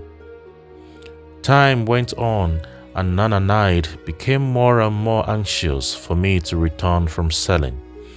He would be waiting when I returned and would eagerly count and divide our money. He would also urge me to seek further markets and increase my sales. Often I went outside the city gate to solicit the overseers of the slaves building the walls. I hated to return to the disagreeable sight, but found the overseers liberal buyers. One day, I was surprised to see Zebado waiting in line to fill his basket with bricks. He was gaunt and bent, and his back was covered with welts and sores from the whips of the overseers. I was sorry for him and handed him a cake, which he crushed into his mouth like a hungry animal. Seeing the greedy look in his eyes, I ran before he could grab my tray. "Why dost thou work so hard?" Aradgula said to me one day. "Almost the same question thou asked of me today. Dost thou remember?" I told him what Megiddo had said about work and how it was proving to be my best friend. I showed him with pride my wallet of pennies and explained how I was saving them to buy my freedom. "When thou art free, what wilt thou do?" he inquired. "Then," I answered, "I intend to become a merchant." At that, he confided in me something I had never suspected. "Thou knowest not that I also am a slave. I am in partnership with my master." "Stop," demanded Hadangula. "I will not listen to lies defaming my grandfather. He was no slave." His eyes blazed in anger. Sharunada remained calm. I honor him for rising above his misfortune and becoming a leading citizen of Damascus. Art thou his grandson, cast of the same mold? Art thou man enough to face true facts, or dost thou prefer to live under false illusions? Hadangula straightened in his saddle. In a voice suppressed with deep emotion, he replied, "My grandfather was beloved by all. Countless were his good deeds. When the famine came, did not his gold buy grain in Egypt, and did not his caravan bring it to Damascus and distribute it to the people, so none would starve? Now thou sayest he was but a despised slave in Babylon. Had he remained a slave in Babylon, then he might well have been despised. But when, through his own efforts, he became a great man in Damascus, the gods indeed condoned his misfortunes and honored him with their respect." Sharunada replied. After telling me that he was a slave, Sharunada continued. He explained how anxious he had been to earn his freedom. Now that he had enough money to buy this, he was much disturbed as to what he should do. He was no longer making good sales and feared to leave the support of his master. I protested his indecision. "Cling no longer to thy master. Get once again the feeling of being a free man. Act like a free man and succeed like one. Decide what thou desirest to accomplish, and then work will aid thee to achieve it." He went on his way, saying he was glad I had shamed him for his cowardice. One day, I went outside the gates again and was surprised to find a great crowd gathering there. When I asked the man for an explanation, he replied, "Hast thou not heard? An escaped slave who murdered one of the king's guards has been brought to justice and will this day be flogged to death for his crime. Even the king himself is to be here." So dense was the crowd about the flogging post, I feared to go near lest my tray of honey cakes be upset. Therefore, I climbed up the unfinished wall to see over the heads of the people. I was fortunate in having a view of Nebuchadnezzar himself as he rode by his golden chariots. Never had I beheld such grandeur such robes and hangings of gold clothes and velvet. I could not see the flogging, though I could hear the shrieks of the poor slave. I wondered how one so noble as our handsome king could endure to see such suffering. Yet when I saw he was laughing and joking with his nobles, I knew he was cruel and understood why such inhuman tasks were demanded of the slaves building the walls. After the slave was dead, his body was hung upon a pole by a rope attached to his leg so all might see. As the crowd began to thin, I went close. On the hairy chest, I saw tattooed 2 entwined serpents. It was Pirate. The next time I met Aradgula, he was a changed man. Full of enthusiasm, he greeted me.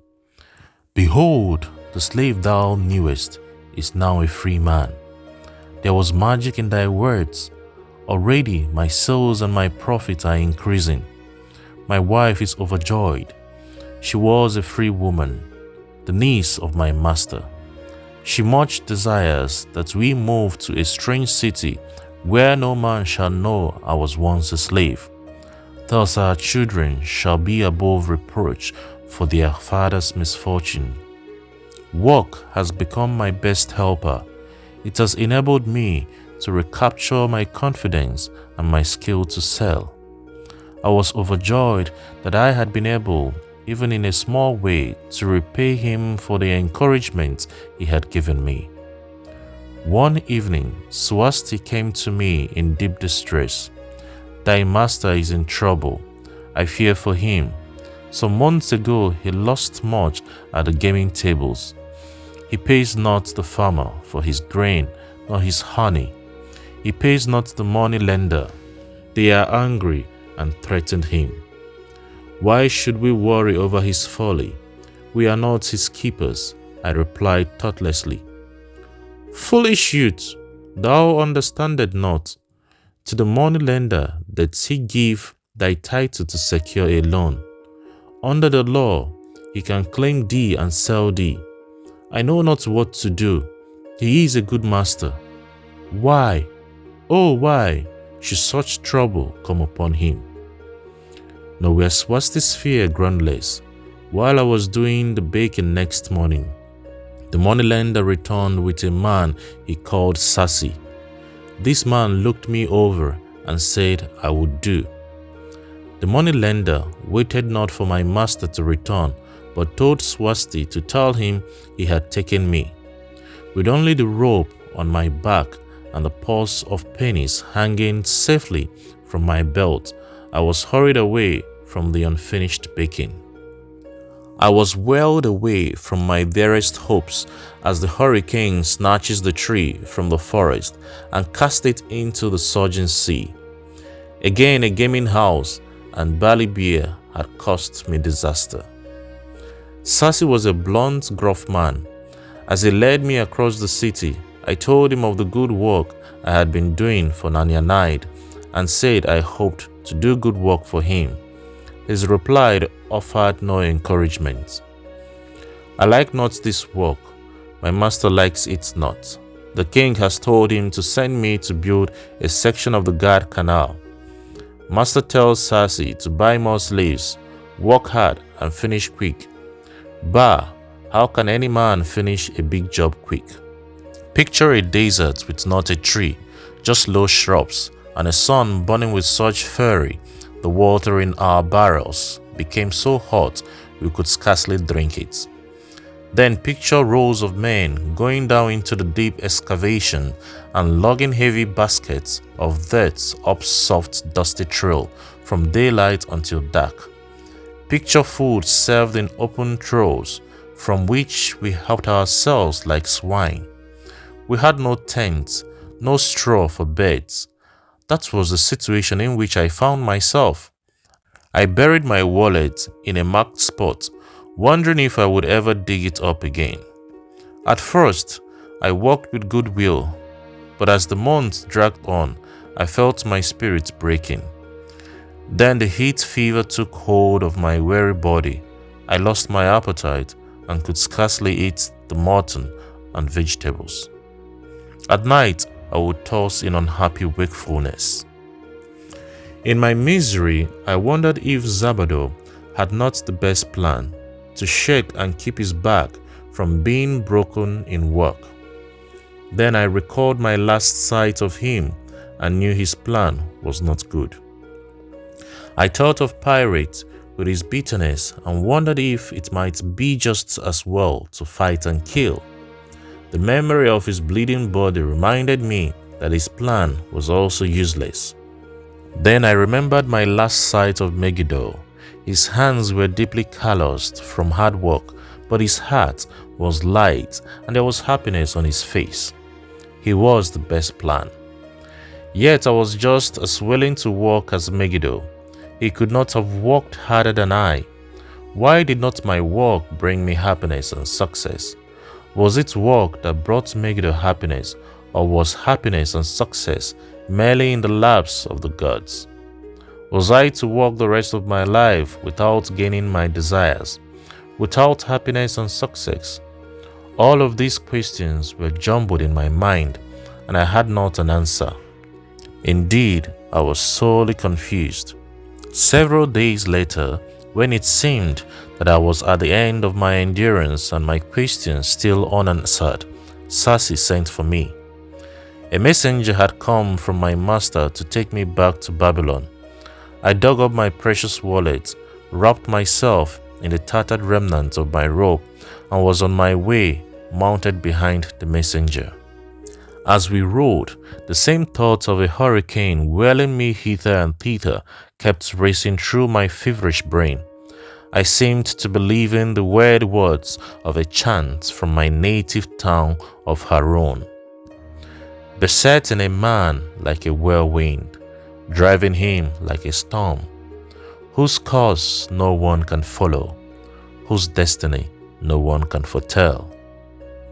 Was I destined to be ever thus punished for I knew not what?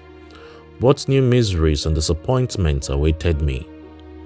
When we rode into the courtyard of my master's house, imagine my surprise when I saw Aragula awaiting me. He helped me down and hugged me like a long-lost brother. As we went our way, I would have followed him as a slave should follow his master, but he would not permit me. He put his arm about me, saying, I hunted everywhere for thee.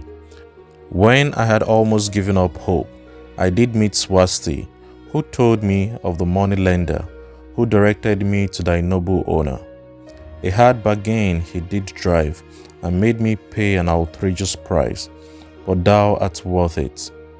Thy philosophy and thy enterprise have been my inspiration to this new success. Megiddo's philosophy, not mine, I interrupted. Megiddo's and thine. Thanks to thee both, we are going to Damascus, and I need thee for my partner. See, he exclaimed, in one moment thou wilt be a free man. So saying, he drew from beneath his robe the clay tablets carrying my title. These he raised above his head and hurled it to break in 100 pieces upon the cobblestones. With glee, he stamped upon the fragments until they were but dust. Tears of gratitude filled my eyes. I knew I was the luckiest man in Babylon. Walk, thou sea, by this, in the time of my greatest distress, this proved to be my best friend. My willingness to work enabled me to escape from being sold to join the slave gangs upon the walls. It also so impressed my grandfather, he selected me for his partner. Then Hadangula questioned, was work my grandfather's secret key to the golden shekels? It was the only key he had when I first knew him, Sharunada replied. Thy grandfather enjoyed working. The gods appreciated his effort and rewarded him liberally.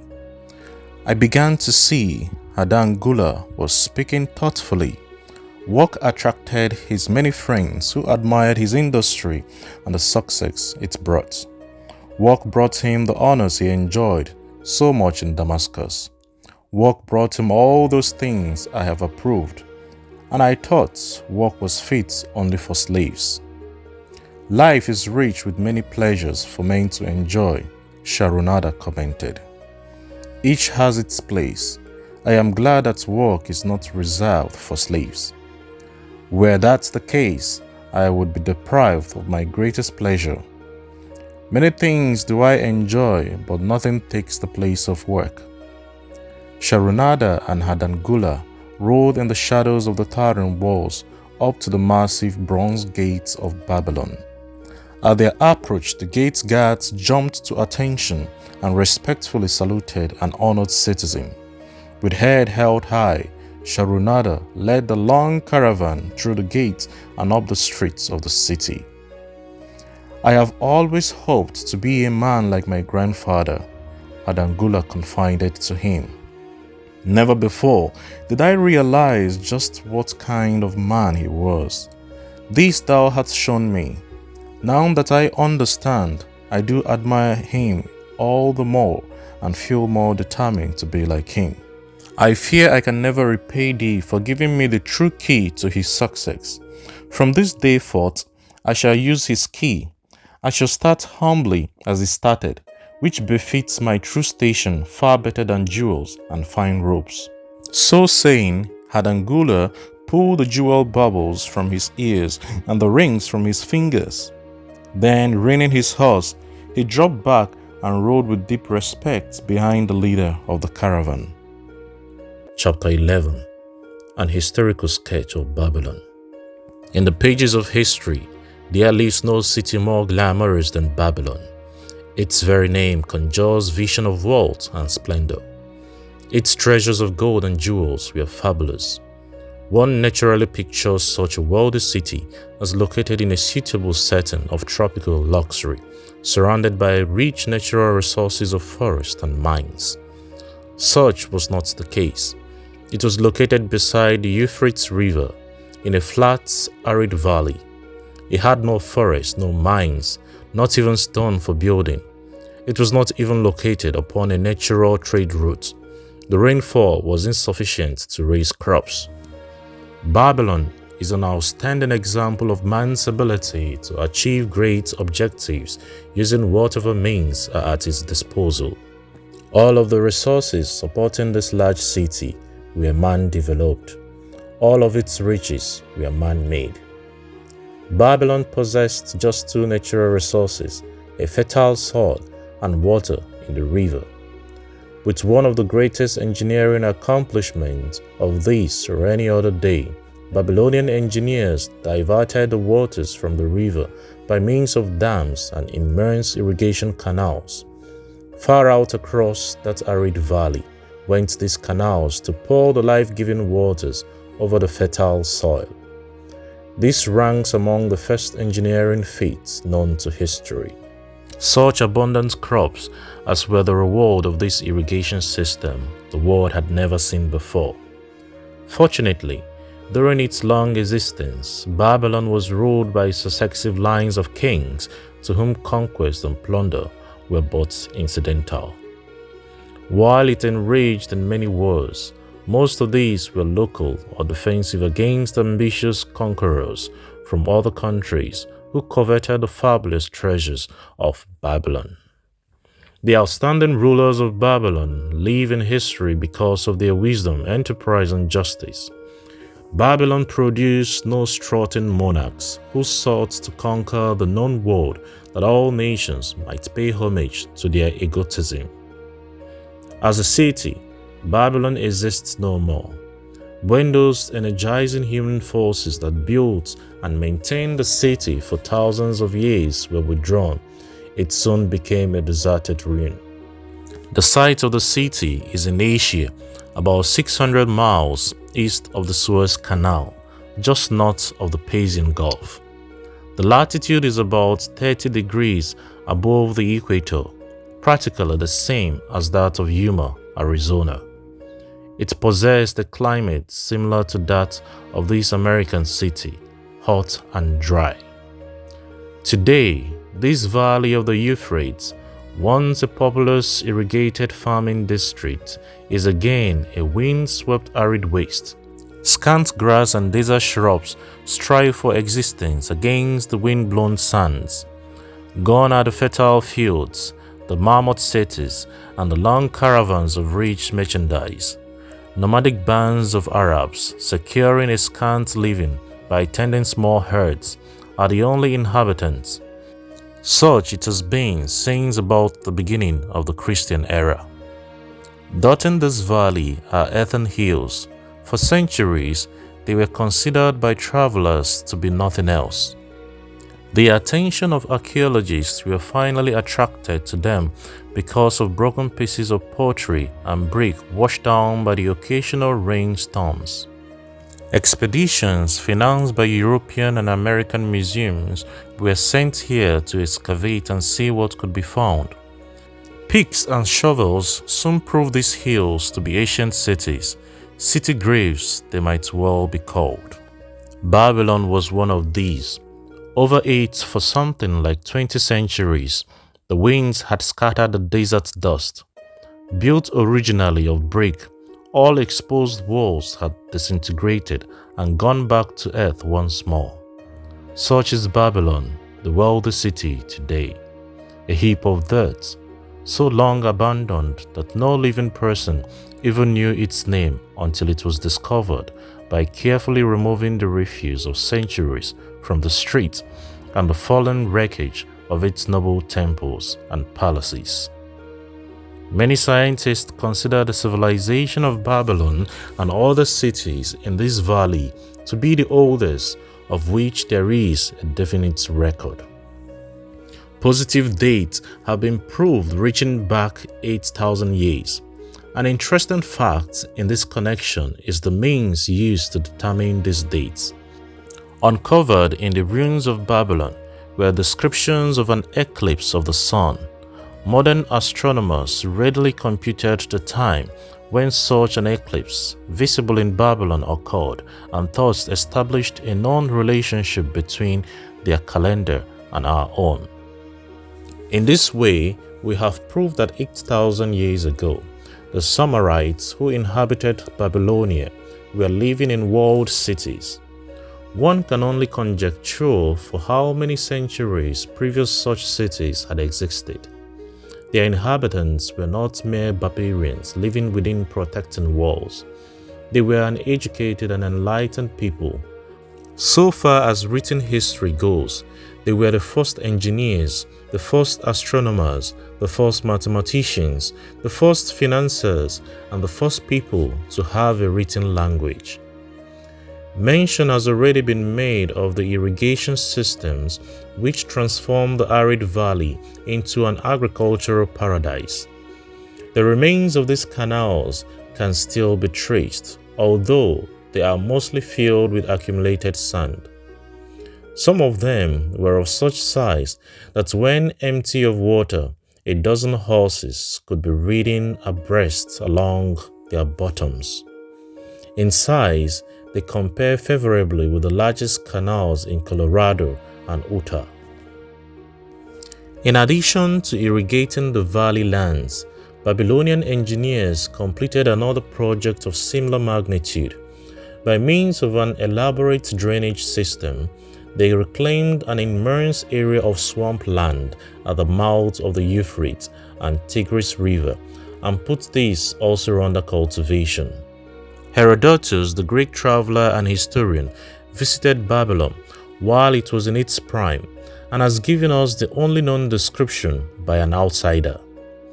His writings give a graphic description of the city and some of the unusual customs of its people. He mentions the remarkable fertility of the soil and the bountiful harvest of wheat and barley which they produced. The glory of Babylon has faded, but its wisdom has been preserved for us. For this we are indebted to their form of records. In that distant day, the use of paper had not been invented. Instead, they laboriously engraved their writing upon tablets of moist clay. When completed, these were baked and became hard tiles. In size, they were about 6 by 8 and an inch in thickness. These clay tablets, as they are commonly called, were used much as we use modern forms of writing. Upon them were engraved legends, poetry, history, transcriptions of royal decrees, the laws of the land, titles to properties, promissory notes, and even letters which were dispatched by messengers to distant cities. From these clay tablets, we are permitted an insight into the intimate personal affairs of the people. For example, one tablet, evidently from the records of a country storekeeper, relates that upon the given date, a certain named customer brought in a cow and exchanged it for 7 sacks of wheat, 3 being delivered at the time, and the other 4 to await the customer's pleasure. Safely buried in the wrecked cities, archaeologists have recovered entire libraries of these tablets, hundreds of thousands of them. One of the outstanding wonders of Babylon was the immense walls surrounding the city.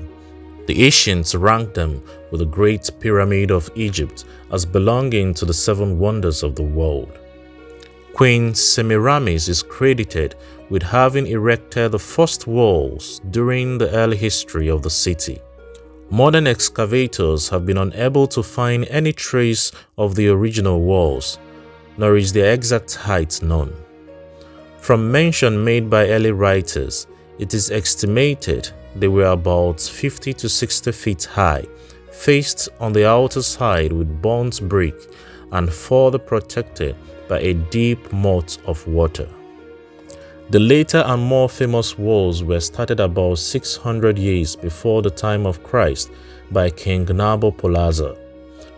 Upon such a gigantic scale did he plan the rebuilding, he did not live to see the work finished. This was left to his son Nebuchadnezzar, whose name is familiar in biblical history. The height and length of these later walls staggers belief. They are reported upon reliable authority to have been about 160 feet high, the equivalent of the height of a modern 15-story office building. The total length is estimated as between 9 and 11 miles. So wide was the top that a 6-horse chariot could be driven around them. Of this tremendous structure, little now remains except portions of the foundations and the moat. In addition to the ravages of the elements, the Arabs completed the destruction by quarrying the bricks for building purposes elsewhere. Against the walls of Babylon marched, in turn, the victorious armies of almost every conqueror of that age of wars of conquest. A host of kings laid siege to Babylon, but always in vain. Invading armies of that day were not to be considered lightly. Historians speak of such units as 10,000 horsemen, 25,000 chariots, 1,200 regiments of foot soldiers with 1,000 men to the regiment. Often 2 to 3 years of preparation will be required to assemble war materials and depot of food along the proposed line of march. The city of Babylon was organized much like a modern city. There were streets and shops. Peddlers offered their wares through residential districts.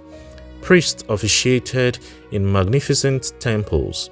Within the city was an inner enclosure for the royal palaces. The walls about this were said to have been higher than those about the city. The Babylonians were skilled in the arts. These included sculpture, painting, weaving, gold working, and the manufacture of metal weapons and agricultural implements. Their jewelers created most artistic jewelry.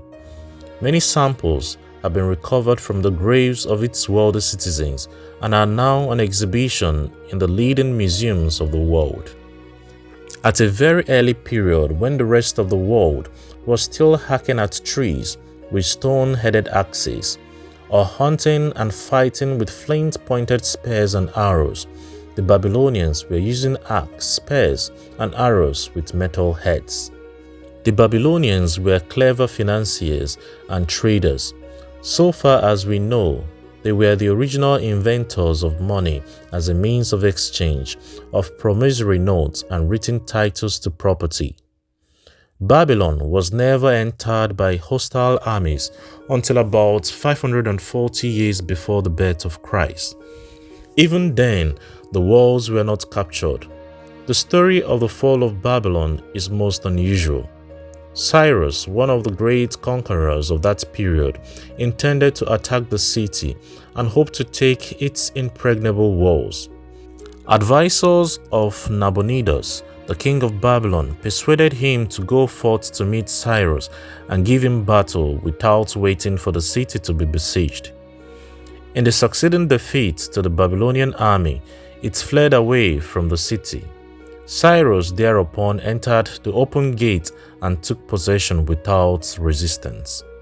Thereafter, the power and prestige of the city gradually waned until, in the course of a few hundred years, it was eventually abandoned, deserted, left for the winds and storms to level once again to that desert earth from which its grandeur had originally been built. Babylon had fallen, never to rise again, but to it civilization owes much. The urns of time have crumbled to dust, the proud walls of its temples, but the wisdom of Babylon endures.